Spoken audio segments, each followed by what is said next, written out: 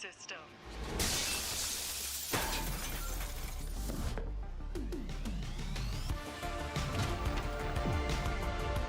Alright, let's do this. Once there was a hunter who saw what others could not. With a magic case in her backpack, she roamed with wild abandon into the great unknown. Her gaze inescapable, her reflexes lightning fast. When armies swarmed, she went through. With eyes open wide, hands steady, holding, watching, capturing everything in sight.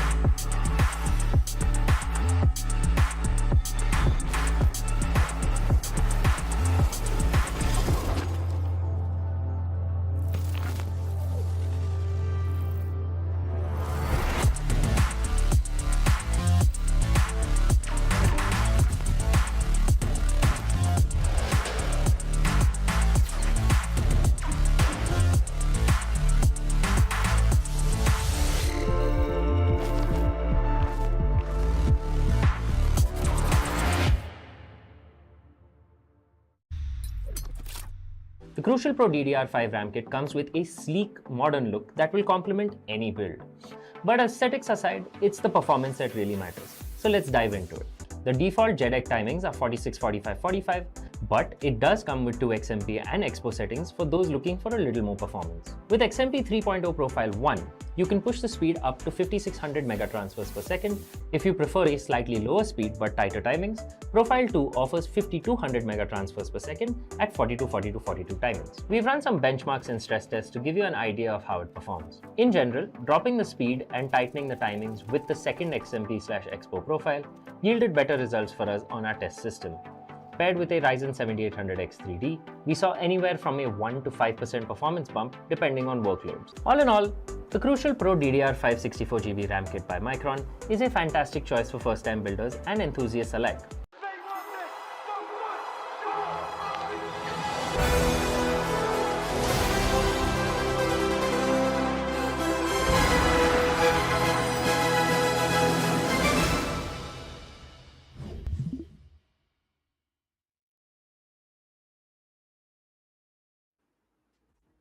So the time has come, guys. It's the grand finale. We need to know who's the real deal, who's the real champion. I would like to welcome you all to the Esports Club presents Showdown Series Season 4 of Valorant, powered by Crucial by Micron, GP partner Zodiac Gaming, and media partner Gossip.gg. Well, it's me on the desk. Along with me, we do have Aggressive, and also will be joining us shortly as well. So the day is upon us. Aggressive, what do you think? I mean, Ace against Niory, two of the biggest giants of this Season 4. What are your expectations? Ace was a team that I really didn't even expect to exist for the longest time. Season number 3 went by, Season 2, Season 1, we didn't even see any of these players. Now, suddenly, One Tap God, Wimp, Dr. Evil, they just came out of nowhere. Even Ezzy's back into the picture. That's stuff like this that really surprises me. All the veterans are now back onto the table, and Niory might just have their hardest fight. Yes, they were able to take let's victory. see. Yes, they were the ones to go down into the lower brackets, but doesn't mean that they cannot beat the members of Ace. No, not at all. They had an incredible showing when they went up against Ace originally, so I'm expecting a possible 3-2 scoreline. This will be a very favored victory for either one of these teams because there's a good chance that the comebacks will be quite big, but at the same time, the mental fortitude is where the real game will be at. Oh yeah, of course. I mean, there are 5 amazing maps. We have a BO5 coming in, and as you rightly called it out, it is going to be a fierce battle. Both the teams will struggle. Both the teams will be triumphant in certain maps. At the end, I don't really expect a 3-0 scoreline, to be honest. But if you look at the past, in the upper bracket finale, we had a 2-0 scoreline. In the lower bracket finale, again, we had a 2-0 scoreline. And initially, it was Niory who faltered down to the lower bracket. But yesterday, the way they were able to beat their opponent nearest bus stand was pretty phenomenal. We'll talk about all of that stuff, guys. But let's talk about the bragging rights. The stakes that we are looking at right now is of 1 lakh rupees, out of which the champions are going to get 50,000 rupees. And the second place team, or should I say runner-up, will be getting 30,000 rupees as well. Meanwhile, the third place team, should I say it is nearest bus stand right now, they are there with 20,000 rupees. Prize pool's pretty big and the chunk is even bigger. The first place getting 50k INR pretty much guarantees them a lot of really good goodies from our lovely sponsors down below that they can buy. Make sure you guys also check out all the links in the description down below. But overall, I would say that this Season 4 has been one of the best ones yet because we had our first 2 ones, of course, when it came down to the playoffs. A lot of teams went neck and neck. Overtimes were pretty much abundant in this particular season, just showcasing that each and every season that passes by, more and more competitive teams are starting to show up. The competition is getting fiercer by the second. And because of stuff like this, I don't know, man, Season number 5 will possibly even top this one on a massive scale. I mean, for sure, from the very first season, we have seen the evolution in between teams. Lineups have shifted, but the performance that has been evolving along the way. Individuals have grown up when it comes to their strategies, their technical advantages, the mechanical skills those guys have got. The choice of agents have evolved a lot. So a lot of things have been the part of these few seasons. But in Season 4, the playoffs, The brackets were absolutely on point. We got to see initially teams like Amigos Retribution and Team Payback going out from the lower bracket, and then eventually Fambra, and along with them, Anything Works also kind of were in the same fate. Nearest Bus Stand versus Amigos was a very fierce battle in the lower bracket round 3, but at the end, Nearest Bus Stand was triumphant. But unfortunately, against Niory, they had nothing to really offer. Niory Esports just came in, got the victory, and went out. There was nothing to really offer from Nearest Bus Stand. It's a very sad story to say the very least for the members of Nearest Bus Stand. They had an incredible performance, mind you. The Nearest Bus Stand versus Amigos matchup possibly was one of the best. Sadly, we were not able to see that one, but I do believe that it's fine because overall, Amigos, they were supposed to be the ones who were in this grand final. They're the ones who reached it previously, mind you, in season number 3, who beat out the team of Nearest Bus Stand last time around. So the fact that they were not able to make it just goes to show that the amount of potential that each and every one of the players have on the members of Nearest Bus Stand. They only went down to Niory, and possibly when they're back in season number 5, they're going to be even stronger, even better than ever before. 69G pretty much the one holding the crown at this point in the leaderboards and also in the hearts of a lot of people back at home. Sadly, he's not going to be in the top 4 screen, but honestly, like, look at these guys. They deserve to be here for a reason. Individual triumphs, individual victories. Yes, it was there for a lot of amazing players. Specifically, abiding the roles of duelists, we got to see individuals like Goranch and Smoker doing wonders, but unfortunately, they are not a part of this grand finale anymore, as the team didn't really function. But now, let's talk about the stats. Top 5 agents that we have seen post the lower bracket finale, guys. Till the lower bracket finale, we had a lot of changes in terms of agents, but at the end, when we talk about the stats, we had Sova and Omen contradicting the fact that they are pretty much tied up when it comes to their pick rate. KJ as the Sentinel has been phenomenal in every single map, to be honest. It's very, very good. Yes, in Sunset, we have seen people preferring Cypher a bit more. Vice is never there until unless you have a second Sentinel to support it. Then you have Jet, then you have Breach also coming to the mix, and top 3 map picks kind of justify this pick rate because of the fact that we have Ascent, Heaven and Lotus respectively in the top 3 map picks. It is pretty justified why these selected agents are coming to the mix. Absolutely. For now though, overall, let's look at the map veto screen one more time. Sadly, it's not going to be Abyss and Lotus getting picked up, which is smart. Members of FaZe understanding that they do not want to go up against Niory on the map of Lotus, because I have seen this, that a lot of teams have started to stray away from that race and started picking up more towards that Neon. The speed at which the Neon can go in for executes is such a huge problem now compared to what normally was capable of doing it when it came down to the race composition. Bind as well, another place that Neon and Breach are thriving in, and a lot of teams are starting to pick up on that. So every single one of these maps that are picked up, other than Ascent and Icebox, is a playground for Neon and Breach. I really am wondering which of these teams are going to be picking up on that, or will they be going in for the much more tried into tested composition with the Jet, with the Raze, and maybe a Tunnel Controller here. Let's see. I mean, I really want to be an open book right now. I really want to see what these teams are going to offer. Yes, there are certain conventional pick rates, as you rightly called it out, that we have seen in the past, but looking at season 4, looking at what happened in the last 2 days, I really have my doubts regarding, is it going to be in a similar fashion, or are we going to see some different changes coming into these teams? I truly believe that both the teams are well equipped. They do have phenomenal individuals in that. Niory, latest edition Superkata, he has been phenomenal on that duelist role.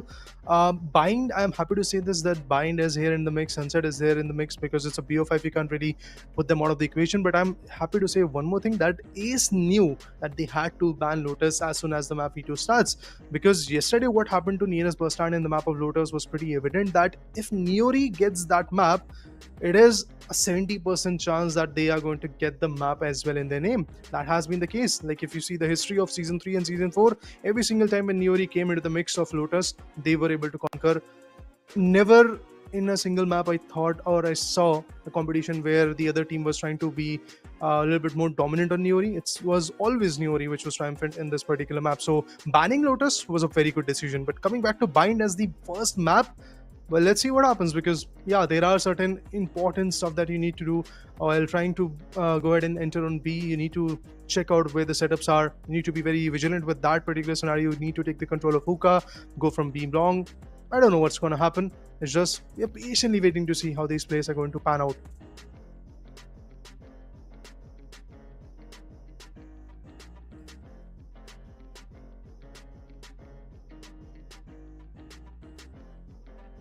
When it comes down to a map selection like this, it all really does depend on how smart a team can play overall. Both of Agreed. these teams, they are not going to budge for even a second. I completely agree with your statement there. But it's a coin flip, right? When you think about it, either one of these teams have the mettle to try and take this victory. Ace possibly have the best chance just because, think about it, all of the players that are playing on the roster right now, they've pretty much been playing for years together. While on the opposite side, you have players like Panda, Caramel, and Doxer who have played together for a pretty long time. Kishido, recent addition. Superkata as well, the newest addition onto the roster. He's a hi-fi duelist, right? How do you match his picks? I'm pretty sure that the entire roster of Niory are still trying to figure out how to play with Superkata. Remember, they were playing with Ceylon before as their duelist. They got a pretty good synergy going. Now that Superkata's in the picture, how are they adapting? They are doing pretty well, but I do believe that when I watched yesterday's matchup, there were certain moments where the utility timing was just not proper, and Superkata went in and died.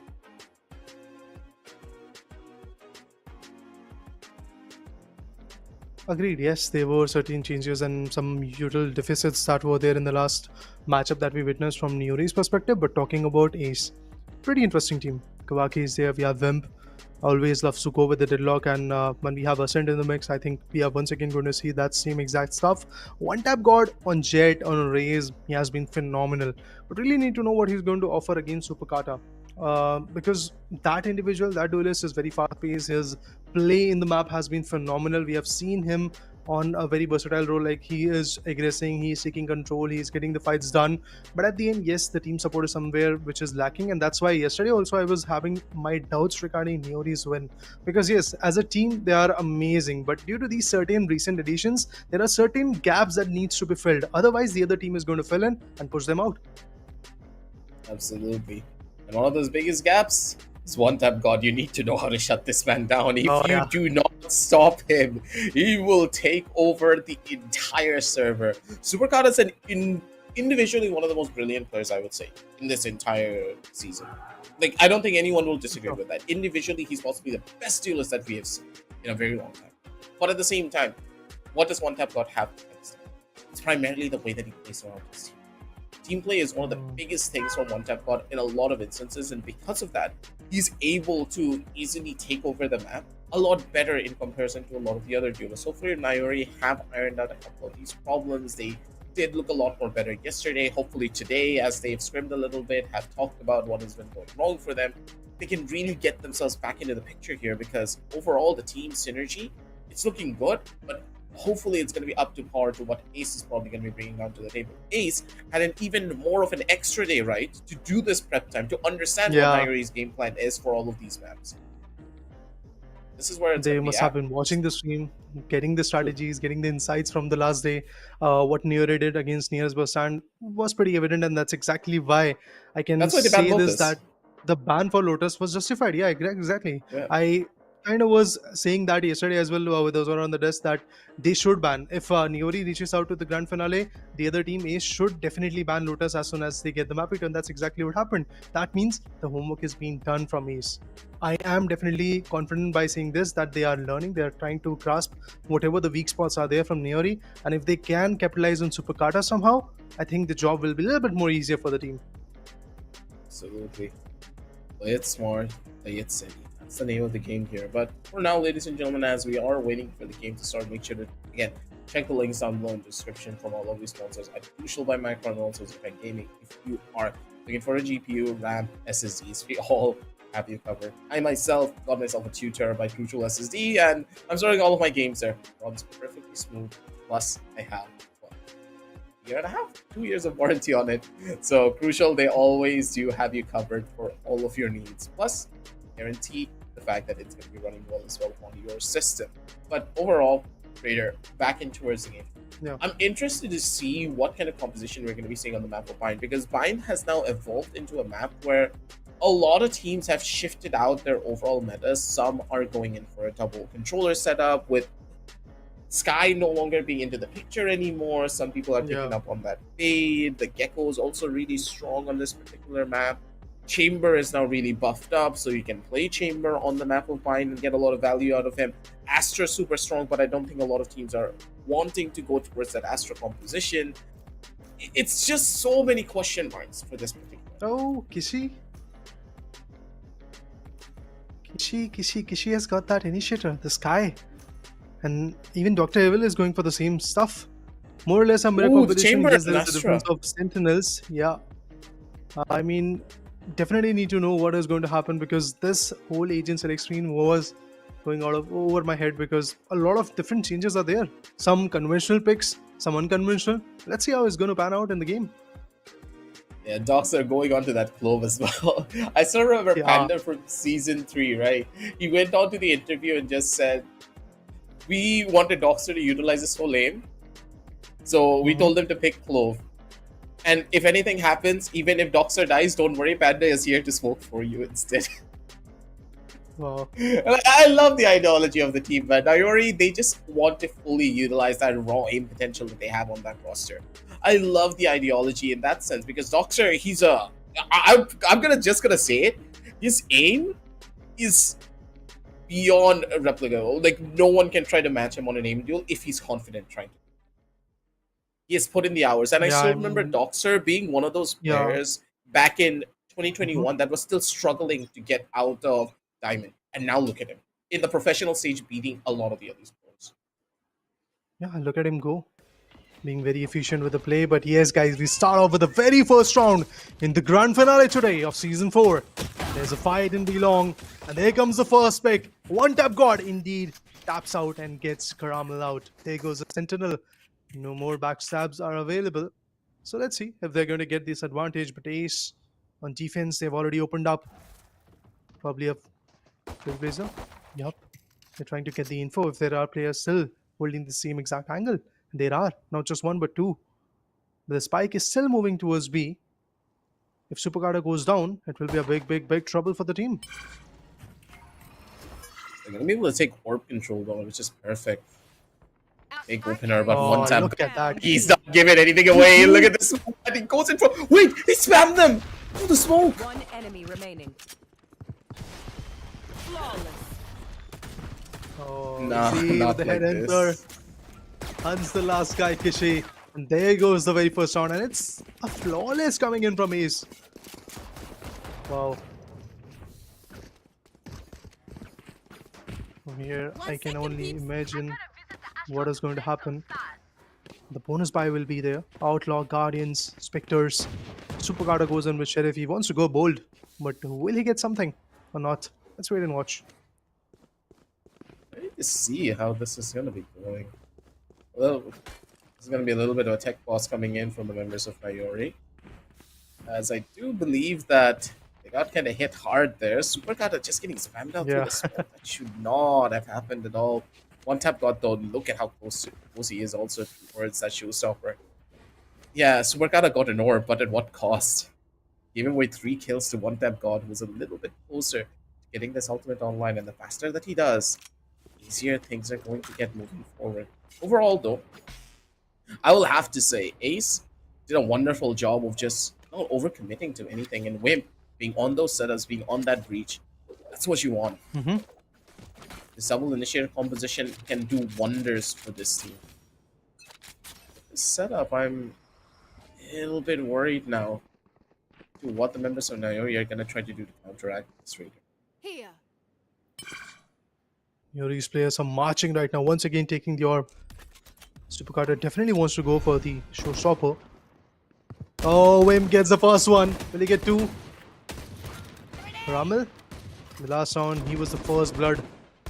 And once again, that pain shell is going to dish out a lot of HP from him. Sky is holding the lock angles, and Boombar is going to spot her. That's amazing. There you go. They have got the info that even Shars has been infiltrated right now.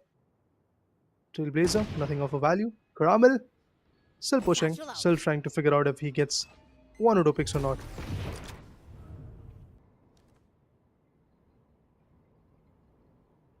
Trying to figure this one out though. One tap god He's out on an island pretty much. He needs to tuck himself into a corner and try to isolate one of the angles. Such a bad position, but one tap God has the opportunity with the stun, which was perfect. Doxer, none the wiser for it, and the backup comes in for the big save. Wimp with the triple kill. Now it's all up to Kishi to try and maybe pull off something here, but one tap God is not giving an inch of space away. 2-0. As Ace, they start this map off with a shebang. And honestly, not a lot of damage was dished out from Niory. They were able to put down one individual. He's gonna just purchase the weapon once again. Be ready with the action. But yeah, Niory is going to fight with a full buy. I doubt what Supergada is gonna do, because in the previous round he was investing in a sheriff. Let's see what he has got in this particular round, to be honest. And readily available at hookah with a vandal. One tap God is gonna swing. Will it be valuable? So far, not so. Confidence on this. Some predictive fires. Yeah, he's like swinging all the way towards the amp spot. Ooh, Easy gets the first one. Caramel goes down. Flank is over. The first hit. Ooh, Panda. Flick was gorgeous coming out from him. Izzy. Not even expecting that. 1-for-1 trade. Both Sentinels have now been traded. Milwaukee, though. Look at that. Waiting for his own opportunity. And swing through if he wants to, possibly to get a cheeky kill over towards one, but Smoke better. Wave needs to run on away. The stun in hand, swing across, and the play was gorgeous. Backside control, not in their hands. And Doxer just came in for the final kill. Dr. Evil in the corner, giving away the sound. Doxer's ready to pick it all up. 2-1. Niory, they come back with a perfectly well executed. I mean, it all started with Chamber picking off Cypher, but then the way retaliation came through was pretty amazing. I mean, not even a single casualty after that. Niory, definitely good retaliation from their corner, but Izzy is going big with the operator probably. Oh, he switches back. Let's see what he's going to purchase. Goes in with the op. Has got the full shield to work with. Kawaki on the other corner is going to be left untamed with a half shield and a bulldog in his hand. Once again, bit of overcommitment, I believe. There goes the flash, they get the info. Gaia Vengeance Vandal in the hand. And a Trailblazer will be invested.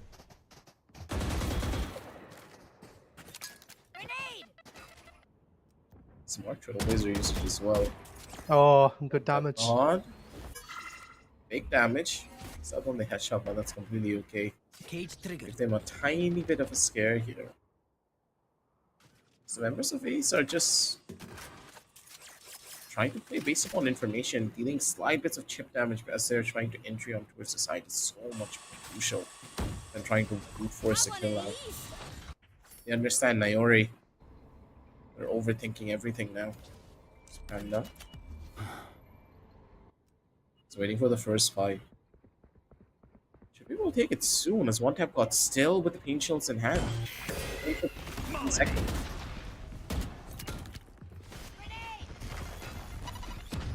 There goes Supergada. Trying to go for the fake plan, but it is just not going to happen.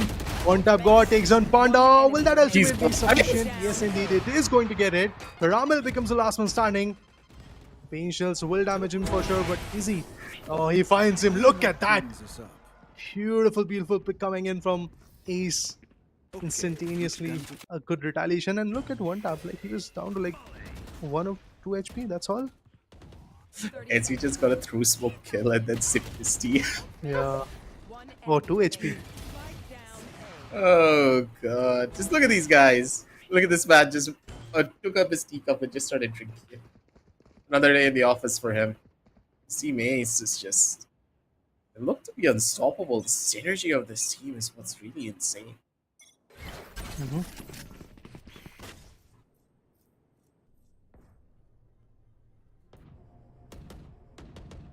Checking the bath control is very, very important at this point. Spike is dropped at spawn. They are pushing in. Here comes the blind, but no. Bit of overcommitment. Doxer is going to put him away. Yep. Panda gets one more, and that's Kawaki. Trailblazer. Some smokes from the brim. Caramel once again goes in for the flank. He needs to be there with the luck, but this Trailblazer is indeed going to give up the info. And look at him, he can probably knife him. And he did. Of Ronald, course. in the 5th round itself, we have a knife frag. I think Aggressive, we are off to a very ferocious battle today. Absolutely. This is what you would love to see. As he in the corner, Super Kata tries to go for the swing. Not the way that he expected for it to go. Panda comes in for the big save right at the very end. Kill happens, and it happens beautifully. You gotta love it when you see it. Caramel being the absolute troll that he is. Flash. Hey, come on. It's Caramel. If he finds an opportunity, he's gonna make it happen. Of course. Brilliant start in these 5 rounds. We have seen a seesaw ride coming in from both the sides. Yes, Ace has done wonders in the first 2, but whenever there is a full buy, I can see Niory triumphing, getting some good rounds, getting some good fights. Because there is a Cypher, you can't really go for a backstab. The tripwire is obviously going to alert. So we can't really see a lot of backstab play coming in from Ace, but I doubt that is going to be the same thing in the second half. Because Ace has got, yes, they have got a trademark to help with. But let's see if that is going to be efficient enough or not. Takes the orb, pushes back. And it could probably be a B hit as Brim is marching. But we have to the Force waiting patiently. Easy. He's going to pop him. Spike down, attacker spawn. Dude, I'm literally being transported back to 2022 when Chamber was just such a more broken Yeah. character. All thanks to the buff. Yeah. And it was always Ezzy. I used to watch him play this chamber on a regular basis. Also one of the best chambers in the entire country. And now that he's back, good God. People have stuff to worry about, but they also have to think about Karam, who's an even more of a bigger issue. Dr. Evil! Beautiful for the 2 frags. Make sure his team is in the perfect 30 place to seconds go left. in for a retake. 3v2, flashes come through because she doesn't have anything anymore. How does he want to hold on to the side? This could have just gone from bad to worse here at any second, Raider. Spike planted. It's Wimp. Oh, He's already look in. at him. Seekers enemy got the remaining. info. One tap god is going to put him away, and from B long, Doxer is marching. And unfortunately, the spike is not available in front. He needs to push back. There comes a flashpoint. And unfortunately, even Doxer is not going to survive probably. Oh, will he? Oh, I think he's going to save that weapon. Ooh, he tried to go in for a classic right-click kill from the window. Yeah. Cheeky little guy. One tap god is goddamn cheeky.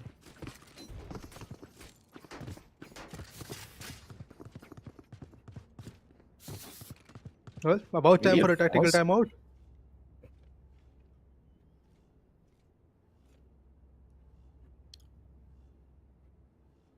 Well, past few rounds for Niory has not been that comfortable.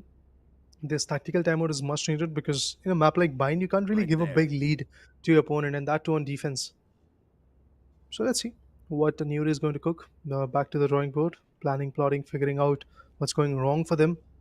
I think the way they are being isolated by Ace, one by one, the players are getting picked off. That is something which is going dicey for them. I mean, it all started with the Brim getting picked off on from B long by Chamber. Then we got to see some infiltration. Caramel got one, but after that he also got traded. Another guy, I believe that was Supercarda, who also got traded at the same point. So yes, Niory is trying, but at the end the output is not coming through. Just having issues, I would say, overall, just trying to get proper communication going between the members. This has been a problem with Niory in the past as well. Their comms have not been the clearest of what they're really trying to do. Right. That's one of their biggest downfall. Wimp putting up the stun here. He's waiting for them to go in for that first initial hit. As soon as it does, it's gonna cause some problems. One tap god again on an island. I do not know why he's playing from that position. Constantly being bombarded here in every turn. Stuck, and now they need to try and figure out how to fill in those gaps. Immediate on the rotations, but Dr. Lovely. Evil, good God. The man's a mastermind. Slap, and he's able to establish control. B-side pretty much theirs. And even though Super Kata did invest into the ultimate, they're not going to find value with it other than the sight. Dr. Evil just needs to live now. Boombot. Oh, bad. Oh, the Molly. He walked in. Seekers. Once again, not a very good postman scenario for the lads of Niory. Here comes the orbital strike. Will they get some value? Dogs retaliates by taking on Kawaki and Wimp. Oh my god, this is not good. Here comes a regrowth. Panda is still holding, but he goes down. He will already with the 3k. And Sekishi finds his Z, and he did got Dr. Evil as well. There you go, 4-3. This one was a bit dicey from both the sides. Niory, they started good, but after Dr. Evil getting that first pick on Caramel on Hookah, I had my doubts. But in result, in retaliation, 2k coming in from, I believe, Kishi. That was good. Yeah, Doxa and Kishi pretty much the heroes of this particular round. Played it slow, played it smart. The systematic approach that they went for is what really gives them that edge here. So now, as he tried to be cheeky with it, but Super Kata expecting the fight and waited for the push here. Literally hit that Kawaki in a little bit of position of his own, but Panda just smelled out Wimp. How did he even get that kill? Did he just pre-fire that, expecting the timing? Did he see something? You never know. But it's a flawless. It's a flawless for Niory, to equalize the stand. 8 good rounds are inducted in the very first map of the grand finale today. And we can clearly see, still nobody has got that advantage.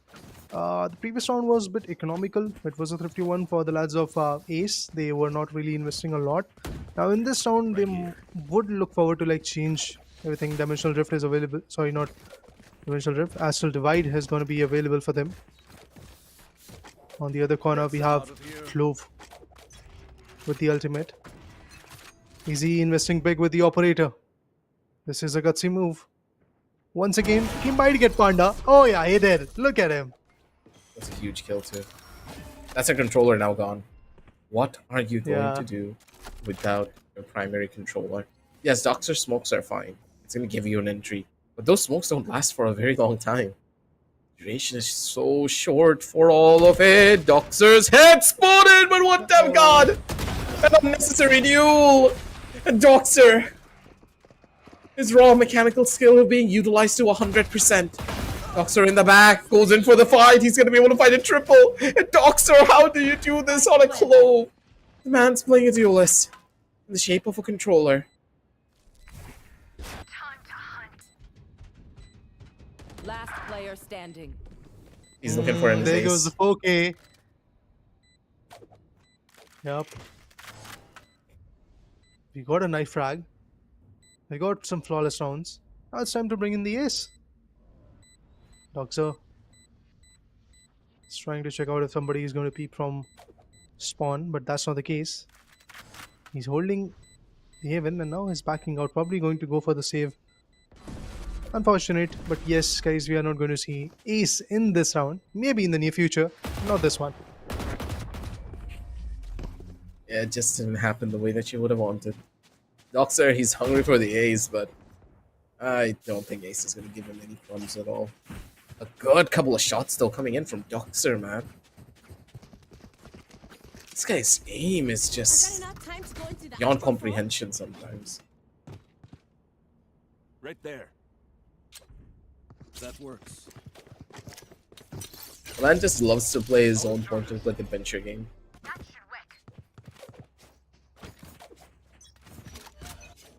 4-5 on the scorecard, ladies and gentlemen, with a couple of big ultimates in the hands of Ace, though. Rolling Thunder on one and the Astral Divide. But overall, trying to get a good hit with this, they need to be a little bit more proactive, I would say, for the members of Ace. They are not really able to gather enough information to where these hits might possibly be. Milwaukee spotted out the Cypher, but that's not really a lot of information that you can play around with. The weaker buys in hand. Panda, good for the first skill. In the angle, he spotted the first. He's able to pick up a better gun. Needs to find the shot, and Kawaki does. Wonders presented. Superkata doesn't find the shot that he wanted. And now Kawaki being presented. Everything Oh on a my golden God. platter. One more flag. Kawaki! Yes, it was a move. It Easy. says he steals the last. But that's completely fine. Because he was just Bro. watching for his buddy. And that's it. Yeah. I mean, of course, he was trying to watch for his buddy, but at the end, look at it how it all started. Karamel goes down, then Brim, eventually Sky, and then Dogzo also. Actually, Dogzo was picked up by the other guy. Easy. What a beautiful round, what a beautiful comeback. A 4K answered back by another 4K, and this time it was Kawaki. Phenomenal play from this giant. Now, let's see how this comeback is going to be answered from Niory. Yeah, once again trying to take the path control. Karamel with the spy cam, trying to get the info that he needs. Oh, Panda. He's going to shut him away. Kawaki, nothing to offer in this 11th round, but what a beautiful rolling thunder. Following up, Izzy gets 2. Doxer retaliates by picking him apart. But still, the site access is already available. Taking backside control. This is so smart. Niory! He played the best mind game possible. Spike Vader, planted. you have no idea how smart that play was. Because, hey, they understood. 2 players went into the teleporter. They invested an ultimate into a shower. That means what? There is no one coming in from city spawn. B is completely clear. We can push into the spawn side, wait for the smokes to fade, and then find the players coming out of showers. They have no choice. The best rotation that they could have made, and that was done in a moment's instance. Niory, they're the kings of adaptation. Amazing. Last round If before one thing the is going switch. wrong, they will bring something else to make it right. That's exactly what they did in the previous round. Phenomenal strategies being appointed from both the sides, but at the end it was Niory who got the victory. Now the question is, with Tour de Force, Showstopper, and Astral Divide available, how will Ace conquer the rampage, the rush, the aggression that is coming in from the other side from Niory? They do have the orbital strike, and Clove is also ready with the ultimate. So it's more or less like 6 individuals against 5. Let's wait and watch what happens. Tour de Force available. Is he once again? Is he going to be a bit more aggressive? Or will he fall back? That's a pretty good angle that he can play with, though, which is nice. Forward on the opening here. Let's see. The operator line is what he wanted. That level of information, they can stack in towards the B side a little bit more. I love the 4 stack that they do have here for them. As long as he holds down the line, he just don't really have anything to worry about.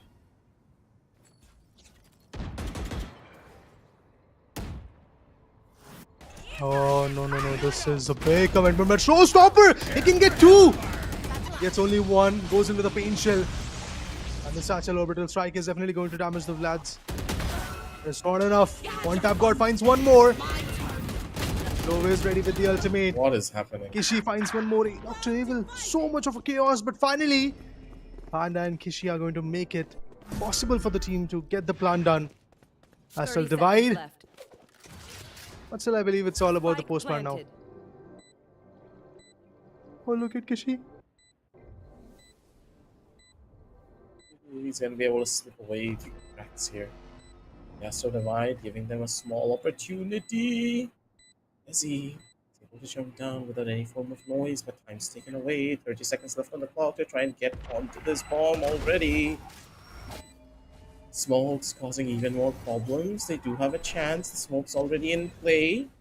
Molly comes One enemy through, remaining. able to live. Kawaki with the first kill. Hopefully the half defuse is already done. I have no idea. Possibly it is. Kishi with the spray. They're trying to make it connect. Yeah, He's not going to be able to do already. anything here. 6-6, ladies and gentlemen. That's a huge win for them. Switching sides. Oh, yeah. All the ultimates invested. But at the end, what Kishi and Panda were trying to do was phenomenal. Those lads surviving goes in for the post ban. But at the end, the smoke from the opponent helped them a lot. And after that, even Kawaki comes up with his own smokes and goes in for the half def even before the molly could hurt him. And then, in return, all they needed was few more seconds to get the defusal done, and they did it. Ace now on attack in the second half. Let's see what they are going to cook. They do have a pseudo duelist to work with. That's a Chamber, and he's a phenomenal individual. He has done something great in the last few rounds. But then again, even Niory has some crucial agents to offer. They have got that Cypher who can easily lock in the whole site. That's exactly what he's doing. A site is locked in. But can they infiltrate? Supercarda gets his E. Oh my god. Bath is cleared. And now I believe Ace is off to a big trouble. I need focusing it. Not exactly as shot long as effect. one tap God. Yeah. The man just bought a shorty on round 1 and then jumped in towards Suka. Confidence galore. I love it when you see it. Telling this guy not really in a position to try and even give a heal over to his teammate. Revo holding down on the angle. Supercarda gets a huge catch here with that nade, but easily answered back. The attackers, they understand the importance of these trades so beautifully. Swing through. Supercarda, good for one more, but that's pretty much where everything ends. Ishi, final one, trying to take the fight. And the most unnecessary duel being taken by Wimp as well. He didn't need to take the fight there. He could have waited. He had the opportunity to do so. And not just that, I believe they had the spike pretty close to them. They can easily like wait for the attack, swing around, figure out if something different is going to work or not. But it came very close, to be honest. At the end, that backstab, which I was talking about, that the backstabs are not going to work a lot for Ace, but for Niory, that is going to be helpful. Let's talk about some factors, guys. Ace one tap god has 128 kills with a total 316 ACS, while Supercarda from Niory Esports secured 166 with an interesting ACS as well. So I definitely believe from here, the battle between these two duelists is also on, but the spy cam will get the info one tap god. He has been spotted. Supercarda on the other corner once again takes down Izzy. So I think that flank angle is not really working for them. Spike down. Oh my B. god. One Doxer enemy the remaining. F1 More. car. The man's a literal F1 car with that speed up.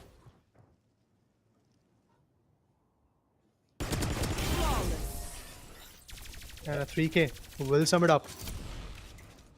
It's so difficult to go up against a Clove, mind you. If a Clove just starts swinging on an angle, how do you stop her?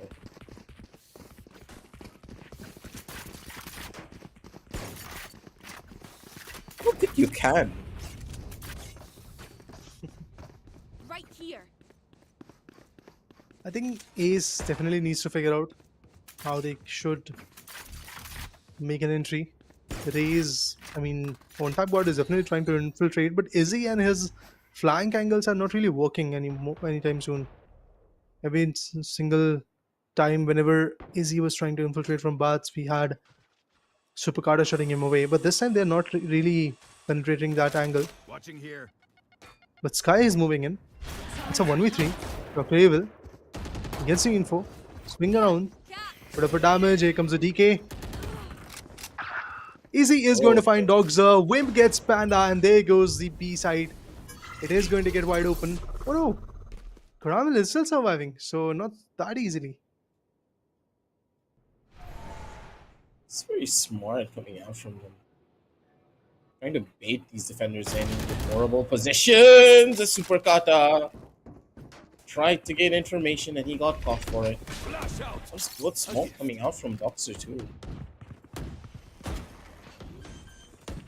Overall, it just Spike planted. really give them what they needed. Ishino, Rommel, trying to get themselves back in towards this round. Wait for the fight. Let's see. Feels good as Dr. Evil kind of tried to run away from the wrong person. It's tough, but he's got it all covered. It's all up to Kishi now. 4 bullets left into his magazine. 3 players waiting and ready for him. Waki had the pull. Got him off the spike. One more chance. Another opportunity. Shots to connect, but the flick is just better for him. 7-8 as Ace. They've answered back in their buy round, but a very expensive round for them to win out with 3 members side. Easy's hands must be itching. I mean, from last 2 rounds, when we got to see the start of second half. He was just getting picked off every now and then in Bath, but finally gets a 3K. Made sure that his team is going to secure one particular round for the win. And the gap is even narrower now. Yes, Niory Esports is standing with the lead, but they do have a cripple buy. They do have Vandals to work with, but half shields. Let's see if their precision, their mechanical skills are going to work. Guiding light, but there are 3 individuals who are marching in the same direction. This can be fatal for Izzy. Supercarta already deep in bath. He needs to back out. And it did. Meanwhile, on B long, look at that. So much of a chaos. Here comes a Molly. One tap God. He goes down. Karamel. Beautiful support from the back. Dr. Evil retaliates. But the casualty of that duelist is going to be very, very tough on them. Here comes a trip fire, but they will get it done. Izzy is still out there on a shot. But yeah, all said and done, the plant will happen. Planted. Flashes were in such a rapid succession as well. Pretty much done and dusted for them is Kishi. He's looking for the fight here, but not gonna be able to find it just yet. Superkata good for one more kill. Superkata, never mind. Wow. He's turning this one on its head, and Superkata with a 4K. The superstar duelist player for the team for a reason. Good God. The man just cut through the site like butter. That's an instant replay of that one. A showstopper. Then on elbow, 2 more goes down. Finally on Kabi. And last one. Beautiful, beautiful play coming in. And it was basically a 1v4. That too in the post-run scenario. That too when the manpower was not that much for Niory. Amazing win coming in. Totally shattering the momentum that Ace was trying to bring or build at this point. But they do have some Vandals to work with. A Hero Vandal coming in from their corner. Rolling Thunder is available. But will they invest in this big behemoth of a util that early? Or in this round, should I say? They are some marching in. One tap God. He had no clue that there are players swinging in from right. Why would you not check that corner? Orbital strike. Dr. Evil, he is pushing in. Kawaki with the singer will put down Superkata. It's down to 2-2. Dr. Evil. One enemy remaining. Yeah, surprise. They get picked off. Everyone hiding.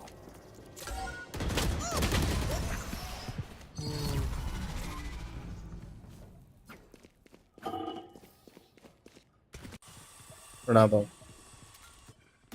This round was just a really, really fast rush coming out from them. And I wasn't even expecting. I would have expected Ace to be a little bit more methodical in their approach for this particular round, but the map is just slipping away from them now. Playing for information is just such a key thing for them. And to go in for a rush up against a double controller setup when you know that, hey, they're not really playing much towards short, even if we take short control, does it matter? No, because backside control still needs to be established. At that point, they need to get an answer. Ezzy, again, shower control established. They have the control that they want, but God, what? One Tap God went in dry? Wait a minute. One Tap God, you went in dry without a flash? Seek them. Found one. Three for three. I am thoroughly confused. Oh, he's still getting the picks. For the force, the only valuable asset from Ace. That works. Oh my God, what happened? I mean, the way Flick was coming in from Supercarta was amazing.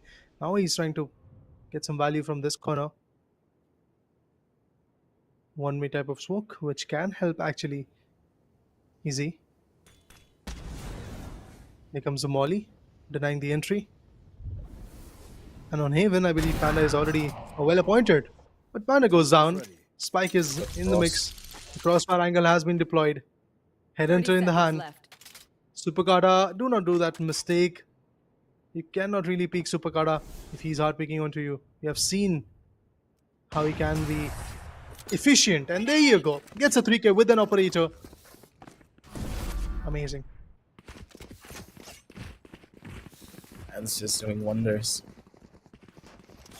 It's such a surprise, I would say, too, because One Tap God is not that type of player that would ever satchel in towards the back of side without a flash. I didn't see a flash being thrown by Dr. Evil at all. Would he just not match the pacing, or did one tap god just go before calling out the flash? If he got a flash there, that was a guaranteed 2k for him. But the disjointed coordination is hurting the members of Ace. They're slipping away rounds, and Super Kata now has that showstopper back online again, so you can't go in for a rush anymore even if you want to. You're stopped in your tracks. Now, Toxic goes down. Here comes the first opening. Flash points to work with, but here comes the guiding light. Not ready. Stuns. Panda gets Izzy. Always there ready for the team to get the support done. One tap god pushing forward. Here comes the Rolling Thunder. But still they're getting the value. Panda gets 3k. Kishi on the other corner puts one more down. Kawaki finds one with Singer. Please, the Lone Wolf will be hunted. Niory, they do have the match point now in their favor in the very first map of this grand finale. Look at how it all rolled in. Yes, Panda, With the yes! help of Rolling Thunder, they pushed in. But Panda gets a 3k. And finally the fourth one. Dude, that's like a throwback to season 3, the grand finals. The man whipped an entire clip on a member from Amigos. He was with a sheriff, right? He whipped the entire clip. Both of them whiffed. He reloaded, and then he got the kill at the end. Lovely. Straight up a throwback. Would it be a grand finals without it? Now, Oh Panda, my god. What? he was trying to, how do you put it? He was trying to redeem himself for what happened in the last round. He got the kill though, so I'll give him Cage that. triggered. Cage triggered. After stock. Cage has been triggered, but Kishi is still going to find Izzy. So the bots, it is cleared. No more backstabs. Why destroyed? Here comes the Trailblazer, but we do have 2 trips available over here. Vim gets Karamel. So the trips are not that effective. And Dogzo, he's coming with a backstab. They have faltered down in n number of rounds due to the backstabs coming in. And Dogs are patiently waiting. Here comes Dogzo, swings around, gets the first one. Will get 2, I believe. Yep, there you go. Sir. Is he going to get 3rd? No. Ultimate online. Dogzo is hunting for him. Showstopper. Defenders With that, win. yes, the show for the first map is going to stop as Niory is going to win 13-7. Exactly what they did to their opponent, I believe, yesterday. But yeah, amazing play, specifically in the second half from the lads of Niory. They were well composed, efficient, effective with the play. On the other corner, I don't know what was happening to the other team, but Ace, they were just getting isolated in every single fight. I do believe that they kind of gave up on that attack side. None of the brilliances Yeah. that they were showing on their own defensive end translated here at all. Dr. Evil not really coordinating that well with one tap god in any instances. The flashes were not properly. And when it came down to the upper brackets, right, when they first went up against Niory, it just felt so much more in tune. But today, it was a completely different story. I'm confused to say the very least of what was going on through the minds of Ace. Hopefully this was just an off map and they were trying to warm things up for this particular one, because map number 2 and map number 3 is not going to get any easier. You're going to Haven, you're going to Sunset. Maps that require even more team play and synergy. And we're going to be jumping on down over into the crucial moments, ladies and gentlemen, to just talk about everything that happened in a little bit more detail, so you guys can back at home get a little bit more visual representation. Like, look at these rounds in particular, right? Ace looked incredible. They were peaking together, their utility usage was perfect, Ezzy was also getting a lot of value, the setups were fine from Win, but on the attack side, all of that just disappeared. Oh my god, what a beautiful matchup. I mean, for the first half, both the teams were looking in sync. They were getting values, they were going out as well. Beautiful strategies were utilized, some amazing ultimates were effective. But in second half, it was just Niory. Only a single round went in the favor of Ace, and that is a clear statement from Niory that you can really be triumphant against us that easily. One tap god on that attack was not that effective, to be honest. The entries were not coming through. Initiators, they had double initiator approach, but still they were out. They failed. Sky was not that efficient. Rolling Thunder came through. The fault lines were coming in. Flashpoints were working. But at the end, as I said initially, they were just getting isolated and picked up one by one. And then there was Doxer, man, with his aim. Aim on this guy is what's the real difference maker. At every turn, you would have expected him to die, but Doxer somehow just kept coming back to life. And I don't know how he does it. One enemy remaining.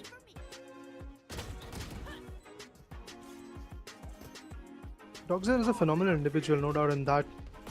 Answering to that, I believe in the very next round we got to see another individual doing the same stuff. That was Kawaki on Astra. We got a 4K. That was one of those moments where I was like, yeah, finally we are going to see Ace once again stepping up, retaliating, getting some good rounds in their favor. But all of that was there in the first half. In second half, as I said initially, not even a big collateral was there from the other side. Just a single round is what they were able to get. I believe that was 9-6 scoreline. From there they were able to rise up to 9-7, and from there everything was out of their hands. Every single round after that particular situation, I believe 4 rounds were there. In every single round they were just getting isolated, getting picked one by one, and the duelist was nowhere to be found. Sad to say the very least that we expected even more coming through from this team on the first map, but Yeah, let's just call it a warm-up. Ace, give them a chance. Maybe they were having a bit of an off map. It happens to the best of us, right? You go back to the drawing board, you talk things through. Maybe the double initiator was just a little bit too much for them. Don't forget, still a brand new roster. Dr. Evil playing with the big shots now, the veterans that have been playing together for the longest amount of time, still trying to fit in. They had a strong journey. That does mean that they deserve to be here. First map, we get away. Second map, map of Haven. It is also going to be a double initiator map. Sova, Breach. I'm expecting that. Haven, I believe, is one of those maps just didn't change. I expected Gecko to come into the meta of Haven, but it never really happened. Everyone's still running that Breach. Everyone's still running that Sova because that's how strong that composition is. What can possibly change is the duelist pickup. Maybe there could be a possible Neon coming onto this map because Neon has been taking over almost every other map in the game. And it all does depend on the Neon player plus the duelist, plus your Breach player. I think Neon can be a very good addition in the map of Haven because of the fact Supercarda loves to play it. We have seen him doing some wonderful stuff in both Haven and also in the other particular map that is Lotus. We have seen him playing on Neon in this very season 4 to be precise. So yeah, I kind of expect that he might go with it, or he's just going to stick with the Jet, which is the best one that we have seen so far. Anyway guys, a scoreline of 13-7 in the favor of Niory. They are the triumphant one with one good map lead in their favor. They march in towards their victory. But one time God, 12 frags. The highest that this team was able to build was 17 from Easy. Aces is a bit low. Even when it comes to the assists that were not there. Sentinel, I think Chamber is a phenomenal Sentinel, but honestly the backstabs were not really working. And every single round, I believe in at least 3 rounds we got to see Clove, and some rounds Kishi, he was infiltrating from the back and they were just getting all the value that they needed, surprising their opponents. It just goes to show that they understood their assignment. Chamber as a character cannot really hold on to the flanks that often. And if the Chamber dies, that's an even more of a bigger issue. That's kind of the problem of having a Chamber on your team. That your setups will not be that perfect. There will be certain instances where he doesn't bring any form of value because of how stuck he is on that attack side, because he needs to be somewhere close to the flank so his tripwires are still active, resulting in him having a very telegraphed playstyle. Doxer was just able to capitalize. I don't know how to say it, man. Doxer on the map of Vine, on that Clove, is just a force to be reckoned with. No team wants to go up against Niory because of him. 21 kills, 16% headshot percentage with an average damage per round of 108. Man's a legend. And he's Smith, we were told possibly in map number 2 as well. Let's see how that is going to happen in map number 2. What will happen, how the retaliations will come through, because if there is a 2-0 scoreline, I believe the pressure will be pretty on par on the lads of Ace, and that might just break them. But now we'll take a short break, guys, and after that we'll be back with the action to see how the counter attack will be set up by Ace. So be patient, we'll be back shortly.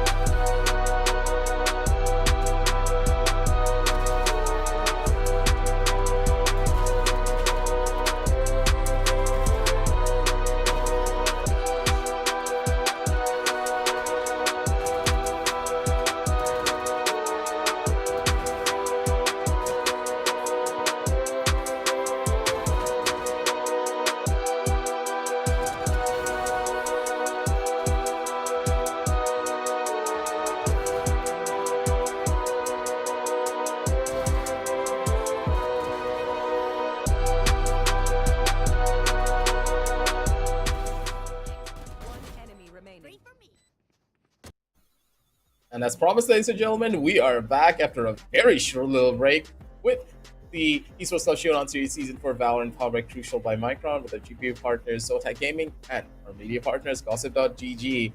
My new side piece is already here, Azora. Side? Welcome. Wow.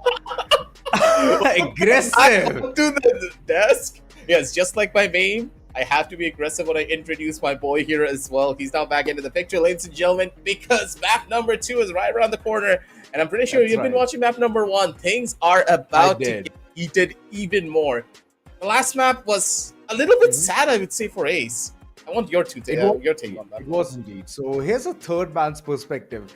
So most of the times when I was looking, it was blow for a blow. They were getting rounds after rounds. It was consecutive. But later on, it was all about how long can you go ahead, get those rounds and clutch it out. And that's where Panda chimed in. Sometimes Super Kata chimed in. And the entire team was individually performing today. So lovely. That's how you go ahead and execute. But on the other corner, Ace, this time I don't know what just bit them. But then it was way too strong. The hurt. It's like, it's just pouring it out, man. They're not able to get those rounds, which they so closely were able to manage. I still remember a post plant 4-man squad versus 3, and Super Kata is like all over the map, bringing in his bazooka, his rocket launcher, and later on, those frags were just amazing. So yeah, those kind of rounds, they could have won it easily, and I believe that's how the entire descent started for them. Moving forward, aggressive. Second map.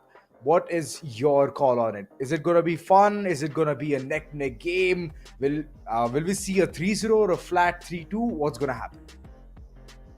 I'm still expecting this map to go in the favor of Niory. Because we've seen Niory in the past just perform incredibly well on the map. This team is almost unstoppable. But being that unstoppable force has its benefits and also its downfalls when you think about it. This particular team of Niory, they have a tendency of getting overconfident, and as soon as they get overconfident, I'm not going to sugarcoat it, they start to throw a couple of rounds away, which is true. We have seen this happen in season 3. You have sugarcoated it. Yes, you have. Yeah, in multiple occasions, I have seen this happen where the team is in the lead, but they have a tendency of just over-peaking angles. In particular, Doxer. Doxer is insane. His aim is gorgeous. We have seen that even in map number 1, that if you allow this man to run amok on the server, he will take every single 1v1 and he will guarantee you a victory. But on the map of Haven, that is not going to be the same case because he will now be on that Sova. He needs to be a little bit more reserved in his overall playstyle and make sure that Super Kata is getting all the resources that he needs to pop off now with that meme. Raze is no longer the big boy duelist anymore. It's Neon. It is. And here's the thing, right? In the previous round or map, if I would say, he chose to become a controller. Clove, nonetheless. Clove, we all know, wherever you have to fill in Clove's shoes, you have to be a tad bit more aggressive. It's not like Brimstone or you're not going to be Omen or something. Omen still is passive aggressive, but Brimstone, prime example, you have to play passively because he has 3 smokes. There's nothing more that he can do. And moreover, he has to play passive in every single instance. But picking Clove and Doxer, the combination was absolutely sublime. He played it to perfection.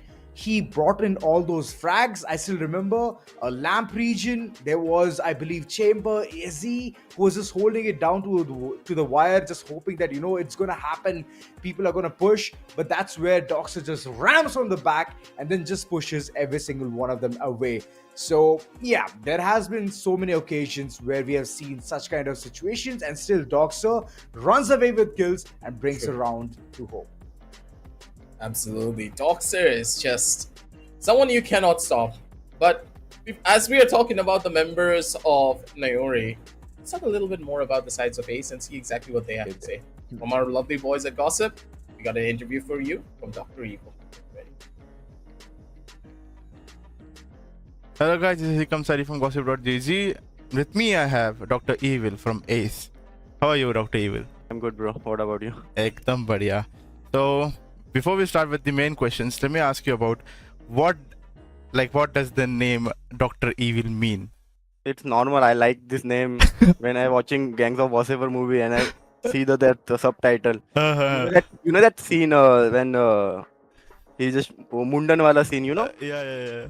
That's so I like that name, Dr. Evil. So I just use. But honestly, itna acha name hai, but it's everyone's calling me Revil. No one calling me Dr. Evil. everyone just call me Revil. So अभी पूरे community में everyone knows me, all TEC production, everyone is my friend, so they all call me Revil. So I like Revil, but it's fine. Okay, that's great. That's really great. So let's just start with the main questions. Yeah. What strategies or tactics do you employ to excel on specific maps such as Haven, Ascent, Icebox, etc.? Nothing. We are doing our own job. We are not doing any other scenarios. We are just doing our main roles. Everyone doing main roles. Nothing else. Then. How do you divide your roles within your team? Just basically our IGL is Vim. So when we are making this team, so he just asks everyone, "What do you guys play?" So everyone say, "I can play this. I can play this." So it's on feelings. It's on basically feelings. Yeah. Well, mostly I play initiator on this team. I play sentinel, then controller, and we have a good duelist player one tap. So Next question. What do you believe contributes to the strong chemistry within your team? communication and trust. Okay. And why? Like, can you just further explain that? If you have a trust on your player and your communication is clear, then everything is fine. Okay, that's the main key, I guess. Yes, yeah. How did you get started playing Valorant, and what drew you to the competitive scene? First of all, I play mostly Apex and these games in 2020. And one time is my childhood friend, so he said after lockdown he said Evil is one game is launch Valorant, let's play together वगैरह. We start playing together. Then I think 1 year I stopped playing because of some issues. But that time one tap go high level, like 4 tier and all. Then I start playing again, grinding, and I like that all scenarios. And that time I saw everyone. SK Rossi, MW1, One Tap, Paradox, Vim, these all T1 players, that scenario. So, hota tha wo, let's play competitive scenario. Yep. What are your personal goals and aspirations within the Valorant competitive scene? I want to represent India. Okay. All in all, just represent India on a global scale. That's great. That's really great. So guys, this was Dr. Evil from Ace, and we'll see you guys next time. Trust and communication, aggressive. Trust and communication. That's the two things which I could understand in the entire interview. Even though it was fun, all of the questions were amazing. But here's the thing, right? We have been calling his name wrong for a really long time, aggressive. It's not Dr. Evil. It's Drevil. Drevil. Okay. Who would have thought? Even I used to call him that when we used to play in other titles. This was back in 2018, 2019 when I knew him. Never was in a voice chat, but I still, when I talk to my other friends, I used to call him Drevil all the time. Now that he has shifted over towards Valorant, now that I'm seeing him again, and when we got back into contact, even I asked him, do I call you Dr. Evil or Drevil? He did say Dr. Evil, so I think it's fine that we're calling him that, but if you're very close to him, let's say that Azora later on, after this entire tournament is done, if you get close to him, if you play with him a little bit, you can call him Drevil as well. But I think it's like a pet name that most of his friends have for him. All right, I understand. So Dr. Evil it is for now because I'm not his friend. Once I'm his friend, I'm gonna call him Drevil. Yes, that's aggressive. But moving forward, this entire team, the trust and communication was not at all seen in the way they were playing in the first map. I mean, I do get it, bind sometimes gets way too hard on you, but it's all about how you can go ahead and perceive those situations, how you can go ahead and understand how things are happening right in front of you. But those kind of situations just went poof. It was like instantly vaporized. And the moment they were like about to understand, okay, fine, this is how they're gonna push, that is the likes of Niory Esports, it was too late. It was too late for them to even go ahead and do anything. And most of it is what they have lost by duel. The battle, the 1v1s, the 1v2s easily could have been accomplished, but ultimately just because of one fumble or sitting more, crouching more, it costed them their life. Just didn't work well because I completely agree with that statement, but I would like to add on to the fact that please go ahead. They were saying that their team is able to communicate really well, and that's their biggest strength. it really wasn't that prominent when it came down to map number one. I'm hoping that Yeah. that strength that they have are really going to be highlighted in the map of Haven, because they really need to do so, because Haven is a map based upon communication. Unless you know how to establish proper map control utilizing effective utility, I'm not going to say utility, effective utility. Effective utility, yes. I don't know how they're going to be able to play this map properly up against Niory. Niory, I'm not going to have any statistics for Season 3. I do believe they were not, or Season 4, sorry. They did not play any maps of Haven, if I recall.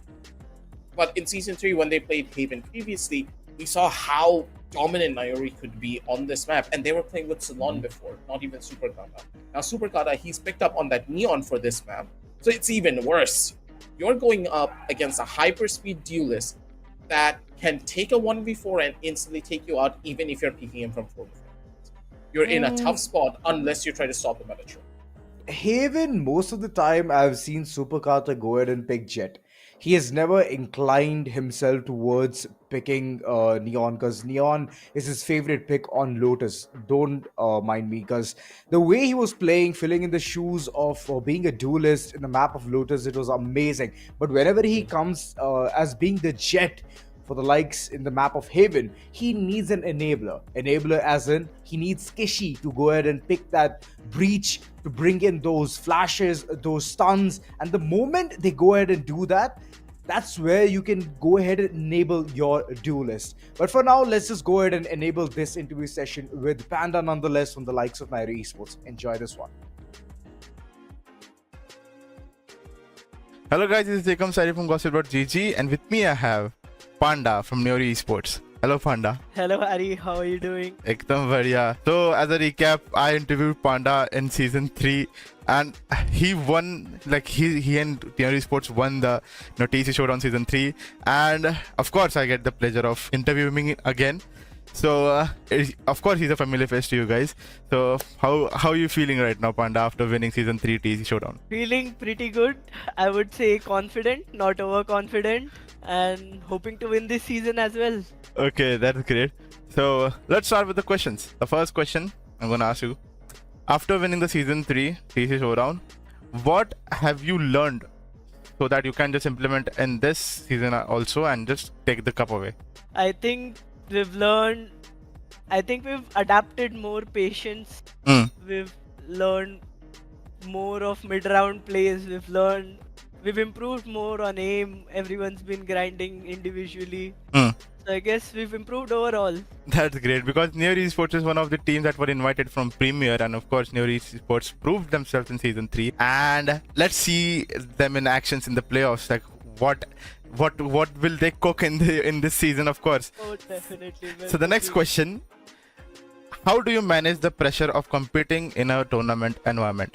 I feel, for me personally, tournament environments are more thrilling to me, because like on a normal day, your basic is you wake up, you do individual grind, then you do team practice, and then go back to sleep, chill. But when there's a tournament, you put in that one bit of effort, which is that one drop of honey, and yeah, you get there. So it's always thrilling while playing the tournament. So it's not pressure, I would say it's thrilling. That's great. What are your personal strengths as a player, and how do you contribute to the team's success? My personal strengths, I would of course say that my aim, and also like I am the player who, like, okay, my whole team, we all are the players. Like whenever it's a 2v5 or 2v4, we never say it's okay. We never talk about the next round, because we know anyone can kill 1 or 2 or 3. So I think everyone is pretty good in that part, I guess. Personally, I would say we bring that into the game, and personally, me making plays or lurking places, I take a lot of space while lurking. So yeah, I would say that's my strong suit. Okay, that's great. So now the next question: as you guys being the previous season champions, what do you believe contributes the strong chemistry within your team? I think in our team we have a really good bonding. Like when we do wards or not, like we tell each other our mistakes, and we tell how to improve as well. Because right now we don't have a coach, so individually we all are each other's coaches. So we help each other out that in a in that way. So yeah, I guess that contributes a lot when you're playing in a team. That's really great. And the last question: what are your short-term and long-term goals for the Valorant competitive scene? Short-term goals, we're planning to win all the off-season tournaments, split 3 or any off-season tournament. And till in this December, I think there's gonna be convergence, so we're planning to get into that as well, and mainly aiming for the next season in February. That's great. That's really great. So, guys, this was Panda. Of course, it's been a real pleasure having Panda with me. And of course, let's just see what Panda cooks up in this season as well. And I would really like to have him again and again in every time we see him around. Of course, if he drops up in the convergence, I would really like him to interview him in IRL. This was Panda from Niory Esports, and I'm Ekam Sari, and we'll see you guys next time. Thank you. Ayo, Panda just already gave away the secrets of TEC. Yeah. Sue this man. Sue this man. We have to sue him. Hey, but Panda is a personality, man. Panda is a personality. I don't think so anyone even wants to go ahead and sue him. But the way they've been cooking, man, I actually told Raider the other day when we were like heartbroken about Niory Esports dropping down to the lower brackets, and we were like, oh my god, this is going to be tough. If they don't play well, they're already gone. It was against Ace itself, right? They lost in a fashion of 2-0, and then later on, look at them bump up the antique, and right now they're sitting at the first map already. It's in the pockets. The confidence is in with them alongside the momentum. It's of course gonna be steam rolling, but before all of that even begins, you're gonna see what is gonna be the agent selection. Yes, one tap god. You can go ahead pick in the Jet as well. One tap god with Jet. The combination is sublime. We all know the way he enables himself. Vimp, yet again, he's taking in the breach. And on the other corner, every single one of them has pretty much locked and loaded. The defenders, Panda, Caramel, Dogzer, Kishi, Superkata. Superkata, could you shed some light on him? Aggressive.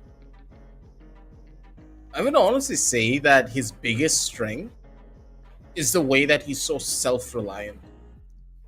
There are very few duelist players that are able to do what he does at such a high level up against players that can equally match him when it comes down to his utility usage. The way that Supercat is able to just bob and weave his way just without any form of utility, even if Kishi doesn't give him anything, he's still able to find that opening kill, which is something that very few duelist players can even dream about. In a way, especially in the map of Haven, right? It has been multiple occasions where Superkata, even though he's taking his individual duels, he has been shut down. All right, one tap god. There is something different always from the likes of Ace. In the midst of, like, I still remember in the map of Ascent, my G brought in, which is Wimp. He brought in Deadlock. And I was like, okay, this edition can do something wonderful, or it's downright done and dusted. But the way Vim played, he was way too aggressive with Deadlock. And every single time, whenever the opponents are planning on to executing towards Site and they're heading from Catwalk, my oh my, his traps used to just do the perfect work, catch the opponent off guard and put them down to rest. So yet again, we're going to see him bring in something different. Of course, this time it's the same old, but one tap god, he's bringing in the Neon aggressive. What do you think will happen? Now, this certain composition of the Neon, Breach, Sova has been one of the most rising ones, I would say, in the Indian region. In South Asia, I have seen a lot of teams now play this particular composition on every single map, which is a true fact. On Lotus, it's been taken over. On Sunset, this is a no-brainer. On Haven, now it's getting picked up. Soon enough, I do believe, even in Ascent, this is a very viable composition that you can play for, but it requires a little bit more practice. That's true. What's left now? What other maps are there? Ah, yes, your favorite bears here. He's not my favorite bear, man. That's what I'm gonna do to you. What do you mean you're gonna stare me down till I die? Look at him. I'm just gonna make you get stuck creepy on a bear, window. man. Oh, yeah, you're the there. creepy one. All right, aggressive. No. I'm Indirectly, gonna. you just wanted to say that you're creepy. God. Oh boy. Of course, you're not gonna be the panda or the bear. Oh damn. Didn't want to say that, but okay. Niory Esports and Ace. Back to them. The heat is on. And I believe soon in 9 seconds we can discover something more brutal. Because One Tap God, his pick, his addition of Neon into this entire midst of the action, will it work or not? We're going to see that real soon. As Doxer, he's just looking at the sky, waiting for the recon bolt to even hit that spot. But I don't think so it's going to be the case. Right there. It's all about the execution. The entire team way too quick on feet. But Caramel, he's still holding his ground. He's gotten the information. The opponents can be right in front of him, but look at him. Just Hello? Lots of the bullets, but he got a kill? That reload. Caramel, my god, daylight robbery. But the team, they have come in a way too late. They're not going to be able to get much value whatsoever. Super God is going to be good for 2, but Wimp at the perfect off angle to play with. Swings into the angle and shuts it all down. Caramel, man, he was a smooth criminal here. He was able to slip and slide away and somehow find a kill as well in the process. It was perfect. Overall, the execute was good, but lineup for Wimp was just better. See, indirectly, I feel bad for Caramel as well. My man had 15 bullets in that ghost, and he could just unload few of them onto the Neon. So, eventually, the entire site was on him to hold it down to the wire, but ultimately, he just fumbled so hard. Dr. Evil, for now, try to go ahead, utilize the all zone, get the insight onto what's going on towards Site C. Here's the thing, they don't have the money, they're brought in sheriffs. Caramel taking some beating. He is just down to 1 HP or 41. 2 shots and he's done. An unfortunate situation for him.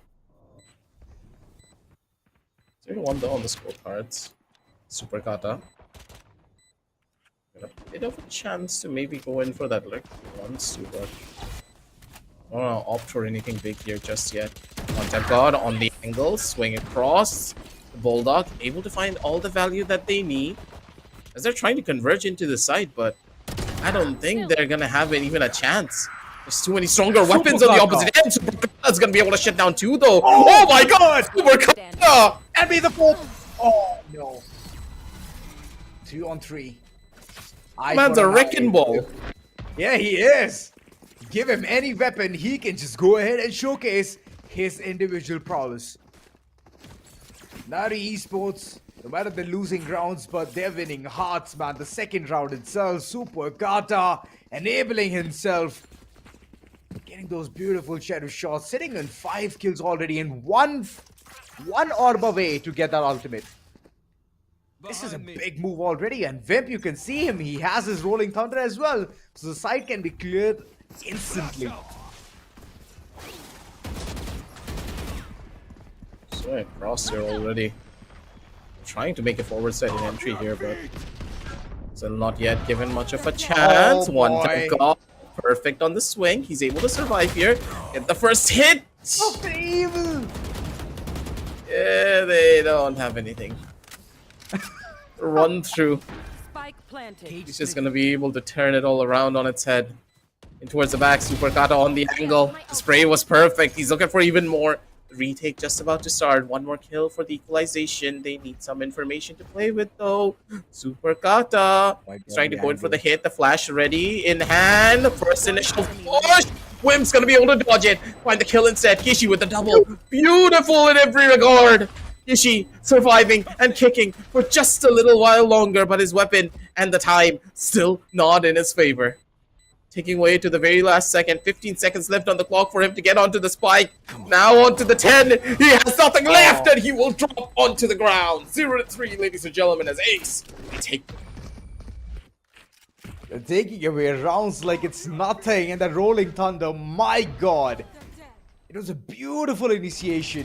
Later on, Super Kata, reload in the open just got me worried at that point of time, but it's alright. He did try his level best. Kishi, silver lining to all of this chaos. Did get some 2 big frags with that Guardian. And yet again, the entire team's money base has already been faltered. Super Kata going ahead for the Blade Storm being initiated for this particular round. Good early stun over towards the face of Panda. But at the same time, the recon doesn't really find anything that he would want. Teleport, possibly inside of the smoke, mind you. Caramel. Like a shot coming in from Caramel. Oh, down on an island, but look at Super Kata just cutting everyone down. The Blade Storm finding value. He's so fast on the push as well. He's been hitting 2Ks every single round. Wait a minute. I just realized the man's getting 2 kills every round. Yeah, he is. Kishi. For now, keeping the entire cubby area intact. If anyone pushes towards side B, he'll be the first line of defense. The train currently is heading towards site A. A little bit of curiosity from the likes of Wimp. Wants to check all of those corners, want to see whether site A is open or not. And that's where I believe Doxa is just lurking around. He's lingering, trying to know what's going to happen. Kishi, for now, aggressed forward. He can catch all the shenanigans, whatever is going on. A is completely clear, checking all of those corners. A long, yes, check. And there's an all drone to certify the entire thing as well. Panda being forced upon, and now comes the call that he is being pushed. And side C is open for the execution. 10 seconds. Oh, that was so bad. Poor old Panda. He's just constantly stuck in the exact same position in every turn. It's not really working out well. Ooh. And Dr. Evil, beautiful on the pre-fire, and one time God just slides into the ends of Doxer and sends a shorty straight to his face. 0-4. Fast deliveries. So members of Niory just don't have an answer to the speed and the pacing of Ace's composition. They need to turn everything on its head if they want to make this one work. And this is what I was telling you, by the way, Zora, that this neon-based composition is taking over the entire game just because of how fast Neon can take space. And with the recent buffs, thanks to Riot, just knowing that this agent is not being picked up much, the duelist, that she can do a lot of heavy lifting here, and one tap God just going ahead and doing absolute perfect job here.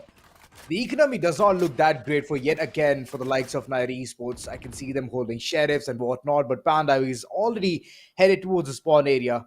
SZ, if he gets a bit more antsy here, reaches towards the door region, he might be taken away. Panda still lurking in the corner, but looking at the wrong area was not the right call from him. There goes the sheriff. A free weapon upgrade, and Wimp, for now, is going ahead and creating chaos.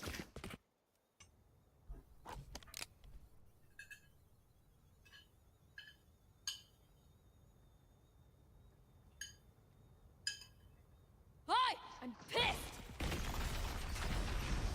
For now, though, Doxer is trying to hold in from the back side, but up against One Tap God's Neon. Can't really do anything now, can you? Last one to be spotted over towards the opposite side of the map, Super Kata.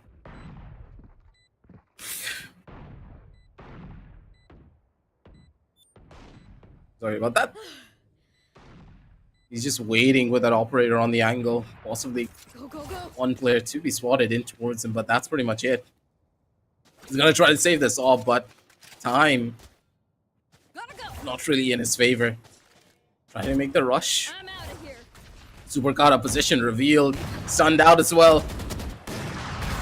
Angle's perfect, and one time got dodged down on the bullet as well. Super Kata. Not really gonna be happy about that one. 0-5 on the scorecards. And this fast-paced composition is just a kryptonite for Niory. Mid-round calls are not really as proper as you would have hoped for.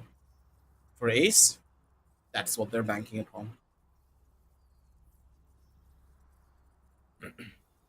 Well, I believe a timeout it was due for a really long time. 5 rounds continuously just given away. And in the previous one, there was a hefty investment of 4,700 credits. So dropping down the operator definitely is going to sink the entire team. But here's the thing, right? One Tap God is just going ahead and torching the enemies alive. Torching them down. And like you mentioned, the fast-paced composition, even though it looks really good on paper's practicality is amazing. It's just giving excellent numbers all across. And I believe it's something to do with Ace Finally, that trust, the commitment, the individual gameplay, which they were so fondly talking about in the interview, is working. And I'm happy for Ace. And this was the Ace which we saw initially as well when they clashed against the ex-champions.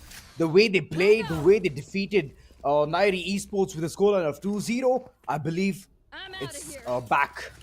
But this time they'll at least give away 1 or 2 maps. But eventually they might succumb to win. I think much more sore approach too, I would say. Masters holding for the angle and holding for the fight here. As members of Niory, I do not know how smart this could be. Aye. So they have some good information of what's really happening on this side in particular. Dr. Evil has that sixth sense to immediately make a run for it here. But with no one playing on the present, he's perfect for the first drag, and he's going to be able to take his hat off as well. That's perfect. They have all the information in the entire world now. Wait for the first hit. The 100 Spree now being utilized to try and slow down the plant, but look at the adaptation. The members of Ace are already in towards spawn. This is perfect. One tap God has the angle. He just needs to wait for it now. Why does he not have a weapon though? What's really happening? Oh boy. I'm pretty sure they had money, right? Yeah, they did, but I believe he wanted to play his ult off. But Super Kata, in the midst of all of that, getting instantly mowed over. Masterclass performance yet again. Doctor stuck in the corner. He's not going to survive for long. Karamel being the last man standing has a lockdown. Can do something about it. And the plant is going to favor him as well. But Karamel, I don't think so. He's going to go ahead and use it. It was a 1v2 situation. My oh my. Coming down to the wire. Ace, they're running away with rounds. And this was the moment. With the skin of his teeth, he just pulled off a miracle, bringing in that neural theft and getting the information onto where the rotation is actually happening from the likes of Niory Esports. Ace, they're playing it to perfection, and this is an attack-sided map. And in the initial base itself, if you have like 10 rounds already onto your name, then you don't have to do anything. It's just 2 more rounds. You can get it by hook or crook.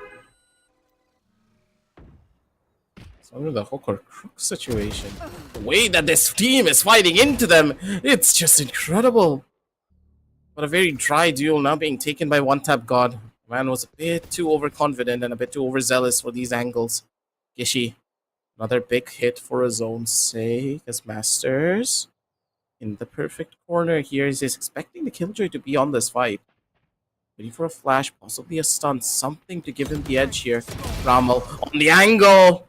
And they're peeking into everything without any form of utility. Not even a single drop of utility was used in this entire round. Ace, There we go. where's your util? Cracking their code. Is this Valorant or a different tactical shooter? For a second I thought, wait, was it Niory Esports actually who got this round? Wait a second. Ace? What on earth did you guys just do? Where is your util? Yeah, there's no utility at all. My man just went ahead, raw peeking every single corner, and they got mowed all over. Gramil, he was sitting tight in the corner. He held the door, and that's where even the Hodo came into the picture. Panda. Right here. Oh my god. Panda. Ooh, beautiful. Spot one enemy remaining. Throw it with Super Kata. It is him, man. Shit. It's his and Kishi's show. It's like right now, Ace has already been read like a textbook.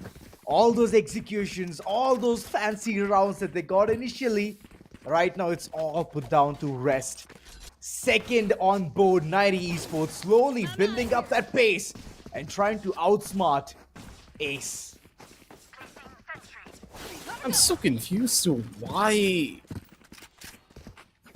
didn't he just go in for that ult? Wim could have gone in for the reverse ultimate over towards a long and just instantly put a stop to it.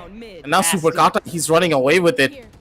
Superstar duelist players for the side of Niory.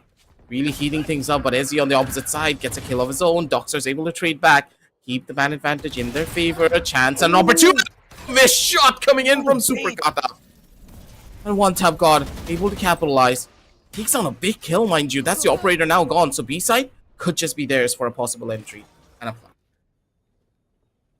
But in all the history, I would never choose B side for the execution.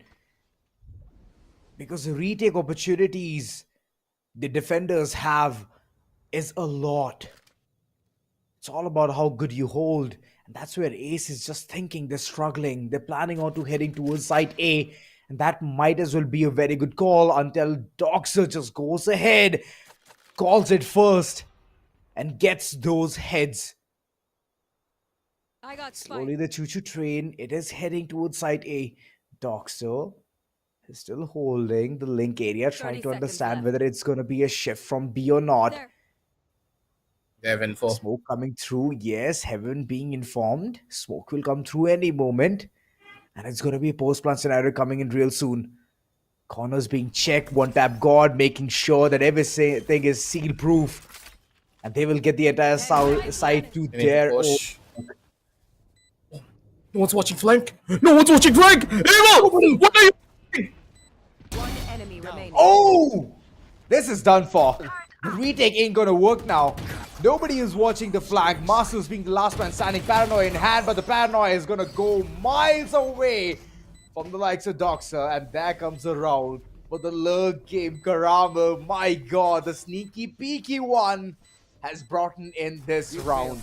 Now flee for the likes of Niory Esports. I am so confused. Evil, what are you watching? You're supposed to be the one watching flank. It's okay. Heaven. Yikes. That is a big gap in communication from the members of ACE. They need a possible pause here to just reset themselves. This was their round. The Killjoy lockdown was not in position to be utilized at all.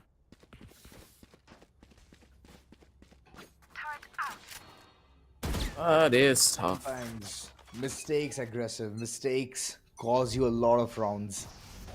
And here's where Ace is at the crossroad. Those mistakes, not checking those corners, it's always gonna affect Super Kata yet again. Super effective with the operator, and here's where Karamil just chimes in. The entire Rolling Thunder's perspective was to go ahead and clear the garage. But ultimately, the corner was one thing which was not at all in the radius. Last man standing. And Ace, they're not at all looking good, man. Kishi just constantly berating them and bringing in those rounds. Absolute amazing performance. Niory from 6-0 to a 6-4. What on earth is going on? It's just the sneaky nature of Karama. All these players are just finding huge gaps in the overall game plan and strategy of Ace. Causing them to fall like flies on every turn.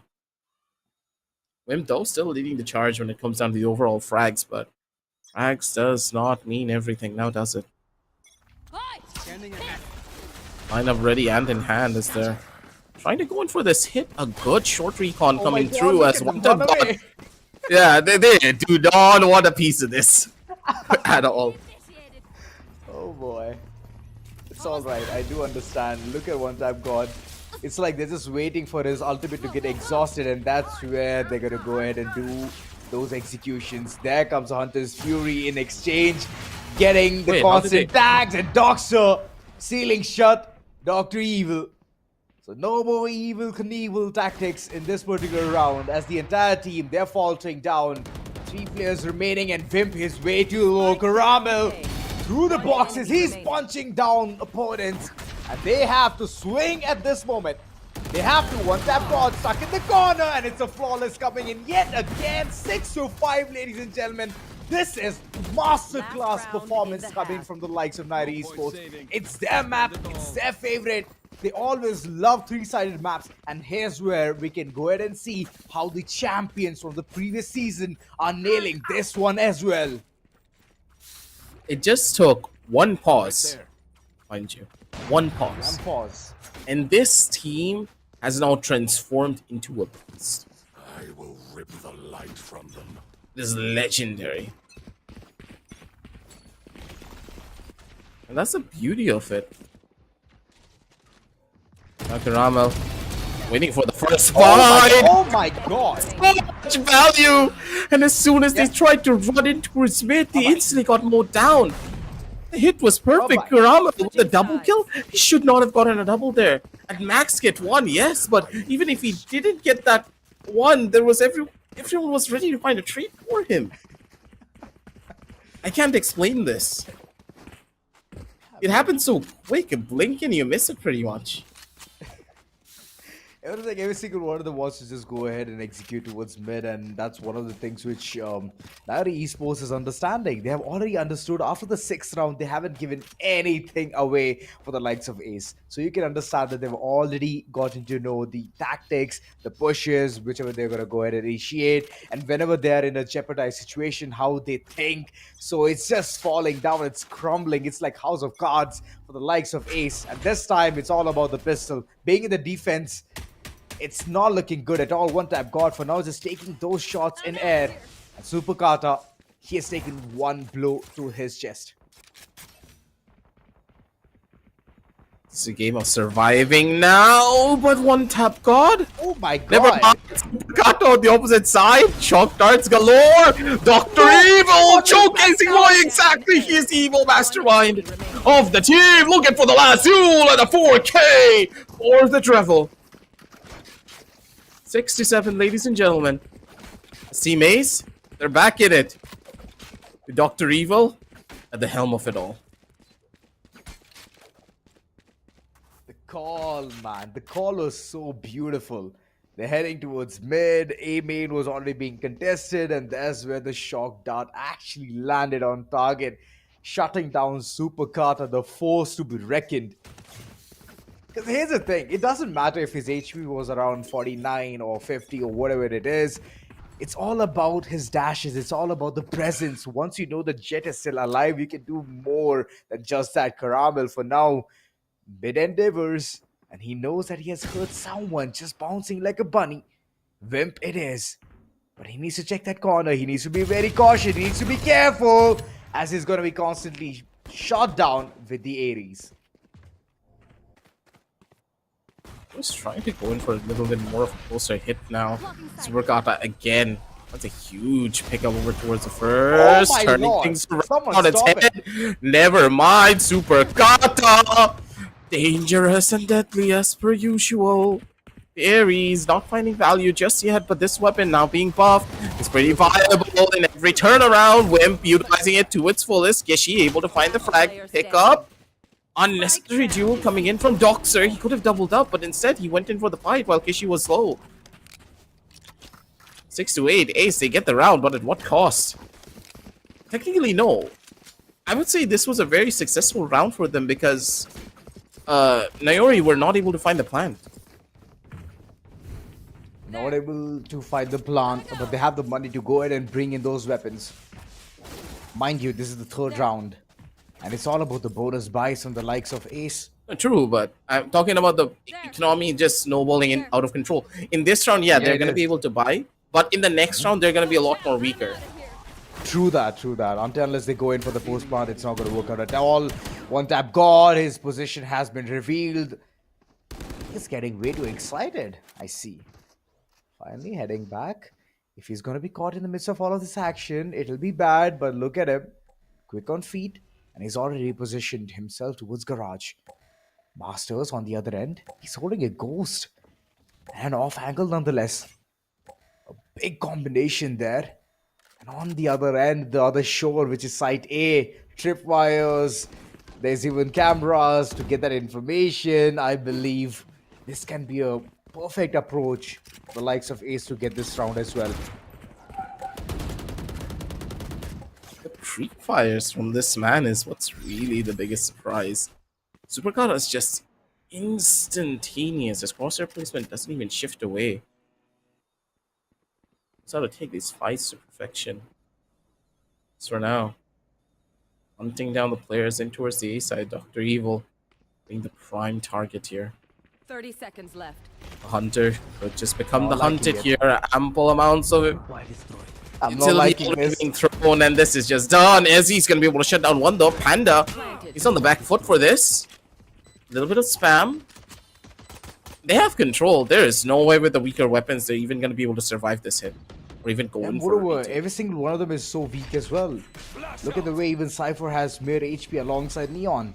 So it's all about those forced trades or the forced fights that they can initiate, and Vimp has to go ahead and capitalize this one. Pukata gets the first one, Masters. Quick on that blow. Kishi, it's just one-on-one going on. And at this point of time, it doesn't look good at all. As both of them, Caramel and Kishi, they're gonna chime in and bring in the round that Niory Esports needed so desperately. 7-8, ladies and gentlemen. But the economy is not looking good at all. I mean, yet again, losing 3 members, they have to reinvest on those weapons. So half shields might be there into the picture.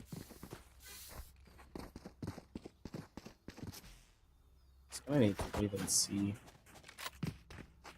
Half shields are there, but and then like Guardians also. I'm just a little bit confused. And what's the game plan here? And for the members of Esports, other than an aggressive rush and one tap god. How is he alive? How does he get a kill in front of 2? It's like having that itch, right? Thinking that, you know what, let's just go ahead, peak mid.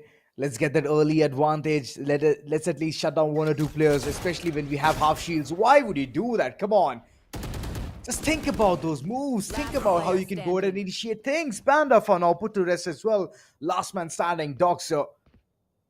Does not look that healthy. I believe even he has gone in for that half sheet investment, and there's a backstab coming through, catching this player off guard, and free weapon upgrades all across. Free weapon upgrades.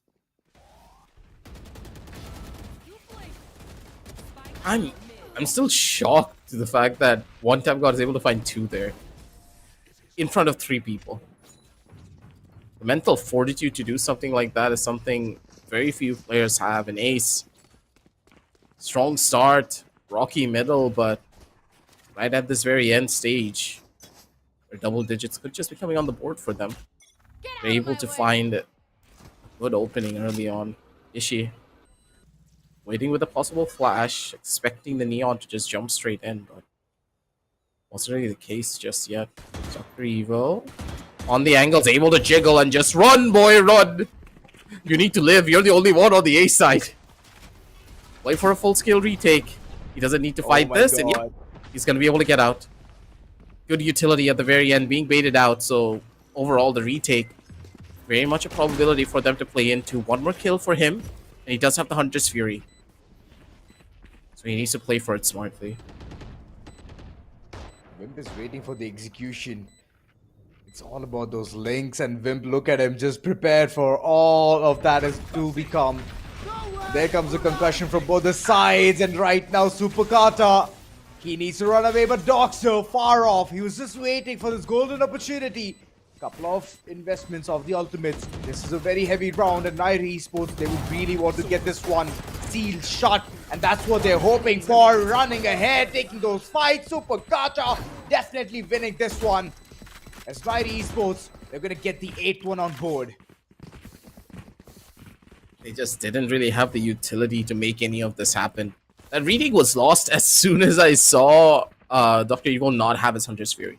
If he had that Hunter's Fury ready, then this retake could have been a possibility with him surviving, but in a way, the members of Niory just did a wonderful job isolating the Sova out. And as long as the Sova didn't get a kill, they had all the opportunities to just hold on to the site for free. The chaos that a Hunter's Fury can create is one of its biggest assets. And the way that it masks footsteps as well. You can't hear anything when the Hunter's Fury is running in towards you. You're not gonna look at anything else, now are you? Those moments of confusion, especially in professional levels of play, is what advantages look like.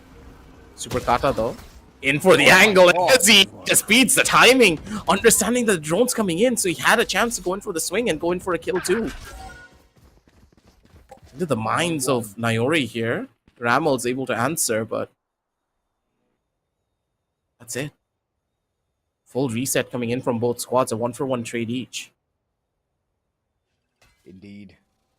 This time again, I can see Dr. Evil just going ahead, jiggling through, trying to get that insight onto where the opponents can be. It is towards lobby. And here's where the team might start getting reunited. still keeping things under check. The garage still constantly being paraded there. Cypher just checking every nook and cranny, but here comes the push. The entire team is heading towards site A. There's only one player inside the site, and Masters, he had to stay alive. The post-spawn smokes would have been very vital, but unfortunately, he's not going to be there to even tell that tale. Dr. Evil for now, just going ahead, utilizing Hunter's Fury, but only one tag. Kishi, what a way to play around. Ata is already up towards the top though. Off angle's perfect for him. A little bit preemptive, I would say, coming in from the ultimate, but that's completely okay. They're trying to waste out as much time as they possibly can. The blast shot, slowing them down even further. Doxer, 3 on the kill for the first. Wimp does find the trade, but with the ample amounts of utility in the hands of the Breach, they're just not going to be able to make this hit happen. Breach slowed them down over to a crawl. Niory, they're back in towards this game once again, 9-9. The comebacks from each of these teams, it's insane to watch. Not even a single one of them are willing to give away the double digits at all.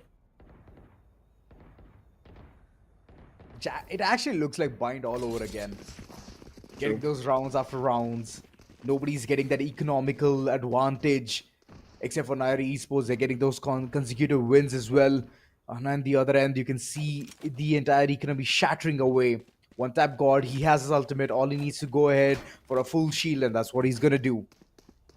Ace still having no game plan on what needs to be done in the post-plant scenario. Those smokes are very vital. And Masters, every single time I see him, he's flat out dead on the ground. So providing those utilities, providing those dark covers is very vital whenever it comes to those post-plant scenarios. Wim, for now, he's going to be caught off guard by the likes of Kishi, but he was good for one. Super Kata. Man just hit the snooze button, and Ezzy, he's also going to capitalize on this one. He woke up from the alarm quickly there.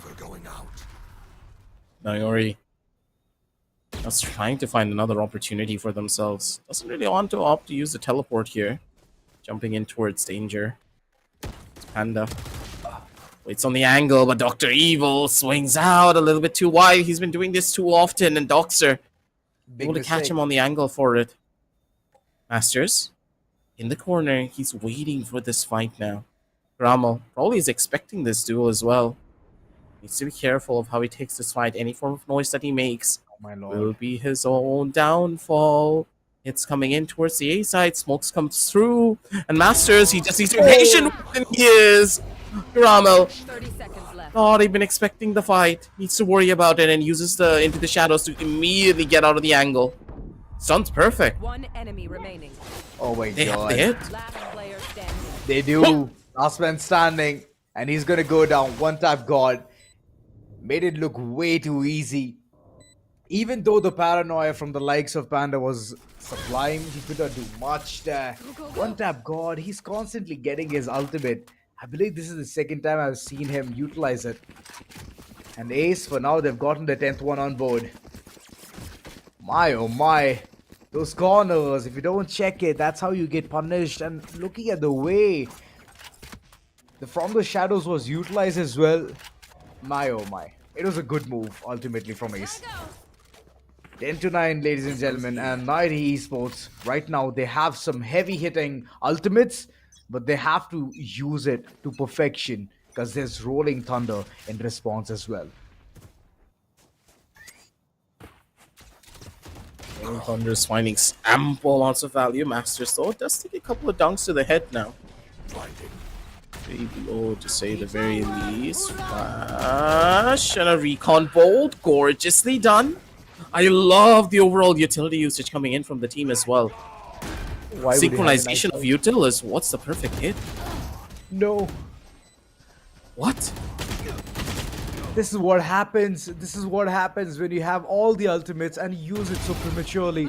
Caramel lingering around, has his lockdown available, but here's where everything is gonna go south. It's gonna be shot down instantly. Caramel repositioning himself. Lockdown going in tatters. That's a big investment coming through, but still Caramel is making do with all the mistakes. Dr. Evil being the last man standing. It's a one-on-one duel. Both the HPs are looking low, but there's a defuse being stuck by Caramel. You need to wake up. It's now. He doesn't know! He doesn't know! No way on earth. That just happened. That just happened. Aggressive. The plant was bad. The plant was bad. I don't think anyone heard me because there was a possible connection issue coming in from my end, but I kept on saying that is a bad plan. That is a bad plan. As soon as I saw that spike go down, I knew this was gonna happen. Caramel had no call from his team that they didn't position the spike for him. Oh, hurts to be Caramel. Hurts to be Super Kata as well. Oh my lord. Ace. They're just running away with rounds, being in the defense nonetheless. It's an attack-sided map, mind you. Still, Ace is just going ahead, playing it picture perfect. Previous round was so heavily invested with those ultimates. Lockdown also came into the picture. But there was no value to be found. All of that energy, all of that utilization, collecting orbs, killing people, getting those points, to farm those points, all went in vain. Wimp, for now, just readying up his utility. He's near the gong, and Kishi's right in front alongside Panda. Trying to be a bit more exploring here, but right now, they're all the way towards Doxa.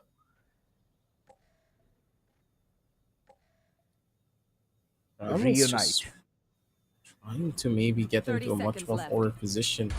He needs to sell this fake first, though. Wait a minute. Caramel, he's not risking anything. He's trying to be the boogeyman here. Oh no. Panda. Position's good. Good bait and switch. Oh my god, that is so smart. Okay. Never mind, I take it all back. Yeah, it was just moments of brilliance, that's all.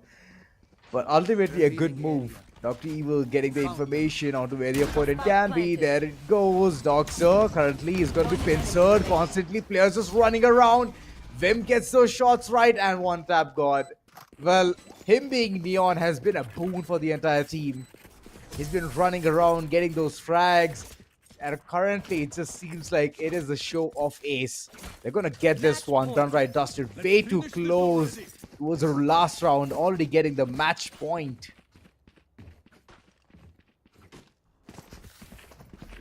They're doing it all, man. They are doing it all. The fact that Niory just can't really find an answer. I don't know, the speed at which they're being shut down is what's really the problem. It's so oppressing going up against this breach-based composition. And you can see the sunlight's already ready. They have the Sova recon bolt as well. Oh no. Oh no way. It's done. Omen's dead. They can't live. He's Look at the chaos! And the chaos is where One Tap God is thriving! It's gone on a triple! Dr. Evil's gonna be able to find the kill with the Hunter's Fury! It's all falling apart! This is why I hate this composition and I love it at the same time! You cannot do anything to try and stop this! You cannot! Hate it when you see it and love it when you have it in your own team.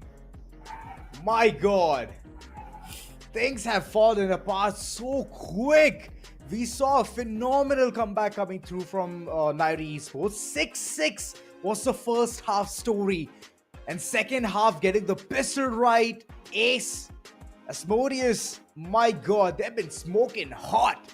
The way they've been playing alongside the Neon composition running all across, getting those rounds. And you had absolutely no idea where One Tap God is gonna hit you from. And whenever it was from front itself, they could not do much. He ran away with 3 kills. Even though he died, he was a smooth criminal. Absolutely. That's kind of what the Neon does, right? You slide in, you guarantee almost 2 frags. We're going to jump on down over into the crucial moments. I'm pretty sure it's going to be a highlight reel coming through from One Tap God because those stuns and those setups, that's what was missing in map number 1. But in map number 2, this team brought it back tenfold. Yeah, these are the moments, man. Moments to shine. Vimp, my god. Second half.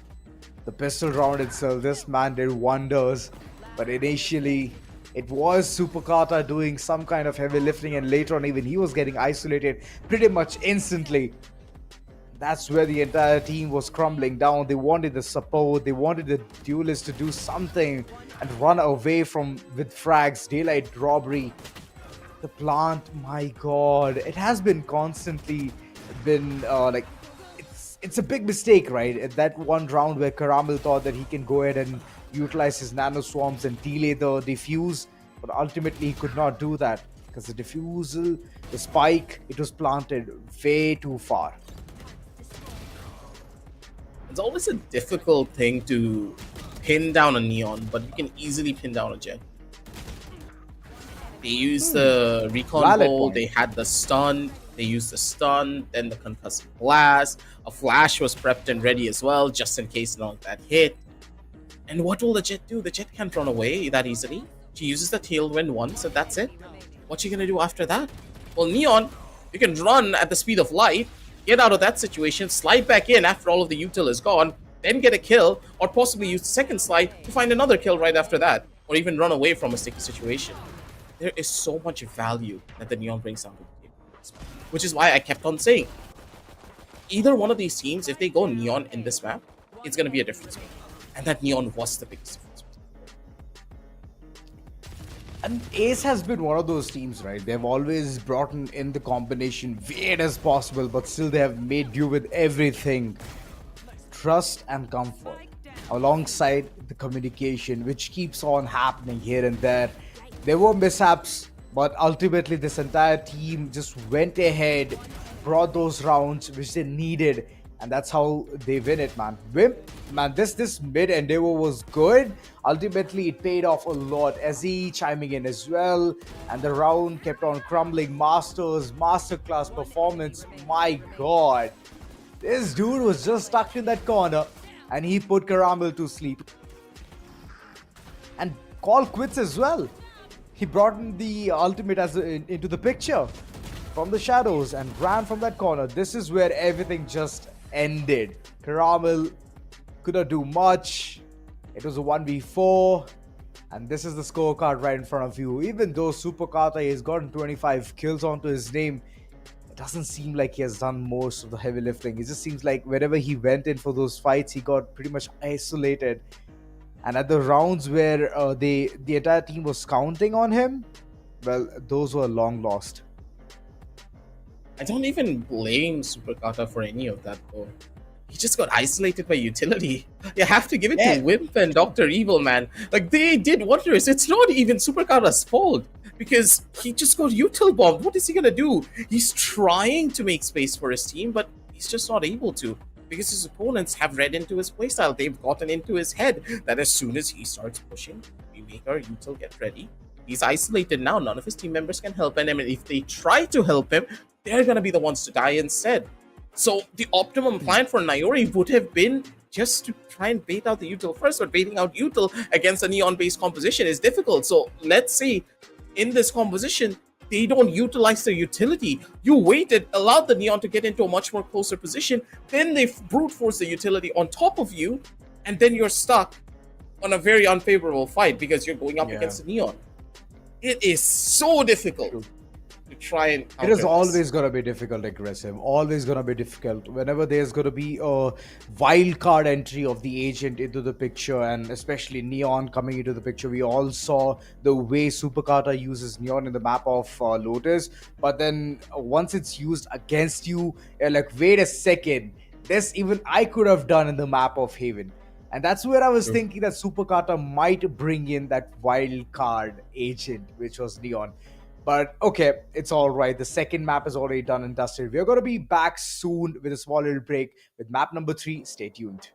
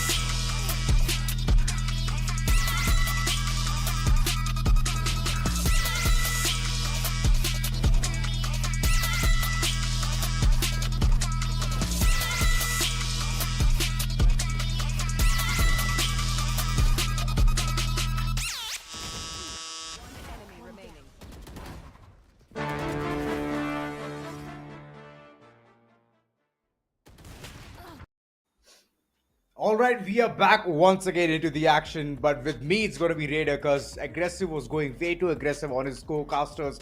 So I'm like, it's all right, bro. You take a pause. We're going to bring in Raider. Let's have some really good session. And then later on, we're going to see what will happen. But you guys are watching the Esports Club Showdown Series Season 4 for Valorant, powered by Crucial by Micron, our GP partner Zotac Gaming, alongside our media partner, which is Gossip.gg. Raider, second map was absolutely amazing. Ace just running all across, getting those perfect shots. And yes, it was the individual prowess as well, coming in from multiple sides. The thought process was beautiful, phenomenal. And that's how you run away with rounds, right? So moving further, third map.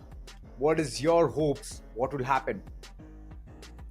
I'll dive into it, but even before that, I just want to pitch in, guys, that the most funny round or most interesting round for me in the past game was one of those rounds where KJ was there in garage. He was thinking like maybe no, it's not going to be going for a defusal, but the other guy Sova, he was very keen on doing that. He was behind the box, and I believe that was Caramel, and he was having fun at that moment. And I believe the scoreline was 9-10, then it became 9-11, and we already see how big of a difference was there from Ace in that particular map. Amazing play coming in, to be honest. Yes, the first half was pretty close, well contested. It was, if I'm not wrong, 6-0, then 6-6 at the end of the first half. That's how close the competition was. But at the end, yes, Ace, they have done it. They have made sure that today we are going to witness initially BO5. Now it is now a BO3. Maybe after 4 maps are over, we are going to see a BO1 itself. Well, true. We're going to see that real soon. But yeah, like I wanted to ask you as well, what was your best moment for the previous map? So I believe it was Caramel and Dr. Evil going ahead, doing all of the things, what they had to do. But I believe Caramel was smacking his head right after that, thinking that, wait a second, this was not our plant. What do you mean this is not our plant? Because my Nano Swarm will never miss. And that's what happened. It did not miss for the default position, not for unorthodox plants. So that's where, one time it was Dr. Evil who got away easily. And even he got at the end the kill of Caramel as well. So yeah, multiple rounds here and there. There were mistakes being committed. And that's how the entire thing was just out of the picture. Haven already downright dusted, but the next one, which will be Sunset. Well, if the team does not have a good mid-game, then it's always going to be problematic. We all know people pushing from Boba, people pushing in from Market, how they can go in and capitalize.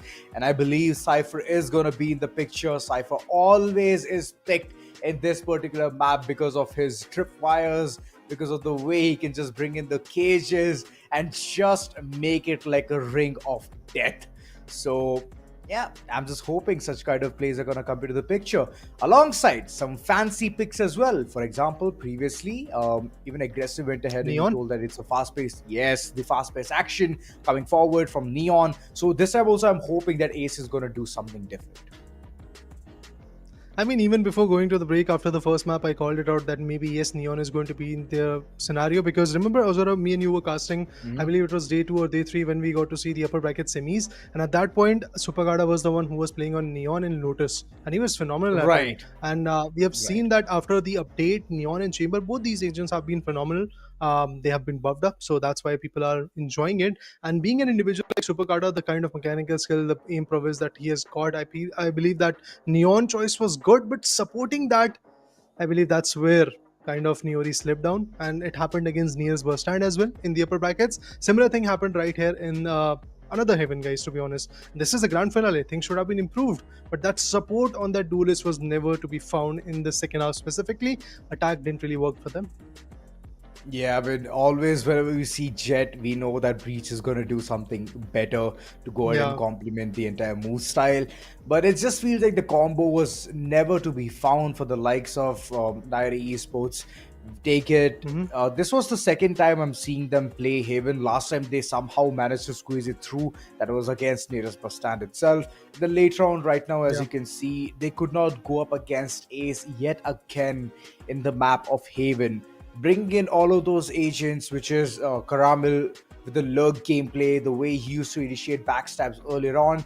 it feels like his confidence somewhere has faltered away, and I'm just waiting for him to go ahead and rekindle that. And the moment he does it, it's going to be really good for the Yeah. entire team, because I've seen him boost morale from a 1v4 situation to a clutch situation, and he brings those rounds. But ultimately, right now, every single one of them has understood the way Caramel plays, so that's why he's getting shut down very easily. Super Carter, recent addition, but again, if you're not going to boost him up with some really good breach lineups, then I don't think so he will do anything of his own as well. Individually, Jets can run away from harm's way. That's only one time though.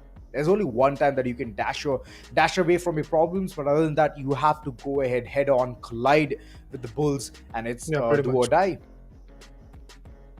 Definitely, I agree with your points that it's pretty tough right now to get the right value in their favor, because we are talking Right. about the grand finale. Both the teams are well equipped, both the teams are readily available with their strategies, and the split second decisions that Ace made in the previous map, I believe that was the game changer moment.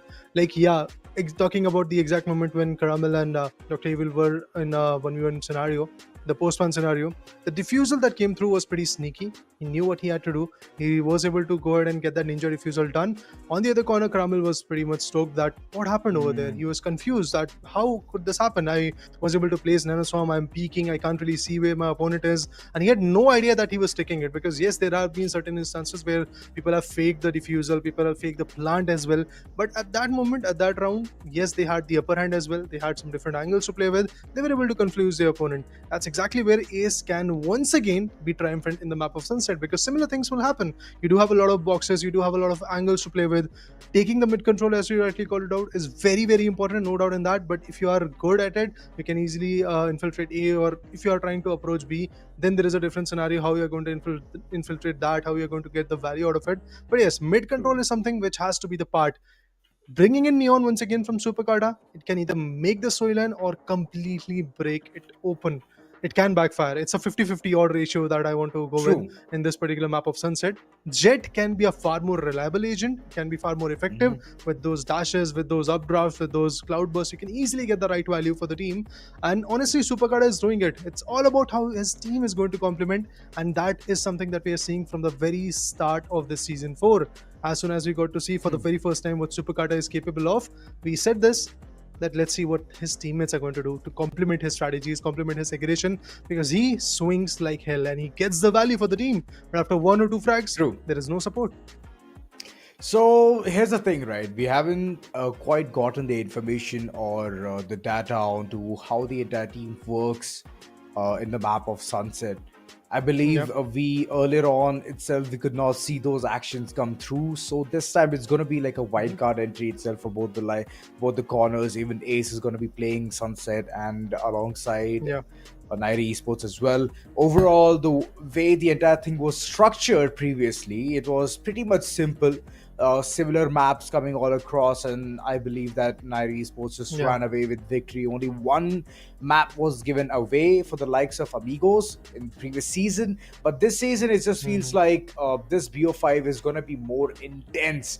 I'm expecting a potential 3-2 coming through, but I believe I've heard a bad news. We're going to take a small little break and, you know what, fix all the issues which we have got currently at hand. So stay tuned, don't go anywhere.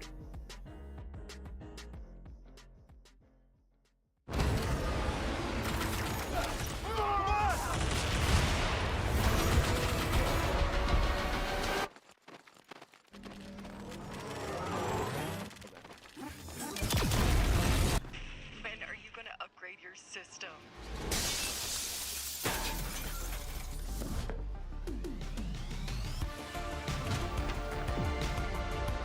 Alright, let's do this. Once there was a hunter who saw what others could not. With a magic case in her backpack, she roamed with wild abandon into the great unknown. Her gaze inescapable, her reflexes lightning fast. When armies swarmed, she went through. With eyes open wide, hands steady, holding, watching, capturing everything in sight.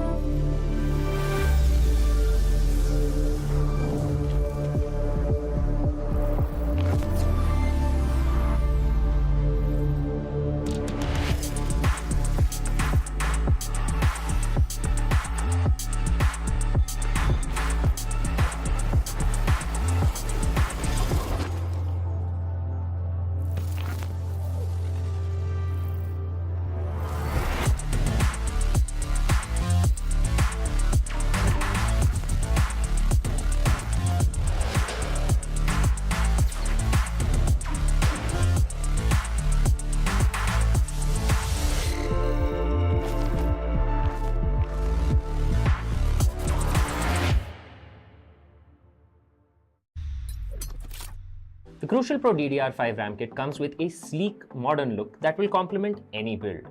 But aesthetics aside, it's the performance that really matters. So let's dive into it. The default JEDEC timings are 46, 45, 45, but it does come with 2 XMP and Expo settings for those looking for a little more performance. With XMP 3.0 Profile 1, you can push the speed up to 5600 megatransfers per second. If you prefer a slightly lower speed but tighter timings, Profile 2 offers 5200 megatransfers per second at 42, 42, 42 timings. We've run some benchmarks and stress tests to give you an idea of how it performs. In general, dropping the speed and tightening the timings with the second XMP/Expo profile yielded better results for us on our test system. Paired with a Ryzen 7800X 3D, we saw anywhere from a 1 to 5% performance bump depending on workloads. All in all, the Crucial Pro DDR5 64GB RAM kit by Micron is a fantastic choice for first-time builders and enthusiasts alike.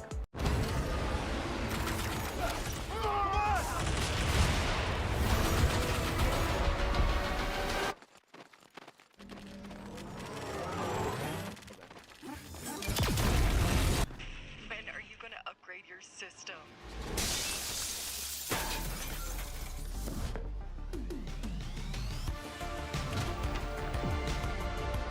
Alright, let's do this. Once there was a hunter who saw what others could not. With a magic case in her backpack, she roamed with wild abandon into the great unknown. Her gaze inescapable, her reflexes lightning fast. When armies swarmed, she went through.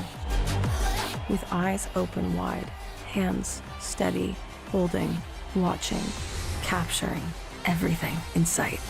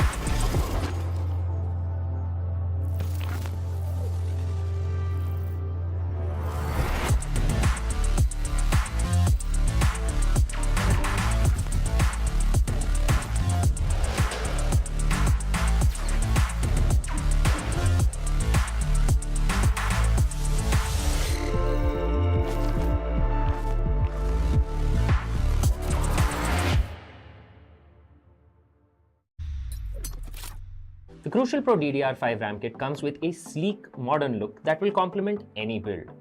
But aesthetics aside, it's the performance that really matters. So let's dive into it. The default JEDEC timings are 46, 45, 45, but it does come with 2 XMP and Expo settings for those looking for a little more performance. With XMP 3.0 Profile 1, you can push the speed up to 5600 megatransfers per second.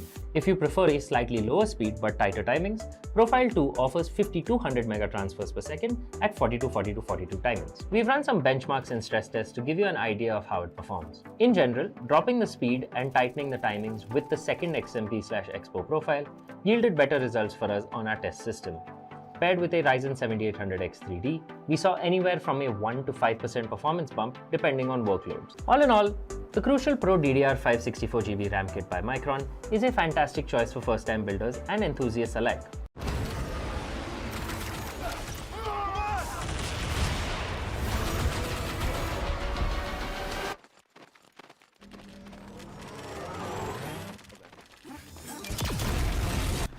When are you gonna upgrade your system?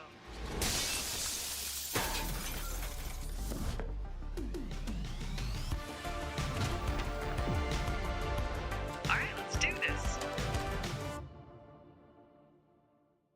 Once there was a hunter who saw what others could not. With a magic case in her backpack, she roamed with wild abandon into the great unknown. Her gaze inescapable, her reflexes lightning fast.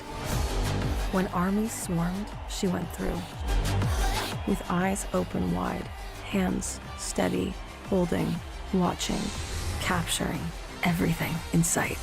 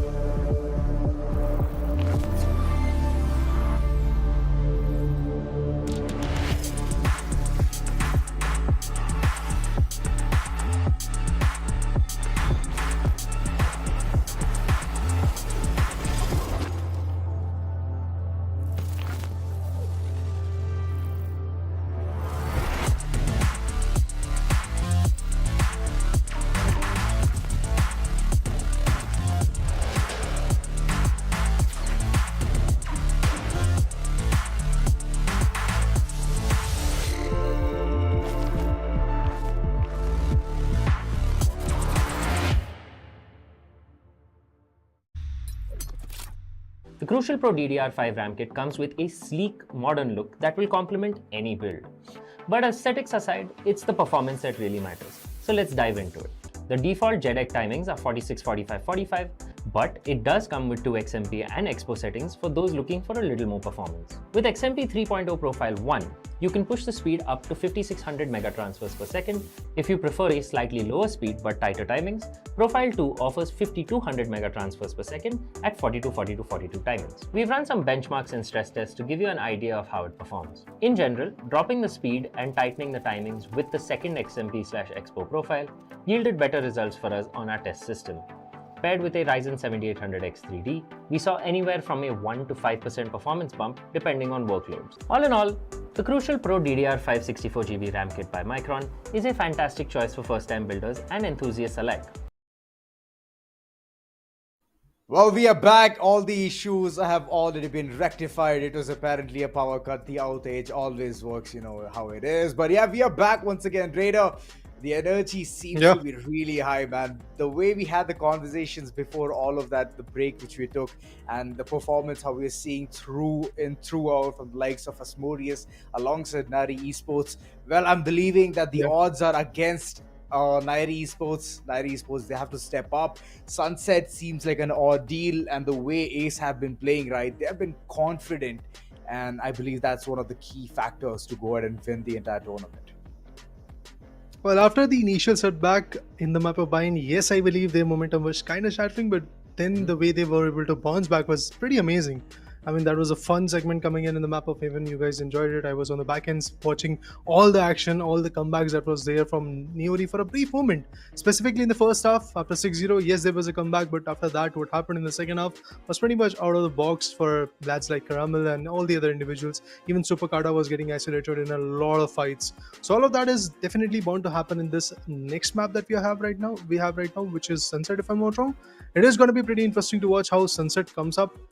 Attack is there in favor of Ace. Let's see how they're going to do it, how they're going to build that initial momentum from the map of Haven, get it there in this particular map, because that was a triple-sided map. Now it's a double-sided map. Challenge is going to be even more. You need to infiltrate the mid part. It's like one of those Ascent maps where you need to have that mid control at the end so that you can have the better output as an attacker. Let's wait and watch if that is going to be the case, or they're going to just straight up push a rampage onto one particular side. Maybe it's A, maybe it's B.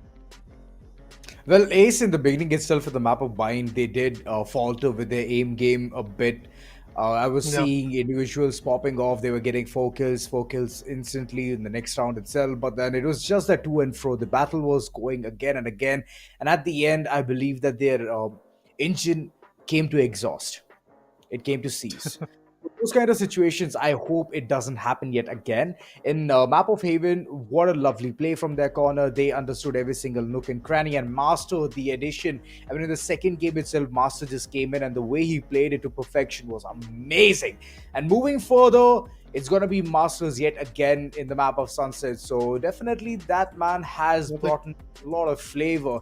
It's like that jeere ka tadka, right? Which we keep talking about food whenever it comes to our mind. And we're like, okay, if you want this particular dal, I hope there is jeera's tadka on it. And that's how it becomes perfect. And that's where Masters come into the picture, right? Masters gameplay itself is phenomenal. And his read onto the opponents, the instant utilization of an expensive ultimate, for example, from the shadows, the way he killed Ramel, and from there he called quits. He's like, no, I have nothing to do here, because any moment someone or the other would come check that corner. And that man played it to perfection. It was a 3v2 scenario being created by him. Before that, it was 3v3. So those kind of individual gameplays, if it keeps coming up, then I believe that Niory Esports is already in trouble. Sunset on the other corner.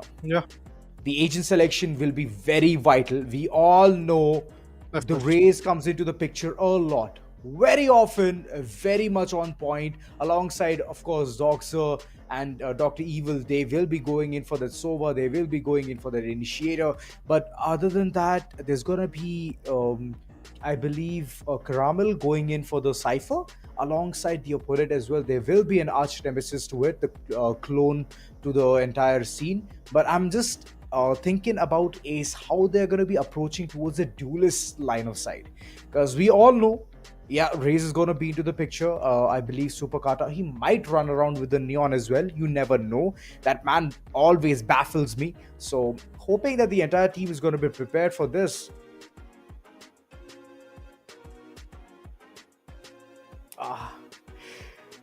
But I believe we are here again on the crossroads.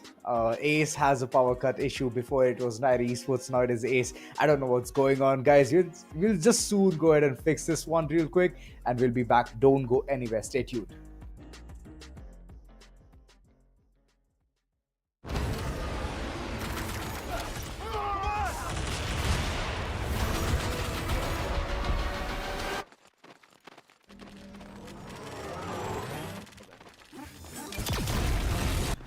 When are you gonna upgrade your system?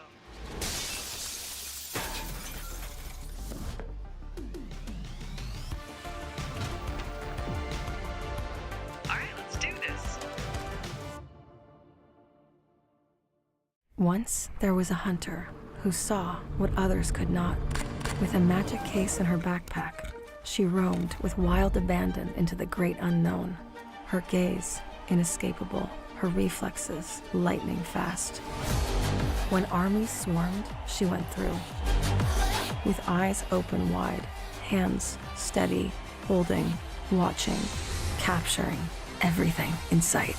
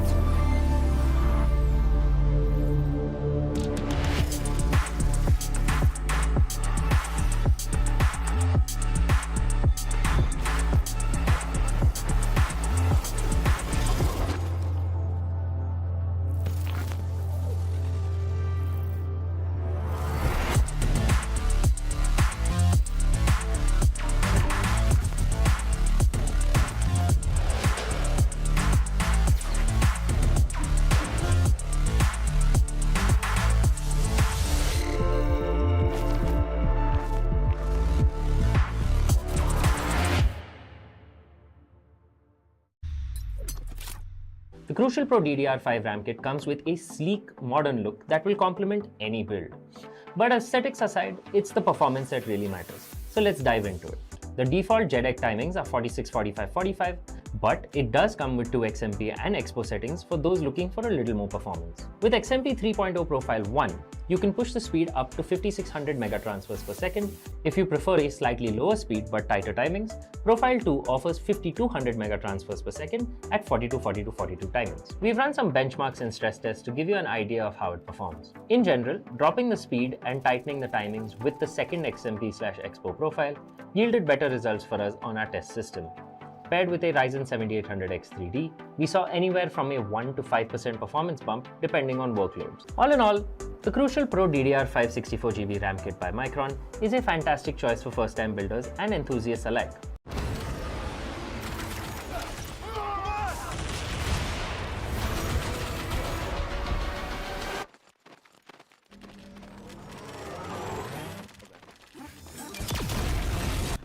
When are you gonna upgrade your system?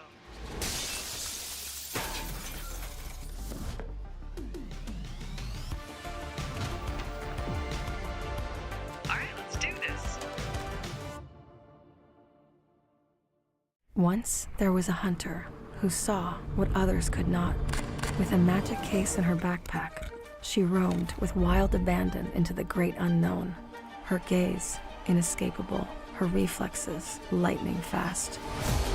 When armies swarmed, she went through. With eyes open wide, hands steady, holding, watching, capturing everything in sight.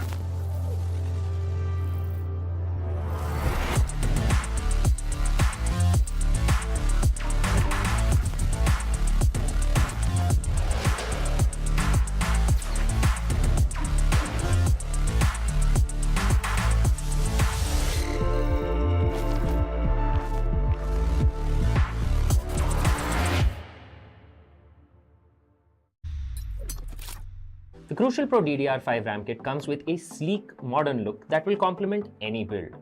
But aesthetics aside, it's the performance that really matters. So let's dive into it. The default JEDEC timings are 46, 45, 45, but it does come with 2 XMP and Expo settings for those looking for a little more performance. With XMP 3.0 Profile 1, you can push the speed up to 5600 megatransfers per second. If you prefer a slightly lower speed but tighter timings, Profile 2 offers 5200 megatransfers per second at 42, 42, 42 timings. We've run some benchmarks and stress tests to give you an idea of how it performs. In general, dropping the speed and tightening the timings with the second XMP/Expo profile yielded better results for us on our test system. Paired with a Ryzen 7800X 3D, we saw anywhere from a 1 to 5% performance bump depending on workloads. All in all, the Crucial Pro DDR5 64GB RAM kit by Micron is a fantastic choice for first-time builders and enthusiasts alike.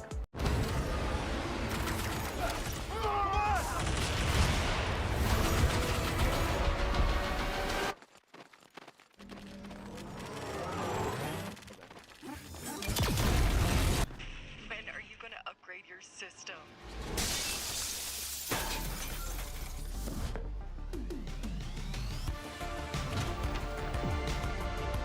Alright, let's do this. Once there was a hunter who saw what others could not. With a magic case in her backpack, she roamed with wild abandon into the great unknown. Her gaze inescapable, her reflexes lightning fast. When armies swarmed, she went through. With eyes open wide, hands steady, holding, watching, capturing everything in sight.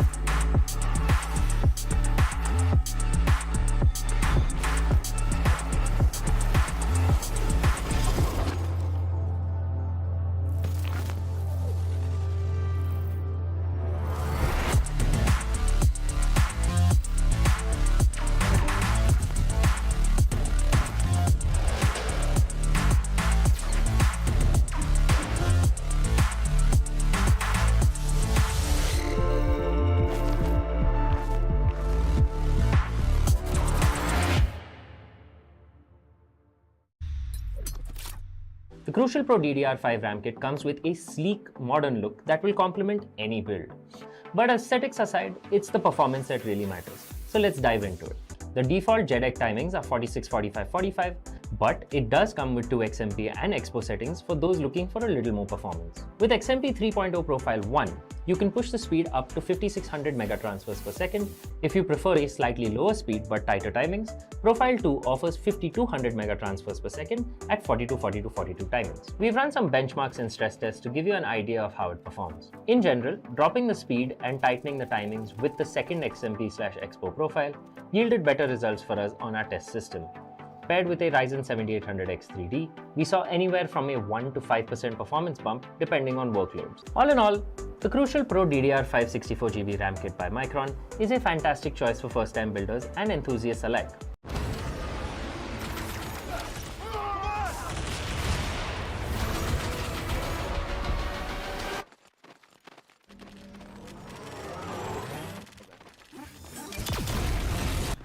When are you gonna upgrade your system?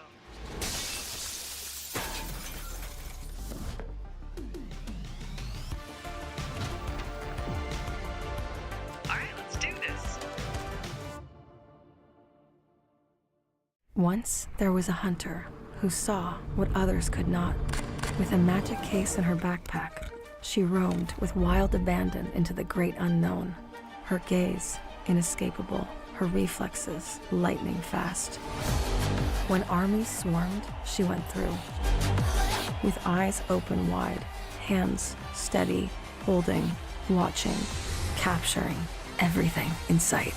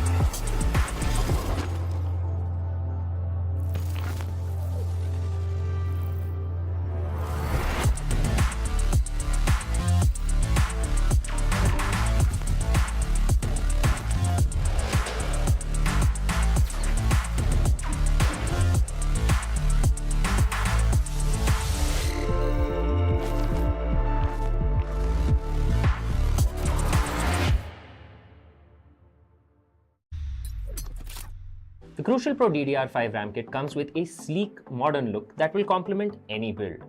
But aesthetics aside, it's the performance that really matters. So let's dive into it.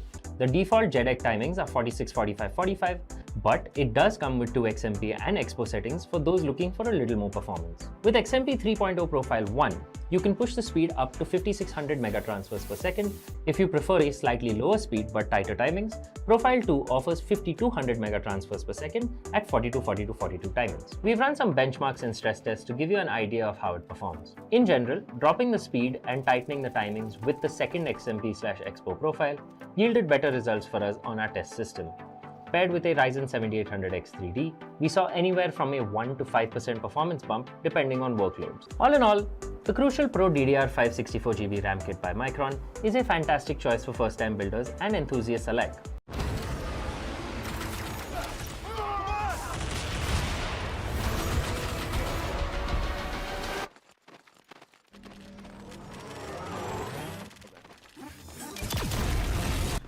When are you gonna upgrade your system?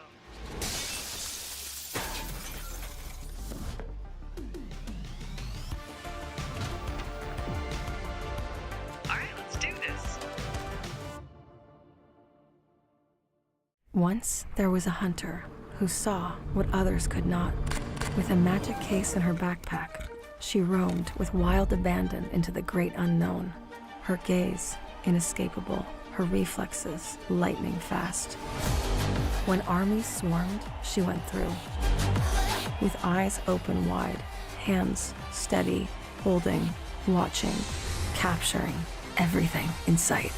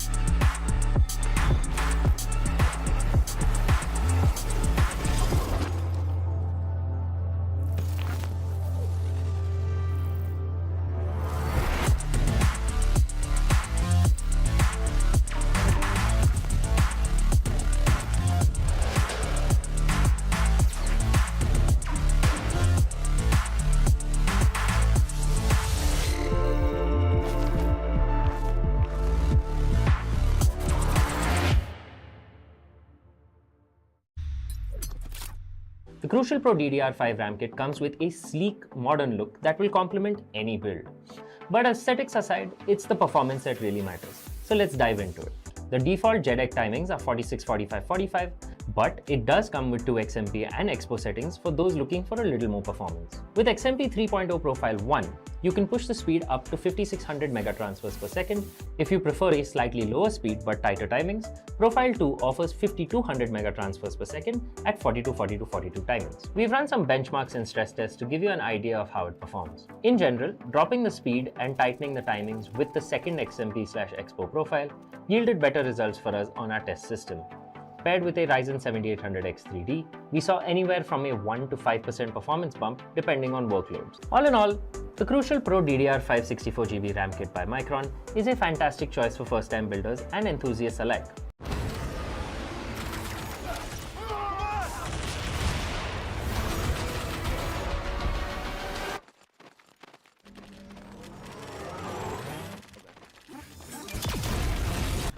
When are you gonna upgrade your system?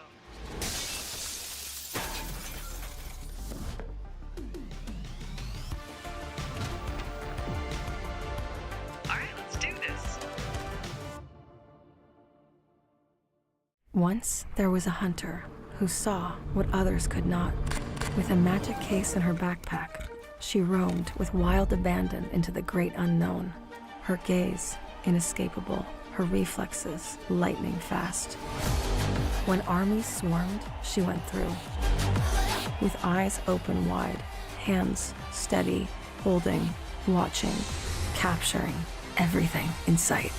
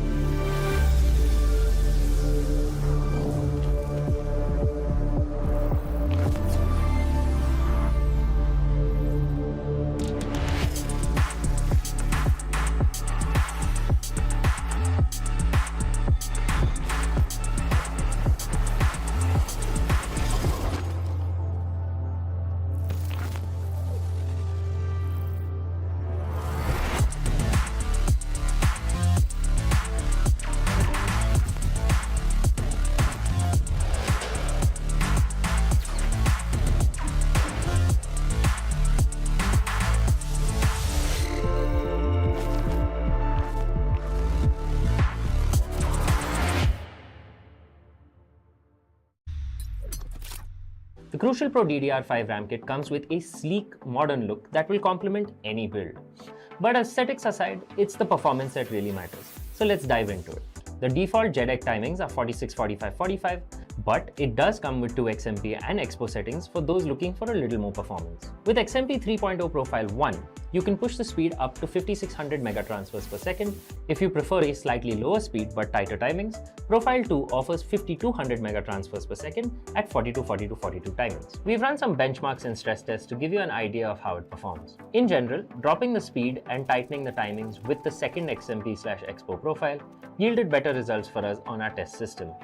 Paired with a Ryzen 7800X 3D, we saw anywhere from a 1 to 5% performance bump depending on workloads. All in all, the Crucial Pro DDR5 64GB RAM kit by Micron is a fantastic choice for first-time builders and enthusiasts alike.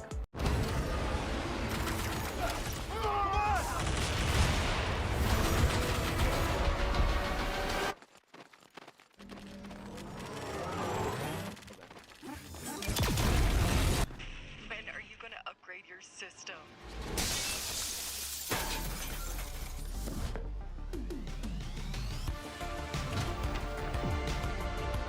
Alright, let's do this.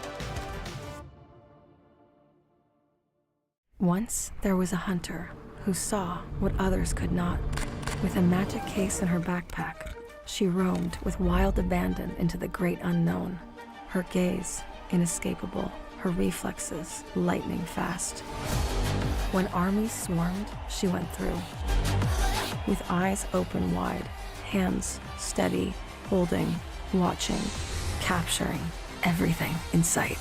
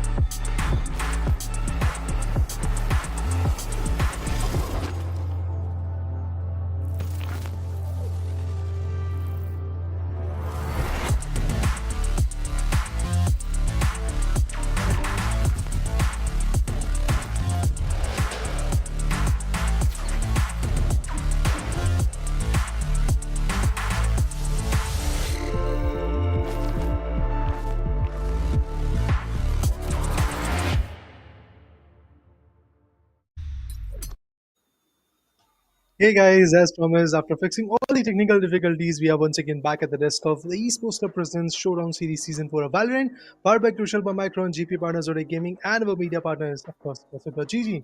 Well, it's me later, and we do have Azor on the desk as well. Now, we were talking about Sunset, we were talking about the X factor that is there actually in this map that teams need to bring so that they can conquer this map. Niory, both of them have one map each. Right. Lately, it is running their momentum, but let's see if they have a Masters in the picture or Kawaki is going to be in the scenario, because yes, both of them are very good controllers, but it's all about synergy now. It's all about synergy.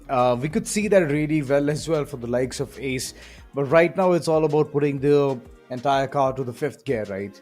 And that's where Niory Esports needs to bump it up a little bit, because the recent defeat in the previous map of Haven, it's not going to look good on their records. The first one itself, it was an explosive start, and that's where I was expecting that the momentum, their synergy, their entire thing is going to roller coaster the way through and get the second map as well. But Haven, it was like a star, like, what can I say? A thunderbolt for their hopes and dreams to get the second one as well. And yeah, that would have actually been a really, really good start for them. But okay, Sunset is here. Sunset, and I'm just expecting that they are going to be prepared for the gameplay.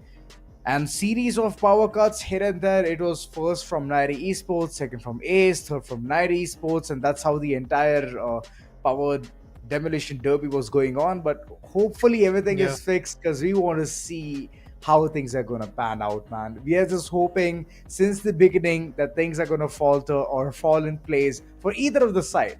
So it's still 1-1, scorecard even Steven, and BO5 is right upon us. Yeah, we definitely want to know how the things are going to pan out in this particular map, because Sunset is not an easy map. By no means we are going to see a comfort on the faces of these individuals or the playstyle.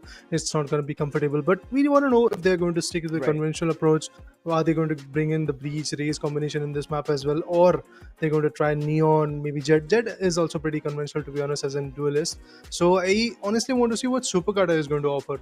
And obviously, in addition, what the other remaining 4 individuals are going to do, so that they can add that value for Niory Esports at the end, so that they can win this matchup and move forward. Because let me remind you guys, it's their own map pick. It's the map pick of Niory that we are talking about, the map of Sunset, where the attack rounds, the attack half will be there. The first half will be there in the favor of Ace. Let's see what they're going to do. I mean, honestly, attack is a little bit difficult in this map, but then again, if you have the mid control, things are a little bit more easier for you. If you can take the mid control, then push in from market, the boba can be cleared from there. You can infiltrate the site and eventually get the plant done. And post plant is a little bit more difficult at that point when you have the market control already and you're holding the mains. So let's see if that is going to be the case. But yes, guys, finally we do have the agent lock stream coming in. And when we talk about the attackers, Ace One Tap God is looking keen on that neon. Maybe he's going to go for a neon def. Let's see. Superkata, what are you going to bring into the table? Because we already get to see a sentinel and a controller lock coming in from defenders. Bit of composition. And Superkata is also keen on going for the same stuff, but yes, as you rightly called it out, so far it does look like it's going to be a mirror composition. It is looking pretty. It looks really good. One Tap God, he's been running around doing all of those shenanigans with Neon, and same goes with Superkata as well. He has been proven effective in multiple maps, and first and foremost that is Lotus, and later on we did not get to see anything because at one point of time it was this factoid running around, which is if you get the first map and if you win it, the second map is going to be yours itself because of the confidence, because of the boost and the entire team synergy. Looking forward, it's going to be a super good rivalry against One Tap God. Superkata has also stepped up a bit here, and Kishi, as he's going to go with the breach itself, he's just moments away that he's just buying in the time and trying to stall away, trying to have the chit chat and the conversation with the entire team onto what needs to be done. There you go. It looks pretty much locked and loaded. One Tap God just waiting for you, and I believe he's going to go for Neon itself. The way he plays it itself makes it so different, makes it so difficult for the opponents to even get the read. And right now, even Ace is going to be messing around or fighting against a Neon. So who's going to fight it better? We're going to see that real soon.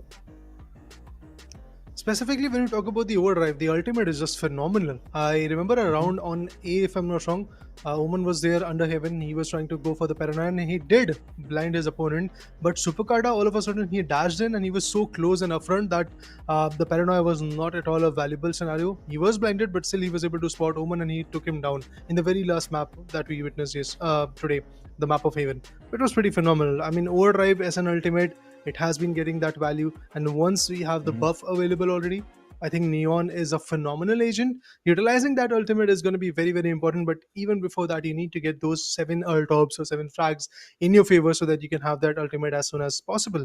On attack, One Tap God would love to have it in the third round, I believe, but can he? That's the main question.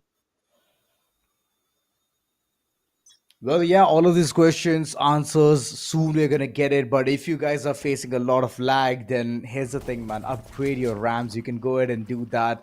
Links are all there in the description. But right now, all I want to see is how this lonesome survivor, lonesome warrior is going to do anything. Caramel gets pincer from all the directions as the elbow has been exploited and side A wide open for business.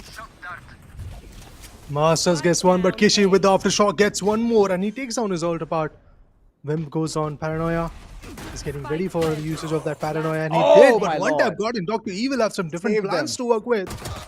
And look at this last one standing, Masters. He comes up with a knife frag in the very first round of this third map in the grand finale. That's how you answer back.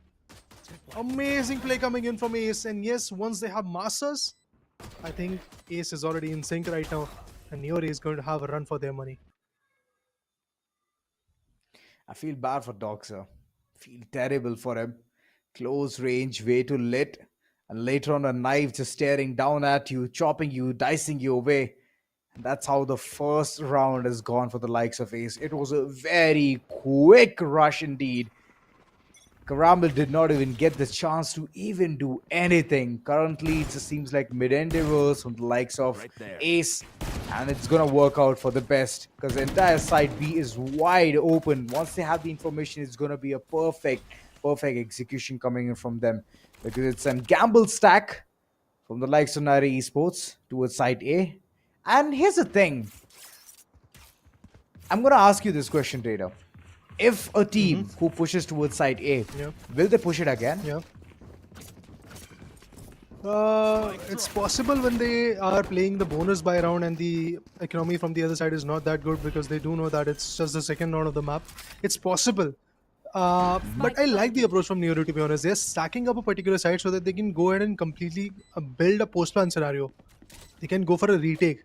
If they would have been bifurcated, the manpower would have been dwindling, and at that point, the retake would have not been a very good choice. At this moment, the retake is the wise option, or you can also go ahead and damage out the economy, damage the opponent, so that in the very next round, when the bonus buy will be dwindling, you can get some value. But it seems like it's a flawless one coming in from Ace, and they are not stopping anytime soon. They do have their Spectres, Bulldogs, and whatever they had in the previous round to fight back. In this full buy round from Niory, I have my doubts that will Ace be fruitful in this one, in the third round or not. But the last two rounds, pretty phenomenal. They've gone in for those shadows in the previous one, so the money looks pretty weak for the likes of the Shields. Yeah. But here's the thing, right? I was expecting that they're going to be stacking the entire player base towards side B itself. That was my kind of thought process, because not for once I've seen teams head towards the same side multiple times. It's always an alteration. It's always about the switcheroos. Being Mr. India is one of the things which I was looking for, but Ace, for sure, they have made something big here. And getting the second one, the third one will be also very easy because of the shields they have. It's a full shield, but the bonus weapons. And right now, they're just hoping one thing, that someone makes a mistake. I mean, we all are waiting for that. If someone makes a mistake, another one is going to cherish it. And one tap god just dipped the neon. Supercarda goes down. They have the elbow control. They can push in right now. Recon Bolt is here. They are trying to be aggressive, but look at this. Ishi gets two. One tap god. Oh, no. Enemy remaining. It was bad. Slap on the wrist. You're going back to jail. It's a 3K. And Dogzer sums it up by getting the last two. Amazing play coming in. Niory stands tall as Ace is going to dwindle in this very third round. Yeah, you're talking about the alterations. I think alteration is a good part so that you can confuse your opponents. But if you do A, B, A, B, A, B, it's kind of predictable. So that's why maybe there will be some rounds where we're going to see re-hits on the same exact side. Maybe. That goes there. The altercations. Fair enough. But in the previous one itself, Niory Esports somehow managed to win it. Still, they have gone in for those half shields. Again, money being one of the super criteria where they have to go ahead and invest. And that's a beautiful tripwire from the likes of Caramel. Not being the generic one that, you know what, I'm going to be putting at the same place, the tripwire towards the entrance itself. And that's where the shock tower comes into the picture. Nope, it did not work out. So it's a good trip. And the entire team for the likes of Ace, they are heading towards site A itself. Panda, little does he know, he needs to check his corners. And the paranoia, even though he was setting up for his teammate, he could not do much. Kishi, through the smoke, gets one, but he needs to do a lot of heavy lifting because the entire site is wide open. And a post plant is imminent. I think it's not. Here comes the rolling thunder. What a bait. Someone needed to use the shortest step to completely back out from the scene. Timer is running low. Flashpoint retaliated by Flashpoint. Omen goes down. There goes the spike. Here comes the stun. Supercarda is going to swing. Oh, fast lane will not help him. He goes down. Caramel on the other corner picks one. One tap god retaliates. It's 2-2. Get that spike to Neon. She can run. She can run towards B and eventually get the plan done. Maybe that's the strategy, or maybe not. But yes, we do have the tripwires available. Yeah, finally the spike is in the hands of one tap god. But wait and beware from those tripwires. Okay, finally. He's going to push in. Probably going to go for a plant. 10 seconds left. Yep, 10 more seconds left. The plant is going to be very important out here. But Caramel, do you have the info or not? No. I don't think so. This is bad. This is bad and I can already feel it. Overdrive being committed. Right. Big ultimates all across. And Look right at now it's that. all about zip, zap, zoom. And there comes a credit card swipe. And one tap God, just swiping him on. Cha-ching. Rounds once again falling in the favor of Ace. But look at this util play, Azura. I mean, flashpoint to flashpoint, rolling thunder, reverted by fast lane. A lot of action happened on A. But at the end, B was the best side to go ahead and get the plan done. Beautiful play coming in from these lads. Yeah. There's one part where I worry a lot. The owl drone, when it was gathering the information, there should have been only one person in that corner. The second shouldn't have peeked at all. It would have been a perfect element of surprise, and that's one thing which the entire team missed. Agreed. But now we're off to another good start, and Caramel has got some sheriffs. I think it's an economical buy round for the lads of Niory. I mean, they can still do it. But is it going to be feasible? Look at this Kishi in the long range. Takes him with control by taking down one tap god. That too, he was on a Kuronami Vandal. One of the best weapons that you can have in this game. The player has been picked off. That gives an open spot. But look at this. They're already in market. They've taken the side control. They're going for plan. What is happening? Do they have any idea about it? Finally, they will. But 3 players will be marching in. 1 with Vandal, 2 with Sheriffs. The Vandal goes down. No, the Vandal fights back. Caramel gets his E. Oh my, it's a 3v5 equation. Paranoia, some Vandals, some pre-fires. Masters connects. I don't think so, it's enough. Oh boy. Oh boy, Dural Theft also being utilized, but the flash was on point. 1 by 1, the entire cookie is crumbling. Wimp being the last man standing. Kishi, little does he know, it's just around the corner is where the opponent is playing Wimp. Half defuse, and there comes the full. Wow. Panda played it to perfection. 3-2, ladies and gentlemen. It's a thrifty round nonetheless. This definitely gives the entire team of Niory Esports the boost, the confidence that they so dearly need. Hoping to seal the next following round. The economy from Ace definitely will look a bit crumbly, but I believe because of the plants coming in again and again, they have those kind of monies to bring in those Bulldogs, Vandals, and Half Shields. They do have some decent economy to bring in the said weapons. Wimp is going to go with the Hero Vandal. Shrouded Step. Uses that. Move forward. Panda, he is stunned. But he's getting the cover from Neon, Superkata. And trust me, when Superkata has got that operator, you really don't want to come in the crossfire. This guy can easily turn the tables, but here comes Paranoia. The stun will not work. Fast lane being utilized. Shrouded Step, so much utils. Just to evade, just to fall back and get the right value. Cyber Cage was there. One dark cover for the one-way smoke. What? I thought one tap god is going to go down, but that was phenomenal. One tap not just get the first one, but 3 completely clears the side, gets the control for the team, and now the duelist is hunting for an ace, I believe. Oh, here's the footsteps. Yeah. Unfortunate. One Tap God has been running around with multiple kills, and like I mentioned before as well, it's always about those first shots, and once you miss that, the entire team kind of just crumbles down to that one mistake. Superkata having an aggressive angle, could have gone crazy, could have gone berserk, but nope. Mistakes after mistakes. And the operator for now, I believe that it's going to be picked, but in attack, if they do it, then it might fall south. So. Yeah. Ideally, you don't want to go ahead and get that attack up until unless you have ultimate, which is not available for Ace. The Neon, if one tap god would have been like there on an operator, maybe at that point, yes, there was a feasibility of having that operator and peeking mid or maybe getting some good picks. But that 4,700 cred investment coming in from Superkata, well, that is definitely dwindling. That is definitely going to be a big cause of concern. Now, we have the overdrive, but it's from Niory. Let's see what they can do, how fruitful they can be. Niory is currently pushing back. Players are there in spawn. Spycam is appointed on mid. They will get that info. Panda on the other corner takes on Masters. And once again, it seems like it could be a thrifty win. Because of the fact that Panda opens up. He takes down the Masters. The smoke is out. Infiltrating a particular site or any angle, to be honest, it's not going to be easy. Beautiful shots need to be made. Connections need to be made. And there you go. Caramel.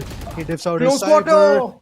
On the other corner, Vim takes down Dogzer, but Caramel is once again going to be quick on his feet. quick on his trigger. Enemy And I remaining. believe he's Oh going to get boy. one more. There you go, Karamel. Lovely. Just hard peeking, making sure that whoever crosses, he goes down. Again. My Wow. lord. Rinse and repeat. The nerves on this guy. Started off from lobby itself, ended towards lobby. Dog say he was holding a very cheeky angle, but looking at the way Karamel was holding this entire site, amazing, amazing. He's such a potent player, man. Currently sitting at the tipsy top with 8 kills, and at the other corner, the other shore, it is one tap god. Of course, he has been doing amazing stuff all across. But looking at the way 4-4 ultimates are available for both the sides is not to my surprise. It's gonna give a lot of edge to it. Dogster! Dogster, he does not miss his shots. It feels like one tap god just painted a Mona Lisa right in front of him.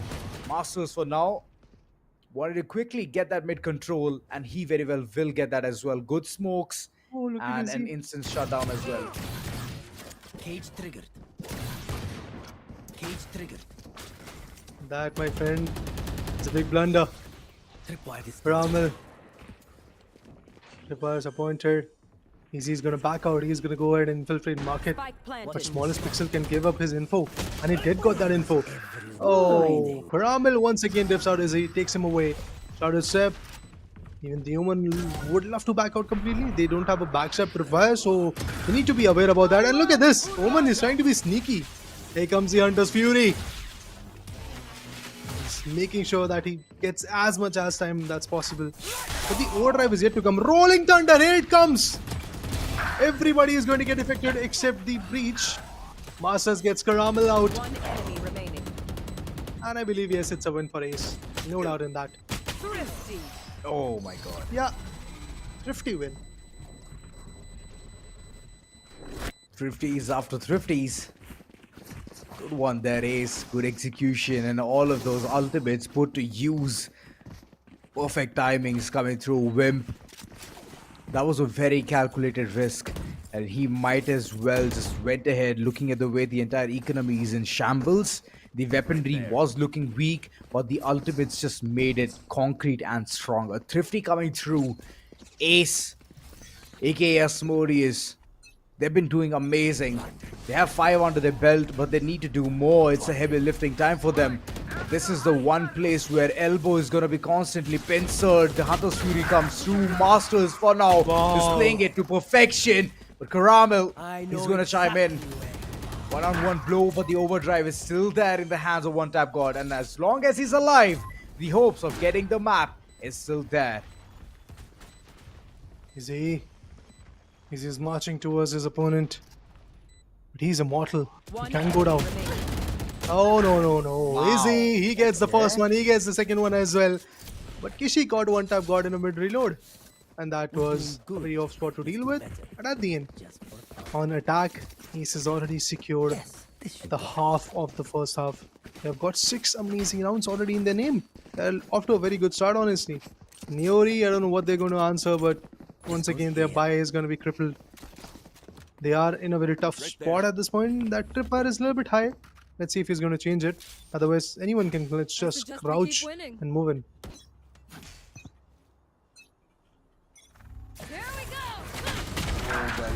Looks like it's going to be a blockbuster One Sunday tap. featuring One Tap God. He goes for the first, goes for the second, but Karamel, he was there around the corner. Sheriff in his hand. And a good shutdown. One Tap God, sadly, he cannot be featured being the superstar I thought he's gonna be, but ultimately he's been bitten It right was a off. cameo. Yeah, it was just a cameo. Karamel, good shots. This is the second good shot coming through. And last man standing, Doxer. It's just utility gameplay at hand. 7-3, ladies and gentlemen. As the entire team could not do anything for the likes of Niory Esports because of the money in their corner. The economical damage that Ace is doing is just keeping them in shambles again and again. It's giving them a factoid check that, you know what, you cannot build a bank against us because we are the stars. About time for a tactical timeout. 10 rounds have been passed, and finally these guys are like, yeah, let's bring in the tactical timeout. Let's plan. Something is not working. 4 rounds of a difference. It's now significant difference. It's not even like 1 or 2 rounds of a difference. You have a 4-round difference. And yeah, there will be a buy coming in, I believe, from Niory Esports. That's why this tactical timeout can be advantageous. They do have the overdrive, they do have the neural theft, and adding up will be the rolling thunder. So I think, yes, this is the round where they will kind of bounce back. They need to stop their opponent at a scoreline of 7-5. Otherwise, if it's a 8-4, the defensive of our Ace is going to be good. As it's a mirror competition, breaking it's not going to be easy. Yes, you do have Aftershock and Shock Darts to work with so that you can break the tripwires. But I believe even Ace is ready with some unorthodox tripwire setups.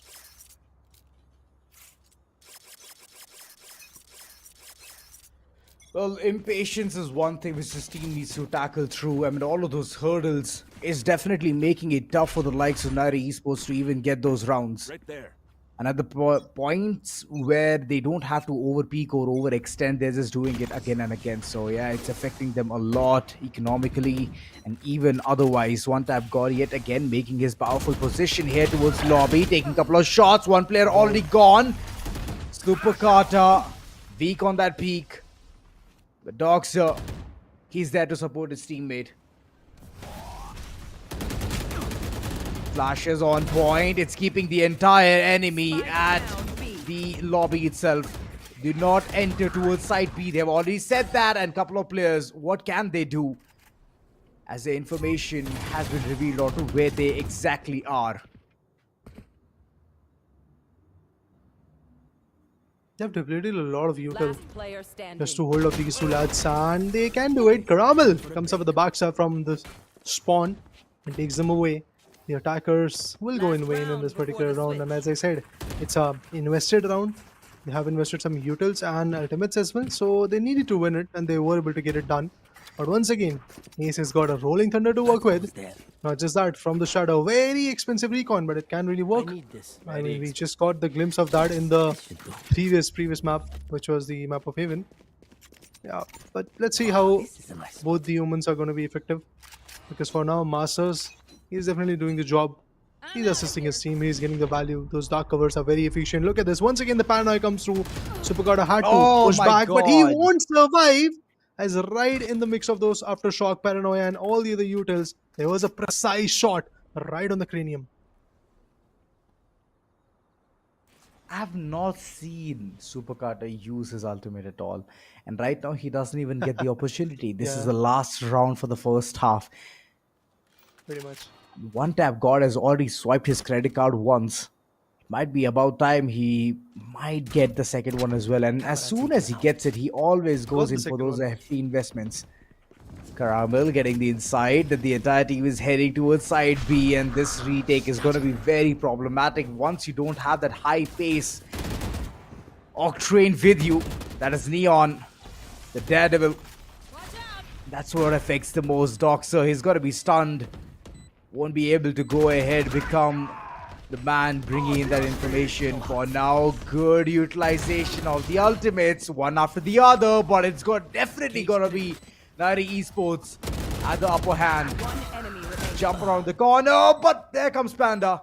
It's still a doable situation. It's a 1v2. Swing around the corner. Panda can get one.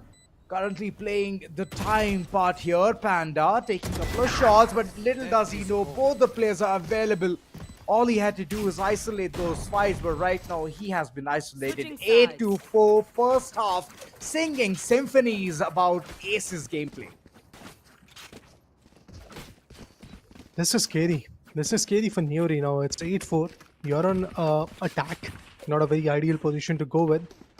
And Ace have got already a lot of insights of which angle they need to hold so that they can stop their opponent. Let's see if they're going to utilize that insight, if they're going to be effective at it. To be honest, I can clearly see he is doing a lot of homework from the past games, because as soon as we got to see the map veto, we can clearly see that the first ban that was there was of Lotus, where Niory just completely outshines every other guy in this lobby. That was amazing. I mean, they have the insights, they know what are the weak spots to fill in. That's what they did in the map of Haven, isolated their opponents, and they can clearly do it again. But what is Niory doing to counter all of that? What are they figuring out? Doxer confusing his opponents, making sure that he gets the shock darts. on the right place to break the tripwires. But Caramel, he gets masters. The smokes are out. Wimp, he's going to swing on 2. That is going to be troublesome, and he spotted both of them. Needs to back out a bit. That kind of overcommitment can be very pricey. Doxer versus Cypher. Oh, there you go. Target hit. They get the info. Once again pushing back, but look at one tap god. He is like aggressing right, and eventually he's probably going to build a backstab. Oh boy. What? It's like both of them are parting ways. Panda. He's definitely gonna nail that one. Right now, Super Kata stunning one player. Wimp out of the picture as he's still there. One player lurking towards mid, and he knows he had the slight bit of information. Doxer, but he's gonna reign supreme here. Get the pistol downright dusted. And I believe it's gonna be followed up. But the next falling ground as well, unless a Thrifty comes in for the likes of Ace.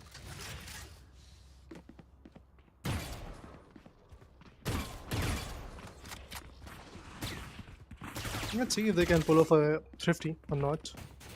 They do have a beautiful, beautiful bonus buy coming in. So, Niory Esports definitely stands a very good chance at this point. Easy. One tap god. They're patiently waiting. Really want to fill in. Here comes the shock. But the shock will help them at the end. One tap god takes on Doxer. That's a big blunder. That's a big blunder. They will get that weapon advantage in their favor. But it's a 4v5, and that too when you don't have the weapons to work with. They're playing on mere classics. And one tap god got the value. That's what happens. The power of utility. One tap god is playing it to perfection. Caramel still lurking towards mid, and he knows that the insight might be very valuable. He has placed a camera right across the corner towards elbow. Trying to check all of those corners. Panda still lurking around and reaching towards the site, and that's where the entire team is heading towards. There is no bifurcation. It's a 4-man squad still alive. But there's a backstab coming in just because of the man count advantage here. SZ is still waiting for the angles, but looking at the way the entire team is getting berated to bits and pieces, SZ being the last man standing, what can he do? The insight is there that he has established the backstab, reaching towards elbow. Super Kata is holding it down. But SZ with just classic. Can he pull off a miracle? I doubt that. There are certain angles that you need to infiltrate, and then only you can get the value. It's a 1v3, timer is ticking, and all 3 of them are going to swing. Oh, he was about to take down Panda, but eventually, there you go. You have the result. 6-8. Finally, a bonus buy will be coming in, and out here now Ace would love to perform. They need to, honestly. It's not about even the love right now. It's a necessity. It's the ask of the moment right now that it seeks 8 scoreline. You're coming very close. Need to bring in that double-digit score in your favor, and that's why Ace will probably pop off in this particular round. But obviously, when you are a defender, bit bifurcated, always speculating till the end until unless the plant is done. You have no idea where the plant could be possibly done. But B side is completely anchored by the Cypher. Once again, it seems like Niory Esports wants to take the mid control. This is good. A good start indeed. Niory Esports, Panda, holding the angle, waiting for it to get re-smoked. But Dr. Evil, he's onto something very mischievous. Did take out his owl drone, but this smoke is deep into it. It's all about those angles. It's all about how they can go ahead and execute a paranoia coming through. Panda just playing it perfectly. Dr. Evil did catch one player snoozing towards mid, and Ezzy is now making things easy for the team to head towards side B. Evil way too low on HP. Panda capitalizes, and here's where the entire team is just waiting for the counterparts, for the pieces to even set in place. Ace, they have read this one like an open textbook, and one by one the entire team is going to be crumbling down. Niory Esports, it looked so perfect, mid endeavors, mid approaches, but at the end, when it came down to execution, it was Ace running it all. 6-9. Niory, they were standing tall in few rounds, but as soon as there is a full buy coming in from Ace, they completely overshadowed Niory Esports. Yes, it was a fierce competition specifically on B side, but apart from that, the way Dogzer got taken down in mid, and then slowly but surely all the other individuals were also getting picked off. At the end, Panda was the last man remaining, and his Guardian is definitely quite chaotic. So single taps are definitely working, but look at this double swing. One tap god gets one, but oh, actually gets two. My bad. Superkata and Panda, both of them are down. Duelist and the smoke is done. Though they do have two initiators to work with. Can they really infiltrate and pick off the bunch bits and pieces and maybe get a bunch of rounds in their favor? But Masters, wall bangable, headshot. Kishi goes down. One initiator and a sentinel who is seeking for some good openings. I believe it's definitely going to be a 10-6 now.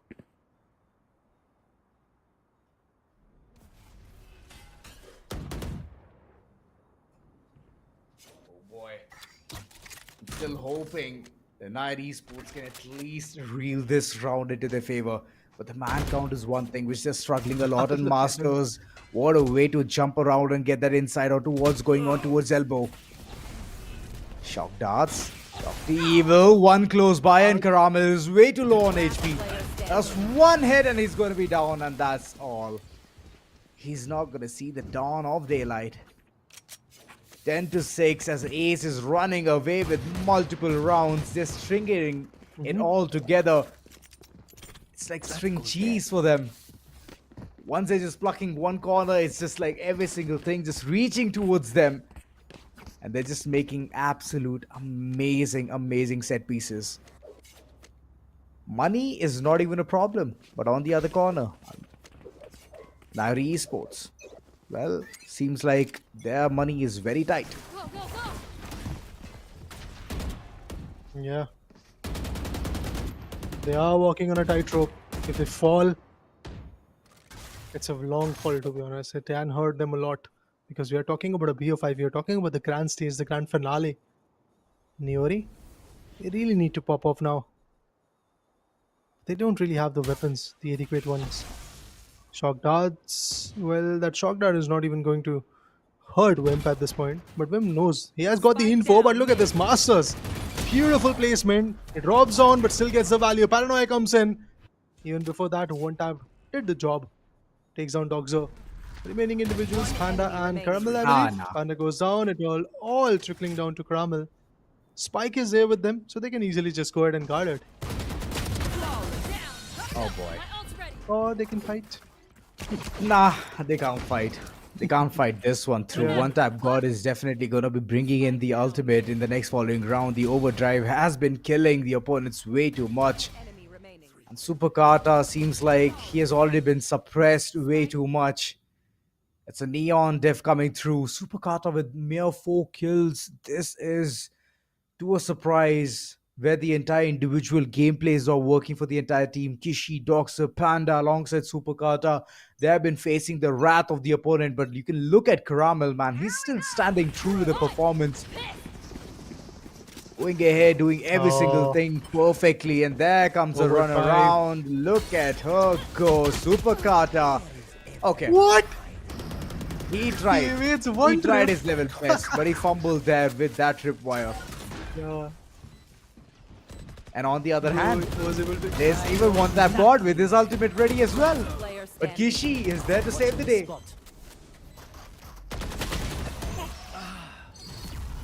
Not for long, I believe. And it's done and dusted, guys. Double the points. Niory is sitting at 6. Ace is sitting at 12. And they are at their match point right now, guys. Or should I say, a point which was required very much, to be honest, very efficiently. Ace is going to counter Niory Esports' Rampage.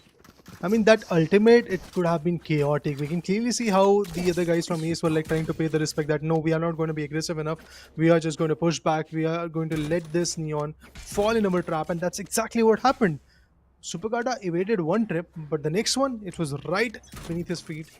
And unfortunately, he got compromised. Cyber Cage helping him. Now, this could be possibly the last round, guys. So, let's see if there is a comeback being brewed from Niory. Yeah, they are. And in one of them is the existence of this map towards the likes of Ace. And I believe it is heavily inclined towards that corner, even though the push looks absolutely amazing. Super Carter running around finally. He has enabled himself, but I believe it's way too late. There's an exchange coming through as well. Dr. Evil, Panda will spot him in that globe and seals him shut. Post plant, and Ace is going to take it slow. It's all about dropping those weapons, damaging the economy. And Vimp is on to some kind of dirty business here. Oh! What? He hit the snooze button. My man took a screenshot.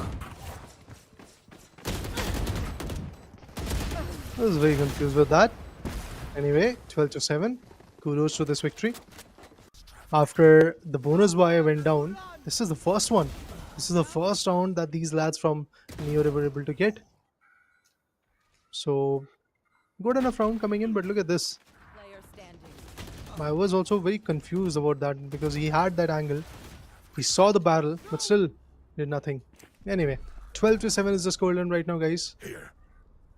And as Ace is very, very close to their victory in this map of Sunset, Niory needs to take every single step very carefully. My eyes are down. They need to plan their attack. Cage triggered. Being on attack itself is a very difficult task out here in map of Sunset, but then again, if you are planning your attacks wisely, if you are isolating the fights, which you can by this commitment, or should I say overcommitment from one tap god. Beautiful reflex coming in from Kishi. Absolutely on point. But I'm waiting for Ace one tap god's ultimate. Let's see what that ultimate can do. Cover going out. Oh, it can do a lot. It can do a lot. Rolling Thunder at the disposal, even Hunter's Fury and an expensive recon. Things can form easily for the likes of Ace. But currently looking at the way the man count has already faltered, Dr. Evil did manage to get Doxer there, lingering around in the corner, trying to check it.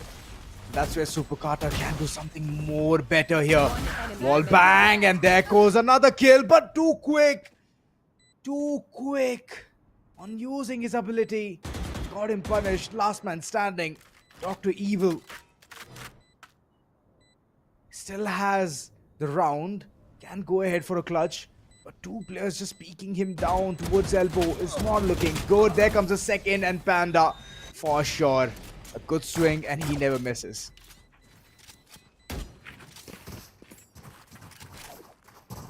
Slowly, they're raking up points. If an OT comes, I would be more than happy to see that. But look at one tap god already at 24 frags. This guy is a phenom. The Vimp, 14 assists from his corner. Panda, for the same sake, has got 10. That clearly shows that they are trying to use a lot of utils. But Izzy and Dr. Evil, they are on the missing end, I believe, when it comes to those assists from Ace. But all said and done, when Ace is sitting one step away from the victory in this map of Sunset, I really don't have any complaints from them. Beautiful spray. The cyber cage is going to save the day. The tripwire goes off. Mid is open. It's open for contestment. They're trying to break the trip, but did it go down? Yes, it did. Finally, the tripwire has been broken away from both the sides, from top mid to the market. It's an easy open space to infiltrate. But I think they are just baiting that space and finally moving in from B main. See, as soon One as tap the is end an is coming operator. close, yeah, he did invest. As soon as the end is coming close, it's all about those hefty decisions that the team has to make. And Ace is taking a very irrational decision here. One tap God onto that operator, and currently he's already taken away from that opportunity. The entire team has already pushed further, and Doxer for now, he's going to be taken down into bits and pieces. Kishi investing on a hefty ultimate here. Has to bring in all the value. Panda, he's also going ahead, doing his part. But no, not for long. As Vim is going to shine as well. Karamala backstab to be initiated. But there is a player with the smoke still waiting it out there. And Ezzy is definitely going to get the better at this point. Well, I was just hoping that things can go far, but it was not the case at all. The entire team, the way they were just going ahead for the execution. Kishi, even though it was looking good that he utilized his ultimate, his aftershock, but it did not work at all. It was just like, okay, let me just use it for the sake of using it. I mean, at the end, it was pretty obvious that this is not the round that you might win. Rolling Thunder came through from both the sides. Doxa wanted to evade with the spike, but eventually that didn't happen because from the back angle, another player spotted him. So yes, this last round was pretty chaotic. They were able to open up space on both mid and the market. They were able to confuse their opponents, but it didn't really happen. It didn't really was effective enough. I think putting down one tap god would have been the opening space for them, but even after the fault line came through, the paranoia came through, one tap god was still surviving into the action, and he got two, I believe, with the operator. So that's the kind of value Boris needs to bring to the table. And one tap god definitely got it. He was at like 24 frags when the scoreline was 12-8. And I believe with this sum up of the last round, it is obviously going to cross either 25 or it is going to be 25 frags, which is good enough, honestly. True, it's going to be good enough. And right now, the only thing which is looking bad for the corners of Niory Esports is that confidence. It has already been shooken. It's at the point, it's at the brim where at any point it's going to be a mental breakdown. And I'm hoping they're going to have that mental reset before all of the stats comes through and even the information about what's going to be picked, even the break. It's hefty amount. It's about 15 minutes that they can get to even reset their minds and understand how things can move further. Things are obviously getting bad to worse. Starting off with a good tone, with a good note, winning in bind, and then later on losing in your own map, which is Sunset. It's a big upset. So Panda needs to go ahead and try and soothe the entire information game here. I mean, the way the entire team was going ahead and constantly getting berated. So those kind of opportunities where the team needs to stay calm, Panda can bring in the element of calm, but the entire team, they need to fix upon what just went wrong. The individual gameplay was not working at all. Super Carter was sitting at the bottom, as we all could see, and that's not a good sight at all. Agreed. Supercar as an individual can be phenomenal, but in this map, the way in the map of Heaven he was just getting isolated, similar things happened, and in this map it was drastic. Ace took a toll on him, and they were very, very effective at it. 8-4 was the scoreline, guys. 8-4 in their exact map pick. I'm talking about Niory's map pick. It's not like it's Ace's map pick and they're starting on the attack. It's Niory's map pick. Ace started on attack, and what a wonderful start they had. 8-4. That's a drastic scoreline. That's a drastic advantage that you need to have in their favor. And after that, when they got the pistol round and the bonus buy round, I was like, okay, let's stay calm. Let's see what Niory is going to offer. But in the very next round, as soon as the full buy came through, everything went in shambles. We have the scorecard in front of us right now, guys, and the most fruitful that was there from Niory was Caramel, who got 20 amazing frags in his favor, but Super Carter 7 frags. Are you serious? The guy who has been overshadowing every single duelist in the season 4 is at 7 frags. Kudos to the Utils, kudos to Masters, kudos to Wimp for his 14 assists. And of course, one tap god. We cannot really underappreciate this guy. 9 first kills. I believe now this is a record. Yeah, it is indeed a record. It is. I mean, earlier to this, it was just 8, and right now 9. It's slowly just increasing. And what better to do, where to do, it's definitely going to be grand finale. One tap god taking away the MVP of the map as well. With a KDA of 25, my oh my, this guy has been a running beast, a rampant man who was just taking Neon again and again and running around with kills, man. Whether it be this map, whether it be the map of Haven, the high-speed daredevil that she is, Neon, you can always counter her with only one thing, which is the aim game being on point.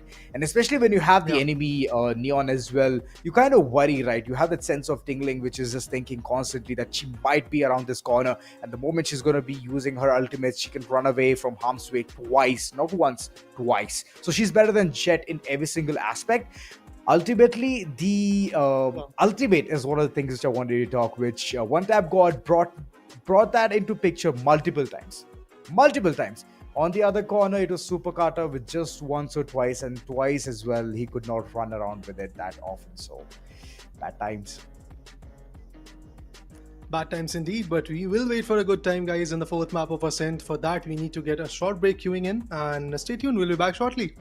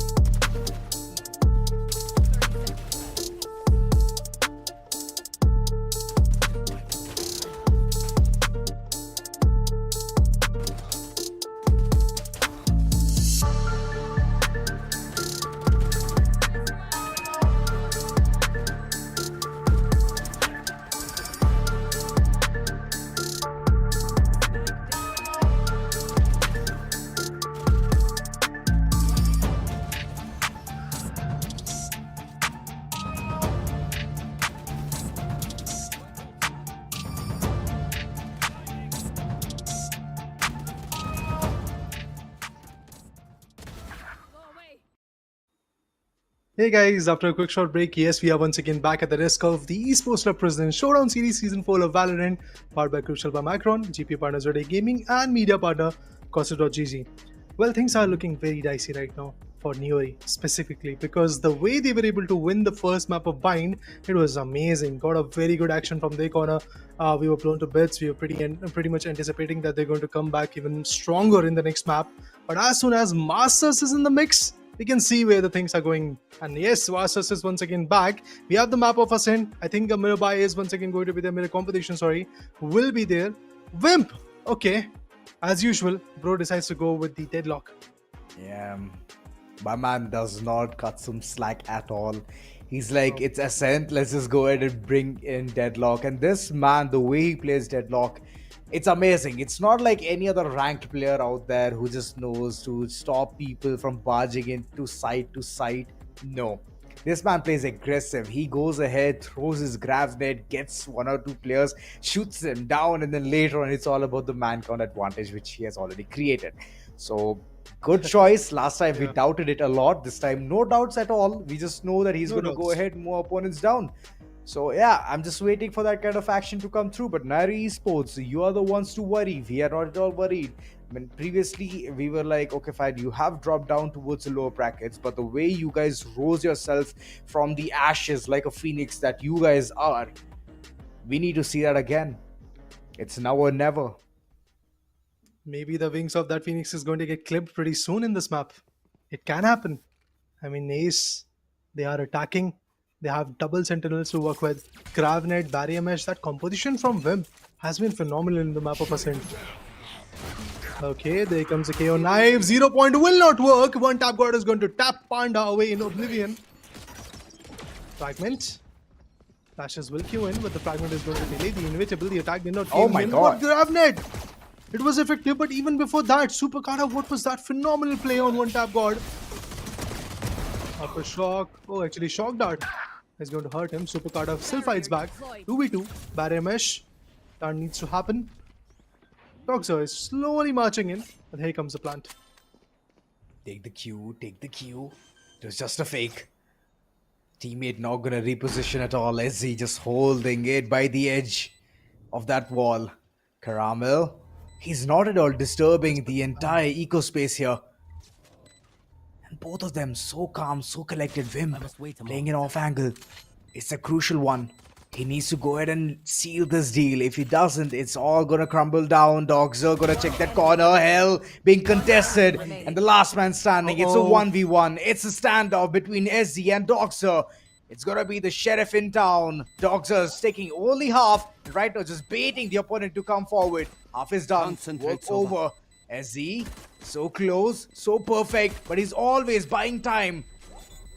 Oh my god, and at the look end, at this. I don't think so Doxer even has the time in the world to go ahead and defuse, as he played it to perfection, jiggling it from every single corner, man. First from Vine Cellar and then from A main. Now that's fun to watch. That's amazing.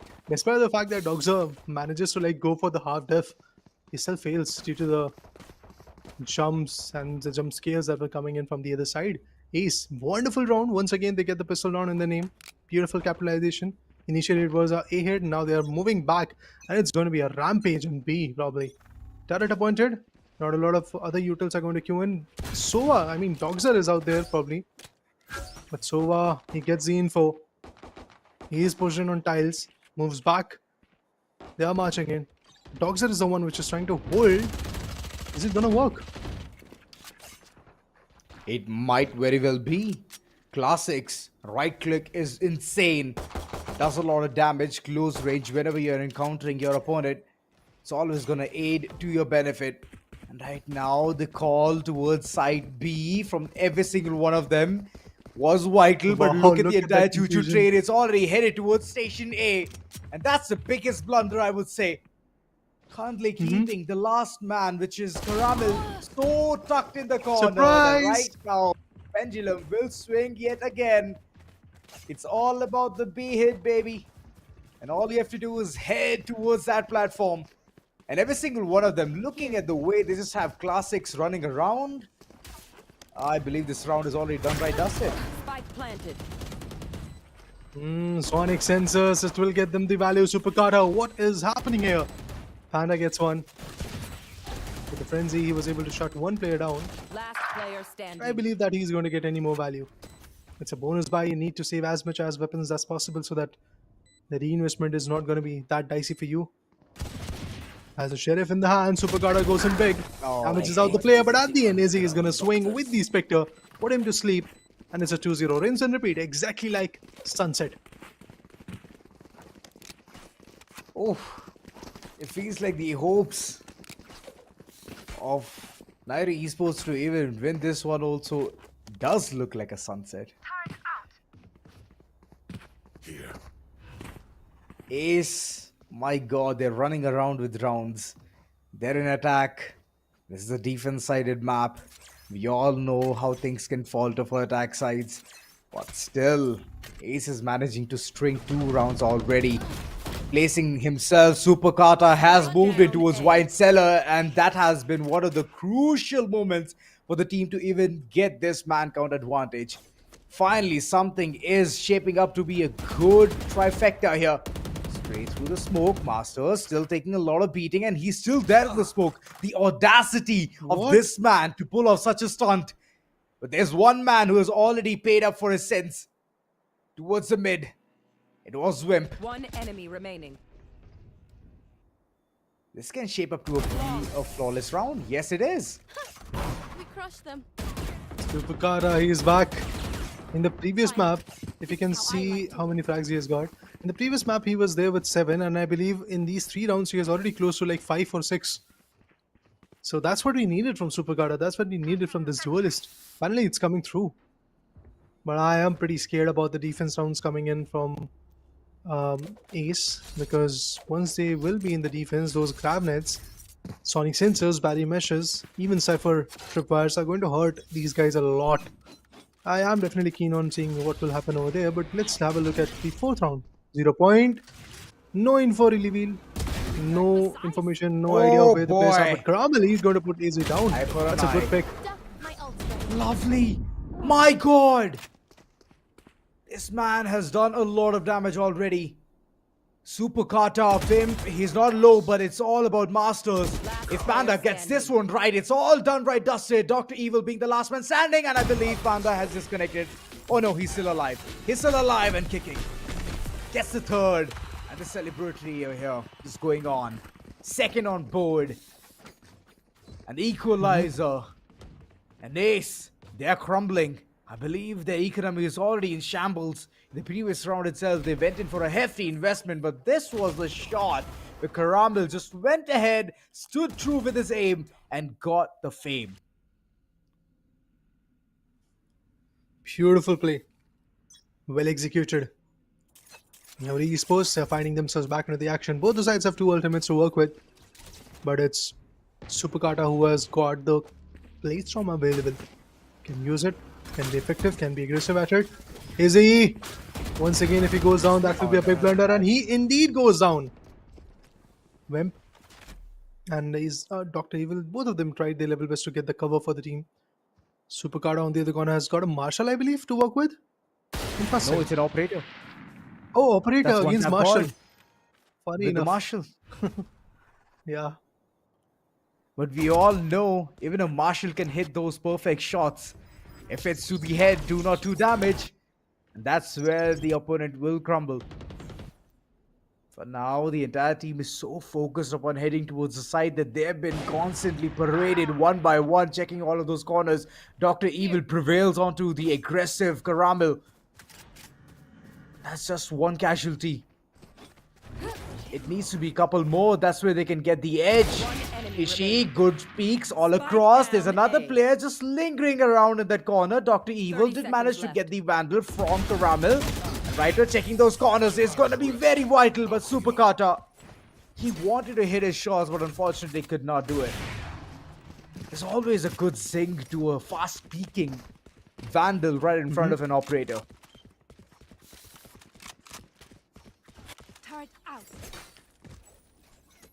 The last round. Operators, Kishi being phenomenal with the flashes. Got not just Masters, but eventually Took down the last individual as well. It was pretty interesting. Keep up. 3-2, 5 rounds done and dusted. Still cannot clearly see who is leading at this point because of the fact that it's pretty close, it's pretty tight knit. Paranoia, bit of aggressive stance coming in, and there goes one tap card. Unfortunate, but once again, similar things are happening. Players are relocating, there comes a fragment. Dr. Evil needs to evade. He did.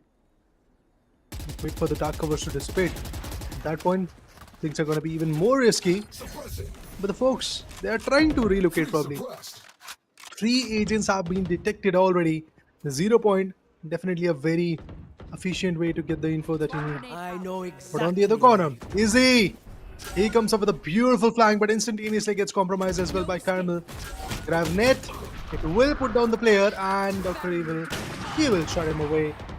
Here comes the operator shot. So much is happening, a lot of utils, a lot of info. My ult is ready. Dr. Evil takes one down. Do not get in the crossfire. This guy, he's a beast. Oh my god. Remaining. I've never seen the ultimate being used like this. A post-plant scenario being created. Caramel, good for 3. It's a 1v1 situation. Masters way too low on HP, but Masters swings at the same corner again and catches Caramel off guard.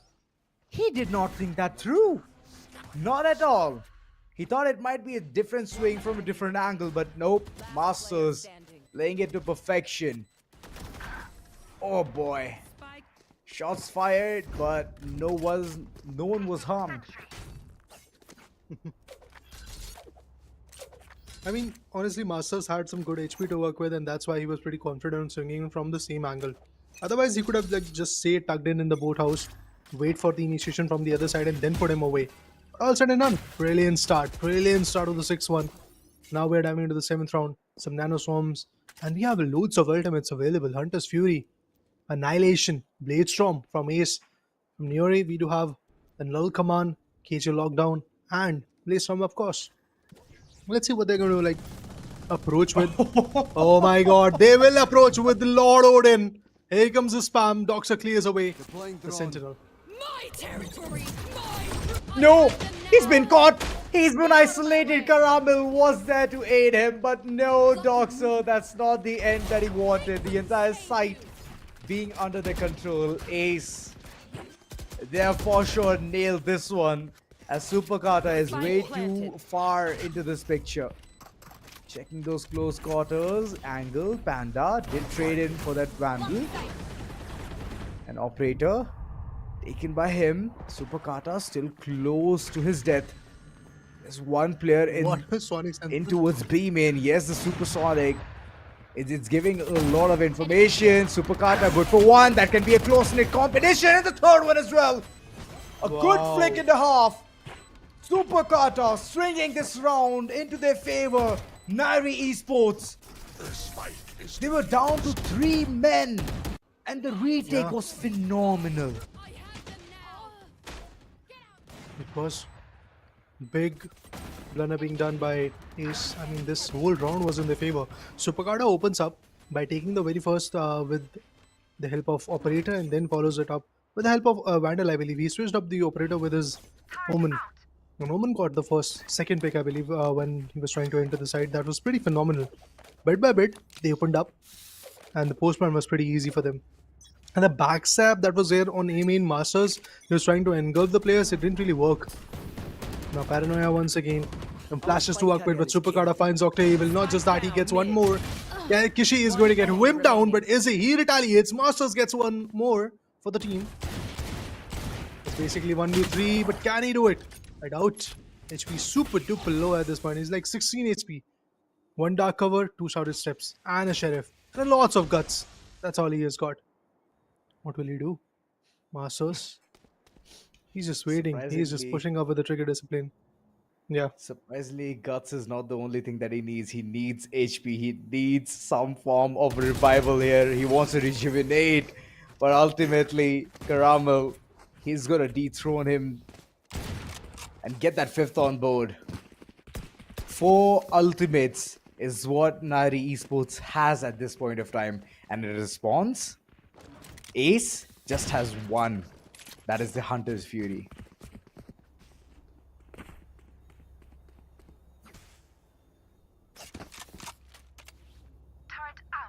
That might just be enough. They do have weapons in this round to support their attack. But it's a defense-oriented map, so I have no complaints from both the sides, honestly. It's pretty much working the way it's supposed to be, the map. 0 point, got no info. A bit of info, I believe. Oh my boy. god, Kishi! One tap god goes down. Once again, your duelist is compromised. Attack is not going to be easy. But we have individuals like Izzy and Wimp who have got some precisions to work with. But look at Super Kata. He's like, just swing, buddy. Just try to swing. Down B. And adding on to the insult to injury, we have Dogza swinging at the same angle. Gets one more. It's 2v3. They can put some economical damage, but peeking once again will not be a wise choice. That's why they need to push back. Oh, that's a collateral. Oh, Super Kata takes a collateral coming in. Both the players, Masters and Wimp, are now down. What a way to find yourself back, Super Kata. From 7 frags in the previous one to now getting the clutches done, bringing in the collaterals for the team. You have come a long way around, I believe. Long way indeed, a timeout taken. I've never seen aces go ahead and do this thing. Right now, rethinking onto their steps and understanding that they need a couple more rounds in order to at least do something about it.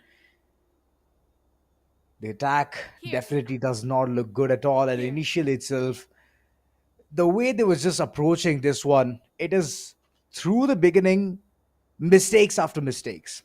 They were fumbling. They were always trying to do one thing, which is go ahead for the initial fight, get that man count advantage. But lack of information is an hindrance, right? And that's what we saw in the previous round itself. One tap, he was casually just walking around towards Pizzeria. He was just thinking it might be clear. And here's where Kishi just chimed in. He was at market nonetheless, but still, the presence of mind of that man has brought in the difference in multiple rounds. Agreed. Mechanical skills, the trigger discipline, the kind of insights, and the experience adding on top of that. That's the best part for Niory. They are on defense. It's a defense-oriented map. Once again, I would like to just add in, no complaints from both the sides. Ace, I think they need to get at least 5 rounds so that they can be at a safe spot. 6-6 will be brilliant. Here comes the Gravnet, following up with Paranoia. Do they have info about it? Yes, they do have. Blade Storm goes in vain. One tap god is going to put his opponent away. Jet Death probably. Another one, Hunter's Fury available. With Stringer, one tap god once again finds the value. Kishi. He puts one tap down. 3v3. One enemy remaining. Poor boy. And it's a 4K from Kishi. That's it. This guy. In the span of just 2 to 3 seconds, this guy gets it done for the team. Phenomenal play coming in. But my question will be, are they going to get that operator? No, they're not. They're not going to get that. But what a lovely round. Kishi, lonesome. He's the powerhouse for the entire team, generating enough electricity to pump the entire enemy outside the site. My God. Kishi. Sitting pretty with 10 kills, and he has his null command ready as well. The kahunas on this man. Amazing plays. And Super Kata yet again shining in with that operator. Casually just going ahead, one-tapping people away from existence. Masters, he has also brought in the A-game. What? They won this round. And they might as well will get it as well. 2 plays remaining. Ace making a play towards side B. Stepping in, shutting down the doors, and I can see one player already caught between all of this meshes. The barrier is not going to allow Doxer to move an inch. And if the all-drone spots him, it's going to be a terrible mistake for him to say that. But no, he's still alive and kicking. Wow. Masters caught sleeping. He wanted to place a smoke, but ultimately he bites the dust. 7-4. As I said, the ideal scoreline for Ace would be a 7-5 scoreline. Well, this one was interesting. Super Kata gets the very first one with the operator, but instantaneously Easy comes in, and Masters, look at this guy. He jumps down, but still gets the connection on Caramel, I believe. That was pretty fun to watch. All said and done, yes, we have a scoreline of 7-4 now. exchanging some weapons, getting ready for the last one in this half. And they're just putting that weapon for reserve. Oh, Gogzer. He's also building the same strat. Oh, Odin versus Odin will be the case, I believe. Initially a recon dart, I believe, then following up with, of course, the Odin. But Super Kata, he misses. Will not get any connections because of the cage that was triggered. Had no info where the player is. Took a random shot, no connection so far. Master slowly keeping in. He has got a one-way smoke already appointed. It dissipates. Shadows traveling. There is a guy who is there in vying. Panda just casually brewing up some wine, aging it to perfection, waiting for the opponents to even go ahead and think about entering towards side A. But this is going to be the case where Super Kata has already been revealed. Constant push coming through, and Doxer punished. There goes Super Kata being reeled in. Fancy Kishi as well. He has dropped dead like a fly. Two players remaining.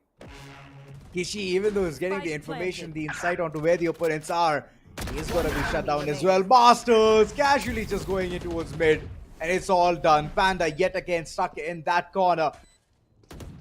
And if this time he wants to run away, he needs to do something big. He has used his shrouded step, but the Hunter's Fury is definitely going to be catching him. Dealing some bit of damage here. And there goes everything in vain. One tap, God, he's teleporting, but why? Why would he do that, Panda? I mean, I do get it last round, but yeah, there was nothing to save. I do get it. It was last round, but dying such a painful death. Today, don't worry. There are other ways to I would have rather chosen entering towards the market area. Cool. 7-5. 30 seconds to plan, plot, and then execute in your attack rounds. Niory, they definitely need to be on par. But once again, a trivia, a fact for you guys. It's no more a trivia, guys. It's a fact, and it's well-read fact that Ace loves this map. It's one of the favorite one. To be honest, the favorite map of their own.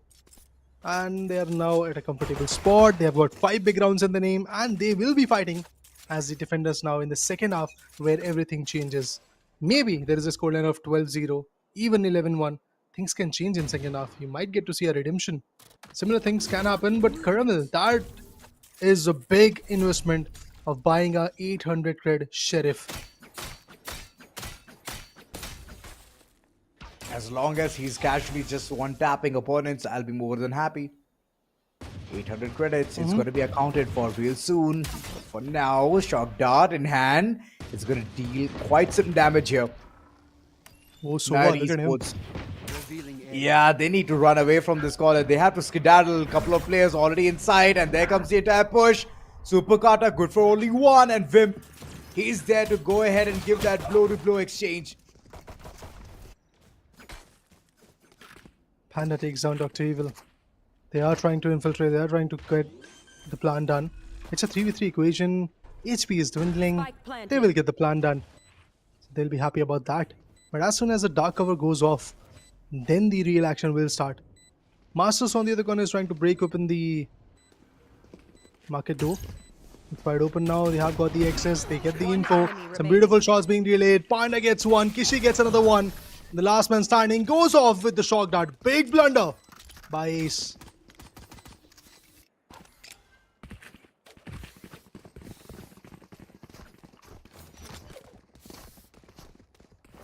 One minute of silence just to let the entire thing sink in. This entire team tried so hard.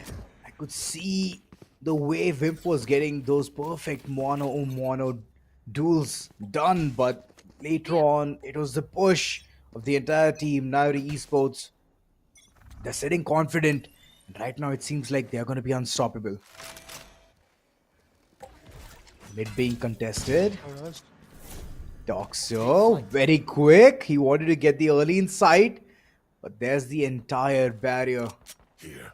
Nobody can penetrate that through. You have to shoot multiple times in order to do something about it. Masters pinging that the opponent might be close towards A main, and that is the case.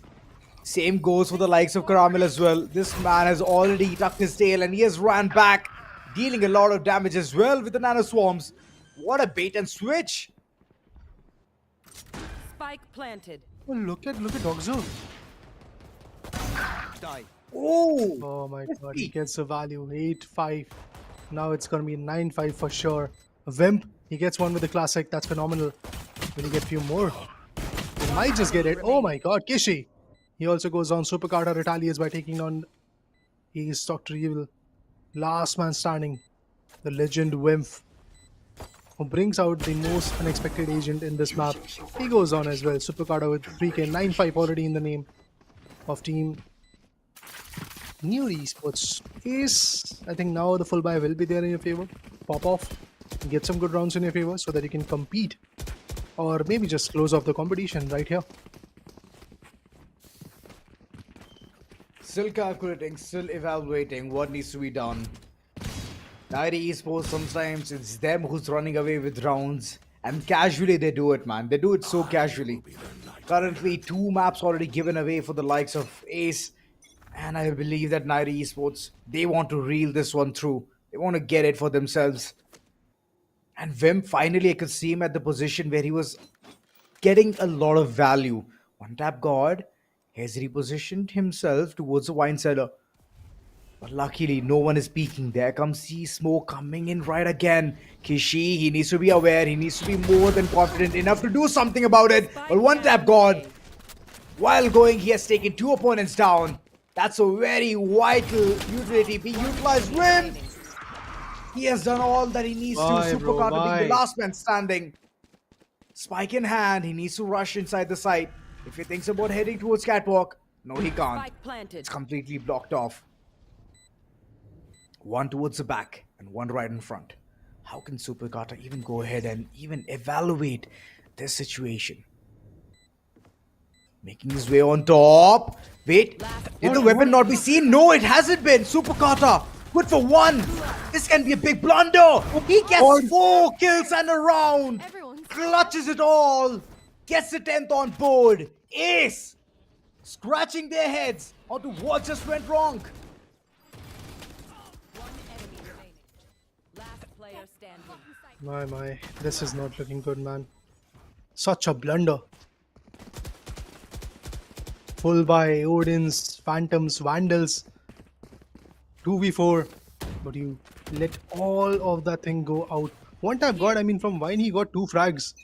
Following it up, it was basically a 3v5 equation. Let's just say 3v4 after one tap God got taken away. Similar things happening again. Why would you be that aggressive? In hunt for that weapon, but Super Carter knew as soon as he saw that weapon is out. He swung, he got the frag. 11-5, it's inevitable. This is inevitable. Dr. Evil somehow manages to connect one shot here, but ultimately he's gonna fumble as well. Last man standing, Masters. Currently moving in towards mid, and the information has been revealed that his position is gonna be towards mid itself. Look at them whole. It's a strong one there. Caramel, he's definitely gonna get the piece of the pie. And an 11th on board. Ace. But now, Wonderstruck. But what exactly was wrong in the previous round? Everything went perfect. 2 frags coming in from one tap God. And then later on, Vimp also followed it up with another one. But unfortunately, not every single one of them is DJ Khaled. Okay, cool. Anyway, guys, 11-5. That's what we have right now. Ace, they're miles away. They're miles away from their victory. It's looking like they're kind of helpless at this point. Their buys are not working. Their plays are not even that effective anymore. And this is their favorite map. I'm surprised to see this kind of things are happening. Is he? He's gonna swing, probably. That Odin, if it was there at the right spot, could have got a lot of value. Here comes the recon, probably, which is going to get them the info. Oh, the players are backing out. Now you have lost your opportunity, the chance of spamming that Odin through the wall to put your players, to put your opponents down and your players at a very good spot. It's not going to happen anymore. They are pushing towards mid, and taking the mid control is going to be one of the best decisions that they will make. Vimp closes that with the barrier mesh, but instantaneously the barrier mesh is also compromised. Oh, the Odin spam Doctor. will clear him. Oh, actually, it's easy. Interesting. My God, Imp is that holding the man. trees. He wanted to run Yeah. away from his death, but 30 seconds eventually he could not evade that. One Him remaining. checking all the corners. Can be the third one. Yes, it's gonna be. Spawn sensor. Yep, Sonic sensors for the win. Getting the inside, Yeah. concussing the opponents, and later on sheer execution. 6th on board. It feels like Ace does not want to give away this map. Listening. And if they don't, it's gonna be a perfect 3-1 for them. But I believe that Niory Esports, they're onto something more mischievous and devious. Doxer is the only man sitting in single digit, and look at the others. They are stepping up. And this is what was missing in the map of Sunset. I mean, Superkata all alone has got 25 frags in just mere 17 rounds. That itself justifies the scoreline that we have right now. That shows why Superkata is the behemoth. But in spawn, we have the Omen and has no idea that there are players lurking in market. They can swing, they can check him. And if they do, it is going to cost him. Omen backs out. Some spams available. That's a bit of a damage. Ishi is trying to break open. Okay. They were trying to open some space. They were trying to maneuver around. But look at Superkata at this point. He is there in Pizza. He's holding that angle. Here. He's making sure if somebody swings, he'll be the first one to check that out.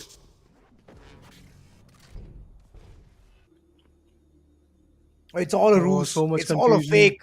Yeah. It's all a fake heading towards side A. But eventually the entire team wants to reach towards B, and there is Dr. Evil just waiting out with the Odin spam.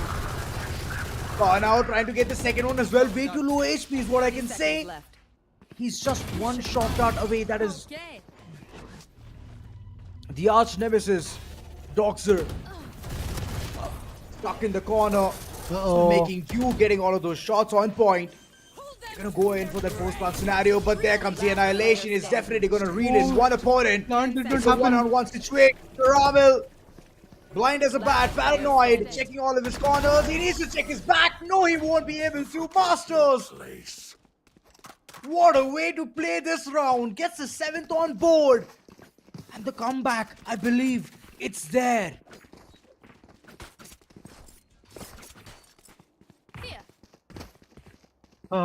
It will be a bit quick to say that the comeback is here, but I truly believe that yes, they are trying to fight back. They're trying to push this at least to an OT. 13-11, it's a bit far-fetched because the scoreline was 11-5. I would be surprised if that's the case. And honestly, Niory, they should not let this go that easily. They have a very big advantage right now. Recons will not work. Dr. Evil needs to push back a bit. Izzy, the angle that Izzy is holding is pretty vulnerable right now because it can be checked. Shock dart, they're trying to break the trip bars. Here comes another shock dart, which will definitely damage out the players. Izzy finds one, Panda goes down. Brilliant head start. Here comes the Hunter's Fury. Will they tag? Will they get the value? Indeed they will. Dogser finds Dr. Evil. Operator being missed. Superkata, he finds Izzy out. They've taken the side entry. This could be the 12th one. Spike planted. This could be. And it's very well shaping to that corner as well. One tap God, he has missed a couple of his shots and he wants to make do with it. But here's the thing, there's one player still towards main. And if he gets the inside, if he understands what's going on, it's all gonna fall apart very quick. Karamil and Doxer, look at him. Aiming control in check. And Doxer, he's for sure gonna bring this one home. 12th on board as Niory Esports, the ex-champions. They are not letting things go that easily. They're here to fight, and they very well will fight and bring it to the decider map. Here. Hoping for the best out here. Keep it cool. Finally a That's how tactical you timeout. survive. Okay. Vimp. I don't know what they're going to plan, but honestly, the previous round that happened was a big blunder once again from the sides of Ace. Everything was in contention. Even Panda was getting picked off initially. But after that, Here. the Abrav, the Dash in Hunter's Fury that was available, it changed everything. Here. It changed every single thing. And the players just got completely compromised out of that Here. angle. But now, let's wait and watch. Let's see what happens after this tactical timeout, because OT is the only option that Ace is left with if they really want to wrap it up in their own map pick. Because if we go to the next one, things can go anywhere. Mind you, I wanted to ask you this question. What map is it? Icebox, bro. It's the Oh Icebox. boy. Yeah. Already feel bad for the likes of Niory Esports. Oh my god. If it heads towards Icebox, I believe that their And gameplay OTs. is. I hope it's gonna be refined this time around. Ace have not seen quite that much of a Icebox action moving forward. But what happened to Abyss? Was it banned right off the bat? Yeah. After Oh Lotus, the boy. Abyss was the second ban. No more falling bodies, huh? Over there. Yeah. You're already falling by the hands of your opponent. Let's not bring in the map factor as well. Guys, this is definitely fun right now, the way things are falling down. One ultimate available, the Hunter's Fury that changed everything in the previous round, is available from now for Ace. Here comes the reveal. Oh, Player is indeed going to get revealed, but he was able to evade. So no predictable fire or spams are going to come through. One tap god. Is he having a weapon, or oh my god, he has got just a sheriff to work with? Man, this can yeah. go And those out bunny on a hops. board. Oh. Spots the head. For the push. It's going to be absolutely amazing. He's been flushed for a different corner. And there comes the support, but the support is not going to be concrete at all. Two players have already faltered. Right now, it seems like Super Kata getting the upper advantage, the height advantage towards Heaven itself. Dr. Evil, little bit damage here and there. But there's a plant coming through. Post plant and Caramel still holding the powerful position there. Dr. Evil being the last man standing with mere Bulldog. Burst action is what we can see, but against three people, this weapon is definitely not the go-to. Attackers win. All right, that's how you want to roll, guys. Niory Esports, brilliant comeback from your corner after losing two back-to-back maps, Haven and the next respective map, which was Sunset. You lose that, but you try to come back in the map pick of your opponent. One of the favorite map, to be honest, the favorite map of Team Ace has been taken away from their corner. That itself is a statement. We were criticizing that Superkata, you were at like 7 frags in the map of Sunset, but look at him going above and beyond. I believe he has 30 plus frags. I believe that's what he is going to have at the end of the matchup. Obviously, when the scoreboard comes through, we will get to analyze all of that as well. But yeah, he had already 25 frags in 17 rounds. That's how chaotic this guy was. Well, all in all, that 15 minutes of a break did help the entire team to have that mental reset that they needed.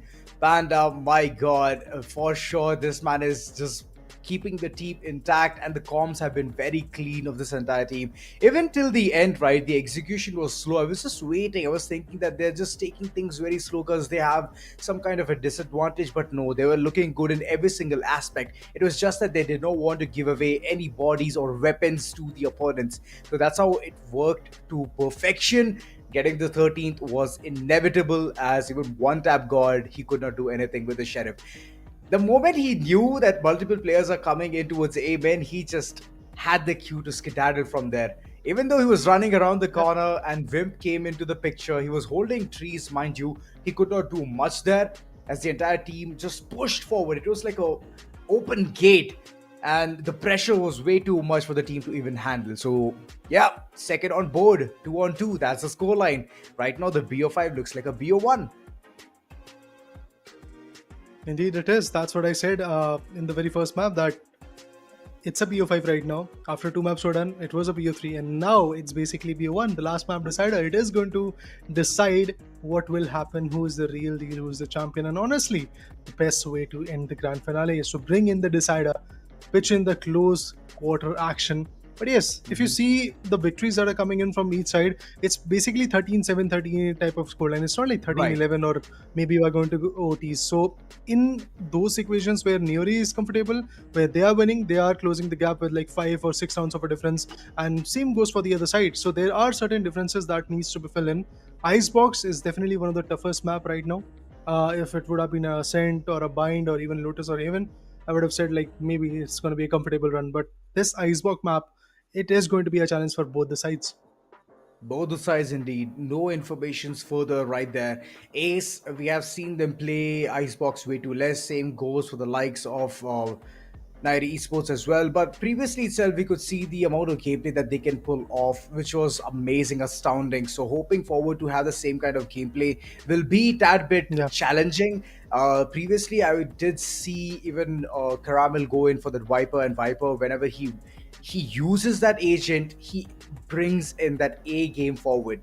And yeah, I've seen him frequently be on that Raze as well. Not Raze exactly, Reyna as well. So if he's going to be playing Reyna, then I believe this game is done right dusted. Niory Esports can seal the deal. Duelist is what they love to play in the map of Icebox. But on the other corner, Ace, I still have no idea what they're going to be picking, what composition they will be running. And yeah, things like that can be proven wrong as well. Let's see, let's hope for the best, because the decider is going to be super amazing. I just checked that it's attack for Ace in the map of Icebox, so definitely need to know what Ace is going to do, what kind of competitions they are going to bring into the table. Anyway guys, let's have a look at the scoreboard. Okay, I thought it's 30 but it's 28. Supercard is still pretty close to it. I mean, what a phenomenal performance. 378 of ACS, and in order to answer back, the highest that was there from these lads were basically Wimp getting the 15 frags. Close to it was Vizzy, but initially I thought One Tap God is going to do wonders. Yes, in the few rounds we got to see like One Tap God got a lot of value, but now I can clearly see at the end, while they were trying to defend, One Tap God just got few frags in their favor. Anyway, all said and done, we have Panda, who got amazing smokes to work with. The controller was pretty phenomenal. Masters, yeah, he was phenomenal, but then again, Supercard, the MVP of this map, this guy, he changed every single thing. The momentum that he brings for the team, it completely changes the whole orientation and the type of play that this team loves to play. I mean, at one point of time, whenever things get distorted, the entire team is in shambles, but at the time where the entire team is stuck together or Supercard starts playing good, they get their confidence back, they get their morale back, and that's one of the key factors. I hope that in the near future, wherever this team is just planning on to making themselves into all of those top circuits, the entire performance should not be relying onto one person.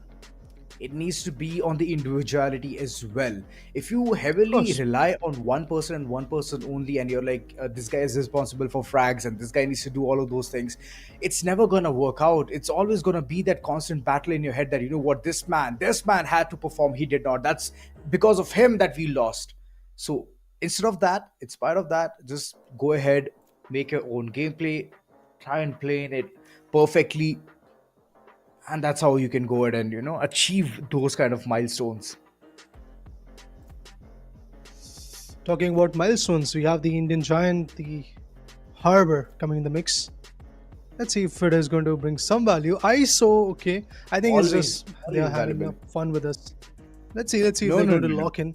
I think yes, it's going to be a wise choice, no doubt in that. But Caramel, he's switching up to a duelist. This will be interesting. I mean, Supercard is already playing a duelist role, and as you rightly called it out, that they might actually go with a double duelist composition. Honestly, on defense, I have my doubts regarding that. On attack, if they would have been having their first attack half, I would have applauded at this fact that they are going to go with a double duelist. But anyway guys, it's not logged yet, so let's wait patiently. If it is going to get logged, they might be in trouble. Oh yeah, for sure. Caramel for sure is going to be picking ISO or Reyna. If he does it, then you all know how tough it is to even push her away. You need to use all the utilities just to take her away from those boxes towards side B. So it's not going to be a lovely sight for the attackers to even go ahead and tackle this man, which is Caramel. But on the other corner, bringing in Harbor is a beautiful addition to this map, especially even in the map of Lotus. We all know what kind of shenanigans he can do. But the Cove, the Cascade for sure brings in a Yeah. lot of value. And that's one of the things which I'm waiting for, to actually go ahead and mix and match those agents. Try and build your own meta, because multiple teams are going ahead, they're trying their own things. Even for example, the Chinese team as well, Kan for a primary aspect there. The entire team of Edward Gaming, they created their own composition, and from there people are trying to build upon it. It's about someone else is setting the trend and you're following the trend. So currently, if you want to be the trendsetter, then might as well go ahead and try and implement all of those agents into the midst, into the action. So I'm very happy that Harbor is into the picture, and it's a dual controller setup from the likes of the attacker. So this can always aid into passive aggressive approach coming in from Ace. On the other corner, Niory Esports, they're going to be pretty much on point itself, except for Karambil. Karambil will for sure take those duels because he has that chi mode on, and the moment he has that shield on him, he can go ahead, take the fight without even worrying about what might be the end result. Well, definitely looking forward to it. Few more seconds. After that, the action will start. This is the very first round, guys. It's going to be very important. As we can speculate, the double controllers, the toxic screens, and the cascade, the high tides, it is definitely going to be valuable. And guys, what is valuable is basically the crucials, the latest SSDs and RAMs that you can purchase from their websites. All the links, all the details regarding Crucial by Macron, Today Gaming's GPU, and eventually Gossip.gg's channel is pretty much pinned in the comment section, also readily available on the description. So just go ahead and tap on it, check it out. Meanwhile, we would love to dive into this action. Anxious, chaotic, fierce. That might just be the adjectives of how this game is going to go. All right, there you go, guys. The decider is upon us. It is going to get started. 1 minute and few more seconds. That's all you have for the first round. Can Ace build a better attack in their favor? They're confused with the old drone. All the players are relocating once again. It's just Doxo who's going to stay away, who's going to hold A. But the guys, they are slowly marching in. Look at them. Slowly trying to infiltrate A. They can do it. KJ Wimp, the guy who has got the spike, is the first one, but here comes the water. Toxic screen is up. Plan needs to be done. All the players evade back, and it's going to be a plan for Nest. Spike planted. Alright, the plan is done. Nano Swarm's activated probably. Now the trouble will rise. Cascade goes off. Here comes the high tide. The players are going to get blocked off, and Masters gets the very first value for the team. On Nest, we have Easy getting few more. Easy, he gets a 3k and gets a 4k in the very first round. That's how you need to open up, and that's how they did. Ace getting their very first victory in the map of Icebox on attack. Those double controllers are definitely the menace, but it all came down to the flank, the fake that the owl drone built in on B. That was phenomenal play coming in from Ace.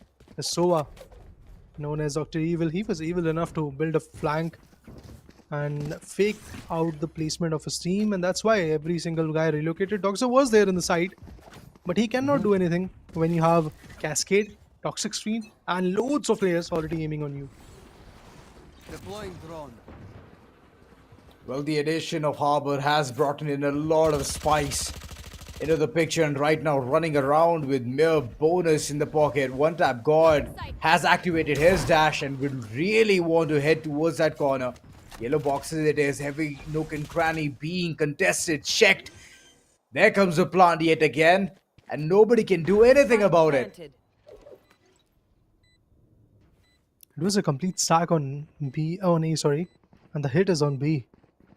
Players are pushing back to yellow. I believe the KJ would love to go for a backstep, probably through mid. That could be a wise choice. Or are they going to just wait for it? But with classics, May Ghosts and some sheriffs, can you really build a post plant? Can you really fight back and really get that plant defused? I doubt that, and it's going to be probably a flawless win. As ISO is the last man standing, it's Karamel, whose shield is broken, whose hopes are high. The opportunity is not there, and there you go. A flawless win. All thanks to One Tap God. It's a big boo-boo. so cute? And I feel it so cute? it's all about the money which will fix this situation, fix this issue. Niory Esports waiting for their buy and finally they get it. But how well can they tame the opponents? Because they're just running around like wild men. Good composition, good hold, good initial point of contact, and I can only see this man rocking it.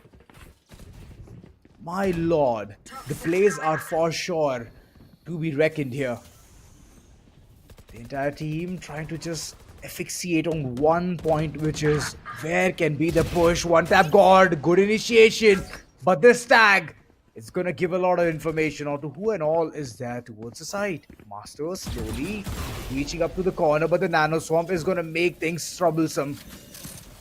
Buying some time here. Kishi. Not seen him in this role at all. And finally, when you see him, he has been berated off it. Caramel again beaten into pulp. 88 HP on him. And the situation looks very dicey. A reveal and he needs to run away. He's just trying to build up the pace. 2v4 is what the situation looks like, and the turret is gonna scream volumes. Oh, lovely one tap. Good. That was crispy. Turret over there, but I believe nanoswarms are also placed so that they can stop the diffusal coming through. Okay, we have an outlaw, and Izzy is gonna be efficient enough. In the first round, Izzy got a 4k. In the second round, we got to see one tap god coming up with 3k, and in this third round, similar things are happening. Players are definitely being fruitful. And I believe it's definitely going to be a 4-0 scoreline because of the fact that Niory invested a lot in the previous round and it all went in vain. Look at this. Sheriffs and marshals. Just one marshal and loads of sheriffs and they keep corner. Half shields are there, which might just save them. They can break and kind of put Ace on a bad spot, but I still believe it's Ace's round. I mean, breaking the backs is impossible. They're searing high with confidence. And Wimp yet again checking those corners. Super Kata, if he missteps one time, he might be punished. But it's Wimp on the receiving end. Super Kata playing it to perfection. And that fight had to be won. The spike is under their control. It's under their fingernails. And all they have to do is just hold it dearly. Couple of peekers right around the corner. And Masters will definitely shut down Super Kata. That upgrade of the weapon did not help at all. One by one, every single one of them, whoever is planning on to hitting the side and holding it down, is going to be taken right off. Reveal and Doxer, quick on the classic, can upgrade his weapon, and Caramel, he needs to shine, he needs to hit his shots. He's the last man standing, stuck in that corner, jumping up and down. Getting the insight, the information onto where the opponent can be. Oh my god. It's still a nail biter. Bringing him in. The HP is definitely going to reset. It's a 1v1 duel and Caramel. Ah, lovely. He nails this one. Bro was like 35 HP, 33 HP is not enough. Let's bring it to even Steven equation. Kill contract comes through. And of course, Saizo is going to credit and cash in that kill contract because he's the killer here. He's the Caramel. He's the miracle. He's a wonder boy. The way he performed was amazing.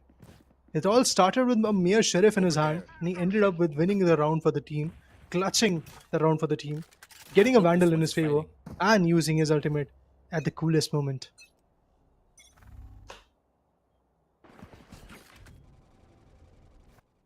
The cool dude Caramel. Here. This needs to be contested. Super Kata. Quick on the trigger. Shuts down Masters. Cascade Cove, nothing can work out now. High Tide also into the picture. There comes a second shot. This man is already on a rampage. He can spot in multiple. The third one was through the wall. He misses this one around the corner. But definitely, Ezzy, what were you thinking? What were you thinking? Just going ahead, feeding this giant more and more kills.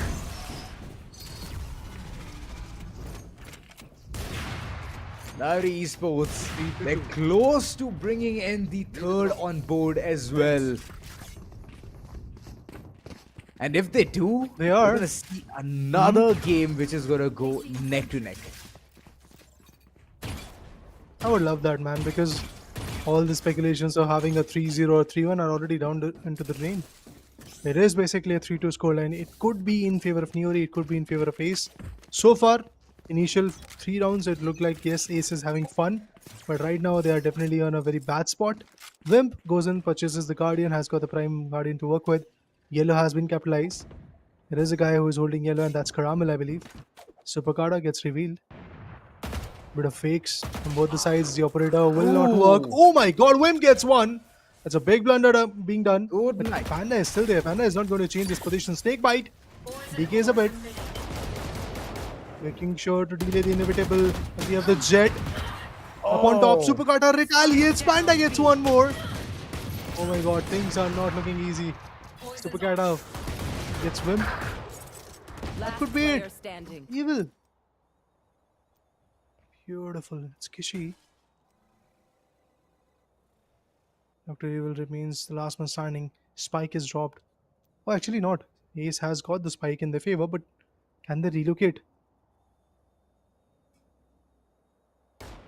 Oh, the odds of this entire situation, Evil won't do anything here. His hands are tied, and Kishi, good swing around the corner. Shuts him down, gets the third on board, and it's an equalizer. Money for one corner, which is Niory Esports and Ace. Well, this time it looks like their hands are tight. Investing on those weapons will be an ordeal. Half buy and sheriffs can be a good call. But if they want to go big in the next following round, then might as well save it all. Phantoms, alright, I can see it. Weapons have been invested here. Panda. Pre-fire a little bit. Nothing connects. And there comes the corner. We completely checked. And Reckoning coming in as well. One by one, they are heading towards the side, and Doxer making do with his Hunter's Fury. They tag one and seal the deal. Now they need to get the plan done as they have the attackers KJ locked down. Yep, the plan is coming to a reality. They do have Viper Split also available if things fall down.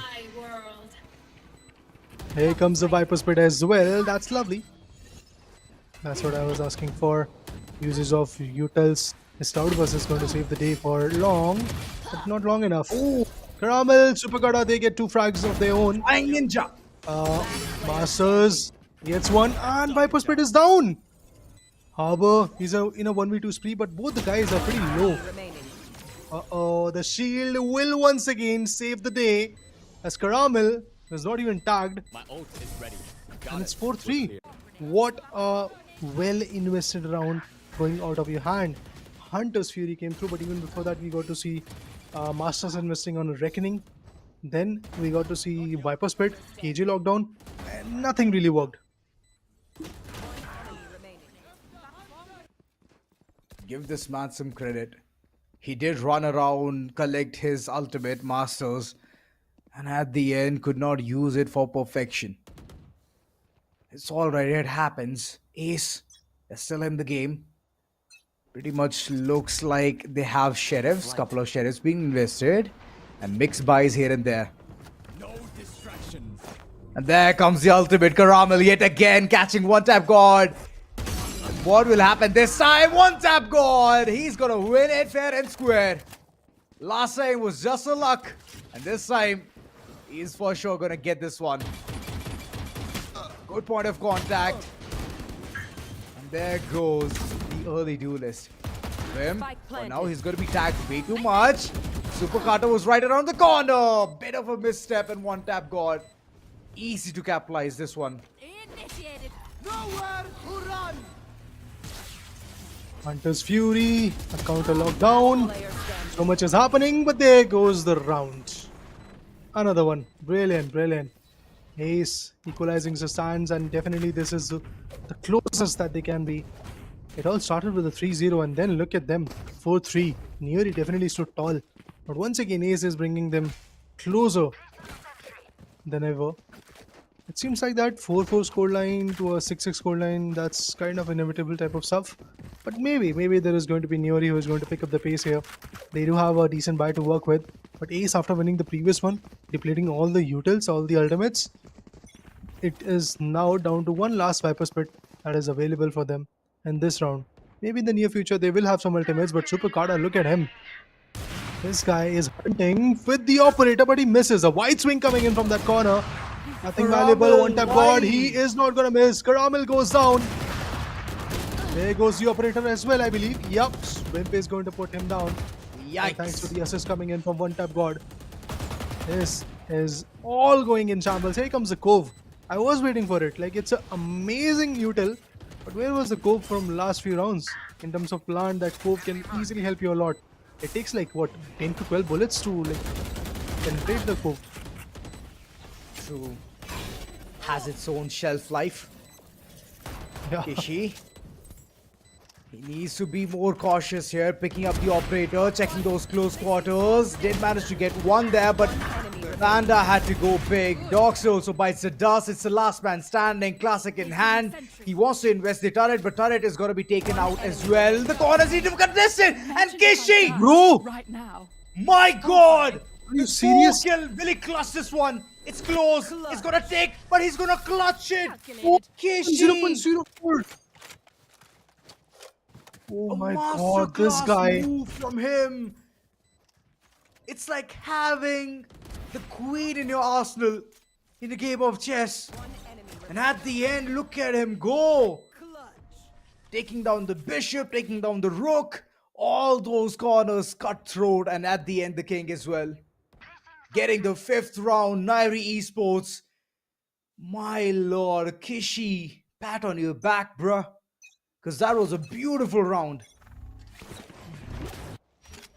It was. It definitely was. So much work done and dusted, but Kishi came in, took it all around and got the value for the team. But aggressive, I believe. We have the alarm bot available. Nanoswarms activated. Nanoswarm actually placed towards his side. Good damage. Lovely damage on one tap god. He's pretty low at this moment, but the other guys, will they follow in the footsteps? Switches the weapon. Now he's going to go with the Guardian. Where's your Cove, buddy?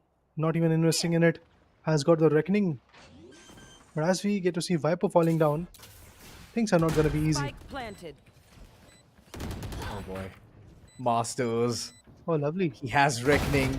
He can suggest every single one of them to move. Yes, he's going to do that. Panda still lurking around the corner. Can go big, but no. Dr. Evil was just waiting for this kind of a gameplay to be into the picture. And Super Carter, yet again, he's there to contest every single moves. One by one, Masters. They want to take the opponents down, but it's the man count advantage that will aid the entire team of Niory Esports to get this round as well. 6th on board, and the operator is going to be picked up again.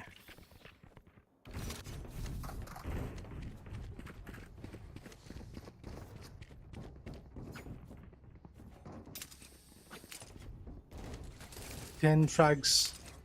Karamel. But one tap god, he is doing the heavy lifting. Dr. Evil on the other corner. Bit shaky. But I believe he'll bounce back. But they have Stingers and Bulldogs to work with now. I don't know, man, what's going to happen in this round, but it definitely looks like Ace is not at all in a very good functioning way at this point, because they started with a 3-0 scoreline. Now they are like at 4-6. Recon ball being destroyed. The info has been revealed. And there goes the Ultob as well. They are pushing in. They are marching up ahead. Wimp gets one. Here comes the KC ultimate. Ace needs to push back, but Karamel is like, no, I'm going to stay right here. Put my opponent down. Give them the misery. God. But Izzy is going to deny all of that. Big overcommitment, but it costed them. Karamel goes down. Here comes the plant. No denial in that, I believe. But Super Carter, beware of this guy. He is a predator. He indeed is. Ishi good for only one. But the money factor was not looking good. It was dwindling way too much. Super Kata caught slacking. He should have checked that corner. It's still a 1v2 situation. Doable indeed. Panda needs to go ahead, hit those big shots. Did spot one player, but look at them being menace of the society. Couple of players just playing This one to perfection. Panda could not do much there with Ezzy. My oh my, credit where credit is due. This man has single-handedly brought in the entire round to the favor of Ace. And this is where the entire part just started falling apart. Those corners being contested, and at the end, it was just a mere stinger and bulldog buy for the likes of Ace, but still, they got it for themselves. 6-5. Placing swarm grenade. 6-6 will be a very good scoreline for Ace, and I believe they can get it in their favor because of the fact that there is not a lot of buy. Panda is playing on a Sheriff, but we have seen Niory pulling off some damn good thrifties. So maybe they're going to get it once again. Maybe that's the case. Nano Swarms, yes they are there. Goes in with the Sheriff sword, puts in the snake bite. No value so far, but one tap god is going to put him to sleep. Caramel on the other corner finds one. Defensive KJ lockdown. They can back out from this space. They can go to A. They still have a lot of time. But will they? That's a question right now. Caramel, look at him getting second and then third. Bro, this is definitely a 7-5 now. It seems like that. Last player standing. Yeah. Wow, Second an ace tired. probably, and Caramel. it's an ace. We finally get to see an ace in the grand finale, guys. All thanks to a Sentinel Chains duelist, Caramel. My god, look at him go. It's like unleashing someone. And he did unleash the wrath onto the opponent. Well deserved ace. And 7-5 is the scoreline. Second half yet to begin, yet to commence. And this is the tone setter. This is the mood setter. If Ace wins this pistol, they get a couple of rounds. It's even Steven scoreline yet again. If Niory Esports win this one, then it's going to be a 9-5. Still waiting for this opportunity. Previously, they did make some mistakes. The first pistol round itself. Right now, I don't think so. They want to go ahead and commit that. High Tide completely blocking and nullifying any kind of information here, but the mid is completely open. The shots are going to be taken, and Kishi, he is going to shut down Wim. But look at the way the counterparts are working. The pendulum is swinging heavily for the likes of Ace, and yet again, they might seal this pistol one. Once more coming into the corner. One tap god has gotten a couple of kills. He's already looking like a giant mammoth. The players lurking down towards mid. The angles need to be contested. Doxer caught slacking. And Kishi, he's right around the corner. He might catch this over. But did he not hear the opponent bunny hopping? He did not. His back is wide open. Oh my god. What a turn of events. Kishi, he's marching in. Oh my god, nobody is really checking. But Kishi will. And Kishi will not miss. Masters, he has been compromised now. One tap god who also is there with a 2k, I believe. 30 seconds. He knows where the player is coming. 30 seconds. He knows that there is not a lot of time left. There comes some blunder, but finally will convert with a 3k. He's one tap god. Delivers it for the team. 6-7. They have won the pistol round. Might just win the bonus one as well. Bonus in pocket, and look at the investment going in towards Outlaw. One shot and the opponent is downright dusted. That is going to be the case because nobody has an armor. No shields whatsoever, no halves, no fulls, because the money is looking really tight. They have invested on a Sheriff, and I believe they should just refrain on doing that. It's okay. I believe they want to get this one round to themselves or even damage the economy. That might be the perfect approach from the likes of Niory Esports. But they need to be quick. They need to hit their shots. Looking at the way the High Tide is working, functioning, just not allowing any information. And the moment they move from that, they'll get slowed. And that's where the opponents can go ahead and capitalize. For now, peeking from both the corners. Masters, it's got to be taken down. Kishi, early advantage here. And the weapon to be picked up as well. Shock dart, will it hurt? I do believe it is going to. Wimp on the other corner comes up with the Guardian. Shuts down Panda, but the plan has been done. Dogs fights back and takes down Wimp. I can't Oh believe my. this. Things are going Last south. player standing. I can't believe this. Finally, where's the last one standing? I can't He believe also this. goes on, and it's a thrifty win from Niory. If you give them space, they're going to barge in Wind. and Show me where to make go. sure that they rip you apart. That's exactly what they did. Niory. I think Masters was having fun, but all of a sudden, fun turned into a sad story. Nightmare. Last player standing. Yeah, pretty much. Super Kata, my god, look at him dashing away after casually hitting that one tap of a headshot. It's like nothing happened. You don't have to look at it. It's just me being at my prime. Couple of players are holding the side again towards B now. Ezzy. Little bit antsy. Trying to go in, and Masters. He's waiting for the right click opportunity. Shots taken. There goes nothing. Right there. Destabilizing. Look at them And, keep the opponent so invested towards side A. 3 players towards A and 2 towards B.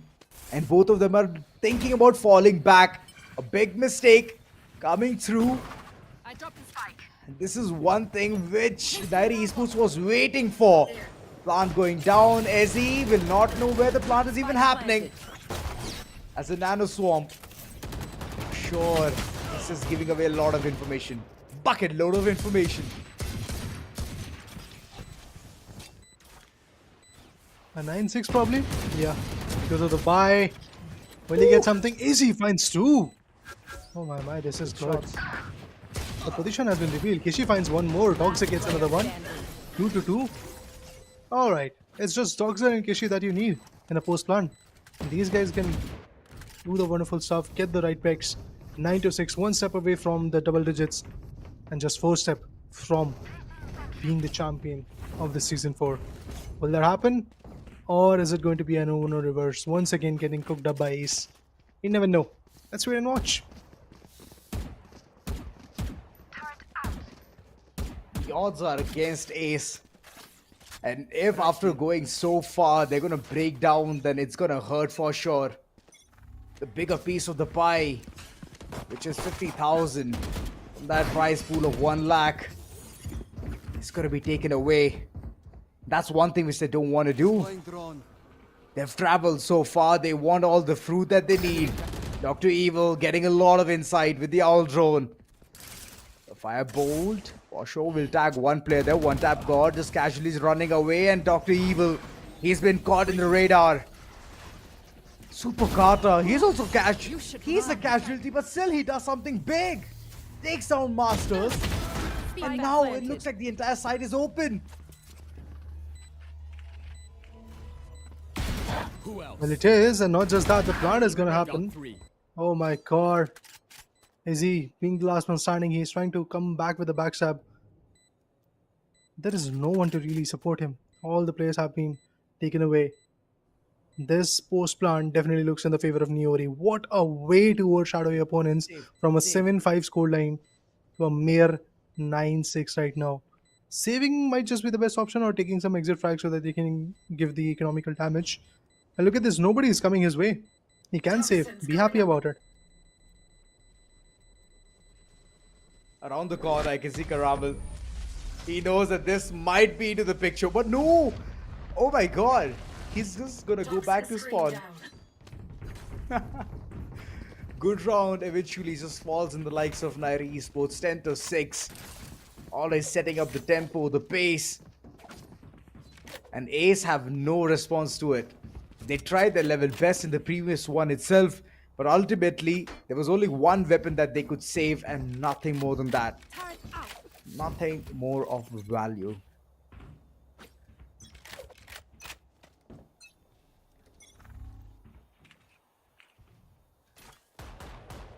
Yeah. Once again, the setup has been created. Ace. They're getting ready to be on par and eventually get the best value that they need. Oh, beautiful no. swing. The Supakada is going to put down one tap guard. Nothing of a value came through. They gave up the info. They gave the player man advantage is in shambles right now. Talking about the ultimates, none. The only ultimate that was available is out of hands, and that was a Blade Storm. Sova takes the spike. Once again, faking a bit, making sure that they confuse their opponents. I mean, the best card that Ace had was basically confusing their opponents and isolating the fights, and that's the exact same card that Niory is using right now in this map. They're confusing, they're isolating the fights, they are making sure that they pick up the fragments. They're just being valuable at it. Oh my god, super card, a beautiful crouch and peaks. Has been valuable for one, but won't be effective enough for the next one. The plant will still happen, 30 seconds are left, so they need to get the plant done. Won't get that kind of opportunity anymore. Bulldog action with Panda at the end will be on par. Ramel. Is he goes on? Is he back? He gets a 3K. Fancy Kishi. 1v3. That was close. Kishi always on par. That was close. My oh my. Things could have gone all thrifty. But okay, Kishi was available. He readily just remedied the entire situation, took it upon him, and once the matters are in his hand, in his court, he always wants to deliver. It's a new role, surprisingly, from initiator to a sentinel, and look at him go and shine. So far so good. Caramel still stuck through that wall, high tide all across. Masters, yet again, he's trying to play the you and me. Entire part of holding side B. But there comes the challenge. Caramel, yet again, stuck in the 1v1 trade, and it's one tap guard who's going to be deleted. Well fought. 1-on-1. Spike down B. So far, Caramel has managed to shut down one tap guard, and there comes the reckoning. Isolating the entire team to go ahead. Look at another site. Caramel holding the boxes, height advantage is there for now. And Kishi, he's lurking towards mid. If he catches one or two players and he hits their snooze button, it'll be an entire execution towards side B. All he has to do is catch one player who's there towards snow. Oh, the snowman area, but Masters, he's gonna be tagged, and there comes Kishi swinging around the corner. Dr. Evil disabling him, and right now a post plant is inevitable. Docs are contesting this one, going ahead for a post plant. Turret deployed, Vimp 5 HP, Guardian in hand, one taps all across, needs to be the case, but it won't happen because the swing and the shot of Doxer will be on par. Match point. That's it. It's not even the match point, guys. It's the series point that we're talking about. One last round is what Niory demands. Will they get it or not? Time will tell, because there is a good buy coming in from both the sides. Actually, it's basically going to be a force buy coming in from these lads. Let's see. Let's see what happens next. To be honest, now all the cards are wide open. Ace, I don't think so they're going to bring anything at this moment because of the fact that they don't have a very good buy. They might drag this to like 12-9 or 12-10, but at the end, I feel it's a victory for Niory. Finished. Oh, fancy Kishi. Surprise, surprise. Look at Masters. Casually just running around, grabbing the rope and running on top, thinking it's going to be so easy. But nope, it's bungle in the jungle. If you're messing around with Kishi, you're definitely going to be facing those horns. One tap God. Good for one, but Doxer, retaliation on par. It's a couple of players to spare. Ace have nowhere to go, nowhere to hide. Caramel catching one player slacking, and the second one as well. One tap God falls, and this team is gonna be emerging victorious yet again. Champions of the Esports Club Showdown Series Season 4 for Valorant will be none other than Niory Esports. What a way to win. Champs are here, they have arrived, and it is Niory. Be it some new additions, be it some iffy moments, but at the end they will still be triumphant against their adversaries. What a way to win, what a way to fight back. I mean, beautiful, beautiful comeback coming in after winning the first map of vying. They had some hiccups in the following one, but at the end, amazing, amazing, amazing comeback coming in from these lads. And the best part was Superkata. Phenomenal play from Iskana. And to be honest, it was Caramel as well in this map. Icebox. Caramel was wonderful. Yeah, he definitely gets all wonder bar there. So Caramel, here's the thing, right? There's a bit of a history of the map of Icebox. I have not seen Ace play that often this map, so I was kind of having those icks right off the bat itself, thinking that it might be that Ace will run away with this map. But the way Caramel and Super Carter just went in hand, they created those moments. Let's just have a look at the crucial moments alongside this conversation. So yeah, let's just jog our memories. So those kind of moments were there where pistols were taken right off the bat from the corners of Ace, and here was the reason why. SE was not making things easy at all, and he was constantly being a thorn in front of Niory Esports. But the way they just countered this entire situation, an addition of Harbor, even though it looks so good on paper that he's bringing in all the cascades, coves, and all his ultimates as well. At the end, it's about the implementation. It's about how well you can synergize it with the team, and that's where the the thing was falling apart. Yeah, man. Double controller setup. It was pretty interesting. I mean, that too, when you're starting off as the attacker, I had my doubt regarding that, but at the end, after getting those 3 initial rounds, it was looking like maybe Ace is going to just completely conquer. But then again, Niory started to pop off. They got a lot of value from those corners, and I'm absolutely happy to say this, that what a way to win, what a beautiful way to come back into the picture. Honestly, Kishi, that 4K that he brought, look at this round exact. Beautiful clutch from his corner, last few seconds were left, and he secured the round, the defusal, and 0.04 seconds was left. That's all it was left right now. So he did wonderful. Even after that, following it up, plenty of rounds came in favor of Niory, but still the scoreline was like 7-5 if I'm not wrong. Yeah, 7-5. And they brought the action in towards 7-7 as well. No, not exactly 7-7. I believe it was 8-6. 7-6 and then 8-6, yeah. Yeah, they pulled in a thrifty. Those individual brilliance, right? Caramel, my god, the aggressiveness and the ace. Absolute amazing. What a beautiful performance. So these kind of gameplays, right? The moment you see that in front of you and happening to you, you start thinking, you start recalculating your steps. You're like, wait, will I meet Caramel again in this corner, or should I just go ahead and peek it? And that's where Caramel is standing. So it's just a constant fear in your head. And not only that, the 1v1s, if I could talk about the kill contracts being pulled off 3 times from the likes of Caramel, and in 3 times he won twice and lost once against One Tap God. He was isolating One Tap God like a boss, because he knew that if One Tap God starts popping off, then the game might just be over for the entire team of Niory Esports. So kudos to Caramel to isolate those kind of fights. 4 first kills being picked off from him, and same goes with One Tap God as well. This man has been a surprise element every single time. He broke the record of first kills. It was 9 now.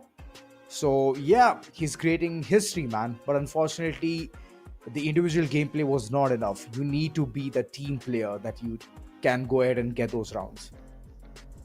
Obviously, because we are talking about the 5v5 showdown, you need to have that team effort coming in. And that's where even Niory is a little bit shaky, but at the end, if they are able to be comfortable with that play, Super Carter going all in berserk is the right adequate adjective, I believe, for him. Meanwhile, Caramel, pretty on point, pretty strategic, pretty effective in the play, decides to go with ISO, and look at the value that he brought. And you rightly called it out. Isolating One Tap God was the best part that this guy did, because if that would have not happened, One Tap God could have changed the trajectory of this map, or at least brought in few more rounds for these guys of Ace. But it didn't happen, guys. Amazing headshot percent, 18% to be precise, but that record of 9 is not going to get broken, I believe. Other than that, Caramel, wonderful way. Yeah, beautiful play coming in from it. I'm just waiting for that. Come on, insights. Come on, what's going to happen? Oh, it's One Tap God with 89 kills. Deaths of 80 and assists, so 7 overall menace to the society. My oh my, he has been so good. 16,976 so far. His scores have been phenomenal, alongside first bloods as well. First kills 25. Oof. Well, there you go, guys. Leveling up is also another part of this tournament, guys. This level up leaderboard tells you who are the top 3 individuals who are having a chance of getting those right goodies. Currently, it's Caramel, of course, 69G, and Dogs are in the mix. Nico, Genola, they came very close, even AK Demons for the same sake, but these are the 3 individuals. Look at Caramel, the points that he has got 320, miles away from the other guys who are trying to follow his footsteps. And honestly, the number of frags that he has got is also uncanny. He has got 679 throughout the tournament. On the other corner, the following up guy, 69G, I believe he was there with 545. That clearly shows what kind of potential this guy holds all alone. Amazing play from these guys. Yeah, true, but all of that done right, dusted. I would really want to have a word with Panda. My oh my, this is the second time. Previous season, season number 3, we heard him say wonderful things, and we would say things like what just happened there. But right now, season 4, he has nailed this one as well. So let us just bring him on board. Panda, what's up? How are you doing, my boy? Rita, hello, I'm doing good. How are you doing? We're doing good. We are man. having Looking fun, at man. the gameplay, we had a ball. Thanks, man. Thanks. All thanks to Caramel for that gameplay. Of course. What was the plan going in Icebox? Like, it was basically the decider for you guys. What did you plan? We the plan was everyone was tired. We were like, this is the one final map, one step away. We've been playing Yeah. all day throughout power cuts, through tech issues, everything, and we were like, it's our time. We need to win this and show everyone that we're here to stay. Wow. Well, and you did. All right. Like there were some power issues, and also there were some issues with the second and the third map as well. So, what exactly was going on in your head? Because I was just seeing one thing, and I was just understanding that you are like the fun element of the team, right? You'd Yeah. like to get those spirits high of the entire 4-man squad. I mean, including you 5, of course. Yeah. But yeah, the weight on you, on your shoulders, on your head, how witty had you gotten to get those situations bypassed so that you could get a really good game moving forward? I think more than being witty in those situations, in the situations when we are down, we need to be more calm. Like, yeah, you need to use your brain, but if you want to use your brain, you need to calm down first, or else you'll just Of run course. around like a madman. So yeah, we need to calm down and talk about the next map if we lose the first map or second map. I want to Nice, ask you nice. that what's that small gap that you need to fill in according to you? Like, what's that small misalignment in your team? Is there any? There are. I would say mostly we need to fix our mid rounds. Uh, Okay. some of our players we are not that experienced like me or you Mhm. say, so like we need to fix our mid round stuff and react better to the enemies. Amazing. Well, whenever you're locked and loaded in the server, right, Panda, I can see you. Your face is so serious, but whenever it comes to interviews, you're so jovial. What's up with that, man? It's like, oof, Is you're this? angry. Oof, Yeah. you're happy. What? It's like a switch or something? It's a switch. Yeah, I would say that it's a switch. When you want to get into a game, you just focus up. Your eyes should be on your That's crosshair and the nice. map. That's it. That's nice. Amazing. Reda, I have a question from Yeah. Aggressive as well. Panda, this is a Okay. question from Aggressive. So, how did you feel to get a throwback to the last season VIF during the first game? Okay, that way. Okay, so we were. Okay, it was a good game. I was killing that game. I got too confident. I would say he whipped. I whipped. I just Okay. left everything after I killed him. Luckily with a classic. But yeah, my team got my Lovely. back. That was a 4K Yeah. with a little bit of masala. Nice. Always. Yes, for sure, man. For sure. I mean, yeah, Raider and I Yeah. believe even Aggressive enjoyed your masala way too much. They were like sitting and Brilliant, man. having fun. So, one more last question. Raider, do you have any questions? I just wanted to For ask you me, that which particular team was like a little bit difficult for you, or you are like I preparing for them, think actually preparing? it would be Ace. Ace has played fabulously throughout the Yeah. tournament, and we did do some preparation before this match, like best of five, because in the upper bracket we lost to them, Hmm. so Yeah. we yes, had Exactly. to that's where I was prepare kind more. of getting to as well, Panda. So, वो एक जो सफर था from upper bracket to the lower, you got pushed down, and Yeah. after that, I was not worried at all. to be very honest, I was not worried because I know you guys will bounce back. But I did not know that you're gonna make it all the way towards the grand finale, man. Uh, Kudos to you guys. What a performance. well, you know the saying, हार के जीतने वाले को बाजीगर कहते हैं. Bazigar kehte Yeah, hain. Lovely. let's go. Also, final to seal the deal. How was the experience in the Esports Club Showdown Series Season 4, man? Better, Amazing. Better amazing. than before. It was so much better than before, more smoother, and Mhm. admins are really good, and the gameplay, everyone's bringing into the tournaments, the competition's getting up, it's That's increasing. Yeah, nice. That's We nice. need to level up with that as well. Yep, yep, lovely. yep. That is indeed. So, final, I guess we're going to be bidding you farewell. Panda, first of all, congratulations, man, Thank you. on winning this season 4 yet again. You are the crowned back to back champions. I hope you're going to have a lovely celebration. Till then, take care. Bye bye. Next season is where we're going to see you again. I'm hoping that Yep, I'm going to see you, Panda. definitely. Yeah, Definitely. You'll see me cool, man. somewhere. Okay. Cool. Lovely. Thank you for having me, guys. You guys are lovely. Always a pleasure, man. You too, man. Bye bye. Bye bye. Bye bye. Well, that was insightful.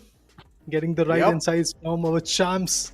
Panda was there on the interview desk, and of course, there were some studies, there was some planning and plotting being done. But at the end, when you are the champion, you have everything in your favor. Yep, that's true. Well, I believe it's pretty much it, man. It has been a roller coaster ride, Raider, alongside Aggressive. Aggressive is not here because of his casual behavior. I'm kidding, Aggressive. No heat on you, no shade on you. He has been phenomenal as well, but I believe he had some personal reasons. That's the reason you cannot see him here. But other than that, man, you guys who have been absolutely perfect. Audience, thank you so much for hanging out and watching the grand finale with us and being entertained constantly. This was pretty much it. Champions right in front of you. It is going to be Niory Esports yet again. And I would really love to thank the Esports Club for the phenomenal gesture of going ahead and creating this entire stream so seamless and effortless. Alongside, well, Raider, I believe you can go ahead and do your final words. To my party, yeah. So, guys, 6 days of journey on the broadcast. We started with the playoffs. So much happened in the last 6 days, and finally, we have the conclusion. It's Niory Esports who are the champions of the Esports Club President Showdown Series Season 4 of Valorant. All thanks to Crucial by Micron, our GP partners Zode Gaming, and media partner Gossip.gg, along with the Esports Club, by which we are possibly having this amazing fun. And it's a wrap for Season 4. We'll be seeing you in the next one, guys. Bye-bye. Peace out. Thank you for joining us.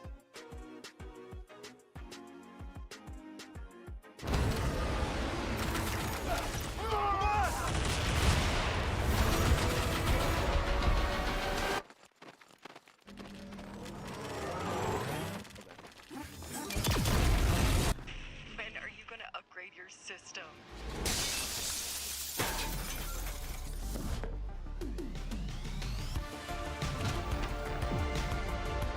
Alright, let's do this. Once there was a hunter who saw what others could not. With a magic case in her backpack, she roamed with wild abandon into the great unknown. Her gaze inescapable, her reflexes lightning fast. When armies swarmed, she went through. With eyes open wide, hands steady, holding, watching, capturing everything in sight.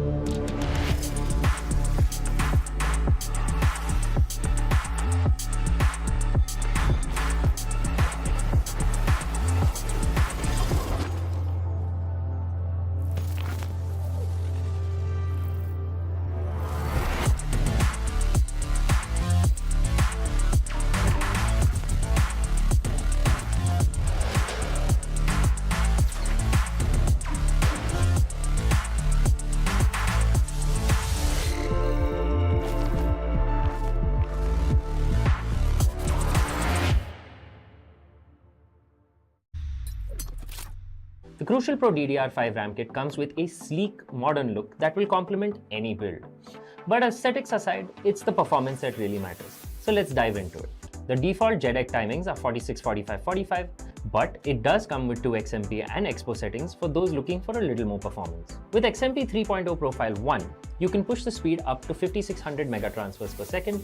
If you prefer a slightly lower speed but tighter timings, Profile 2 offers 5200 megatransfers per second at 42, 42, 42 timings. We've run some benchmarks and stress tests to give you an idea of how it performs. In general, dropping the speed and tightening the timings with the second XMP/Expo profile yielded better results for us on our test system.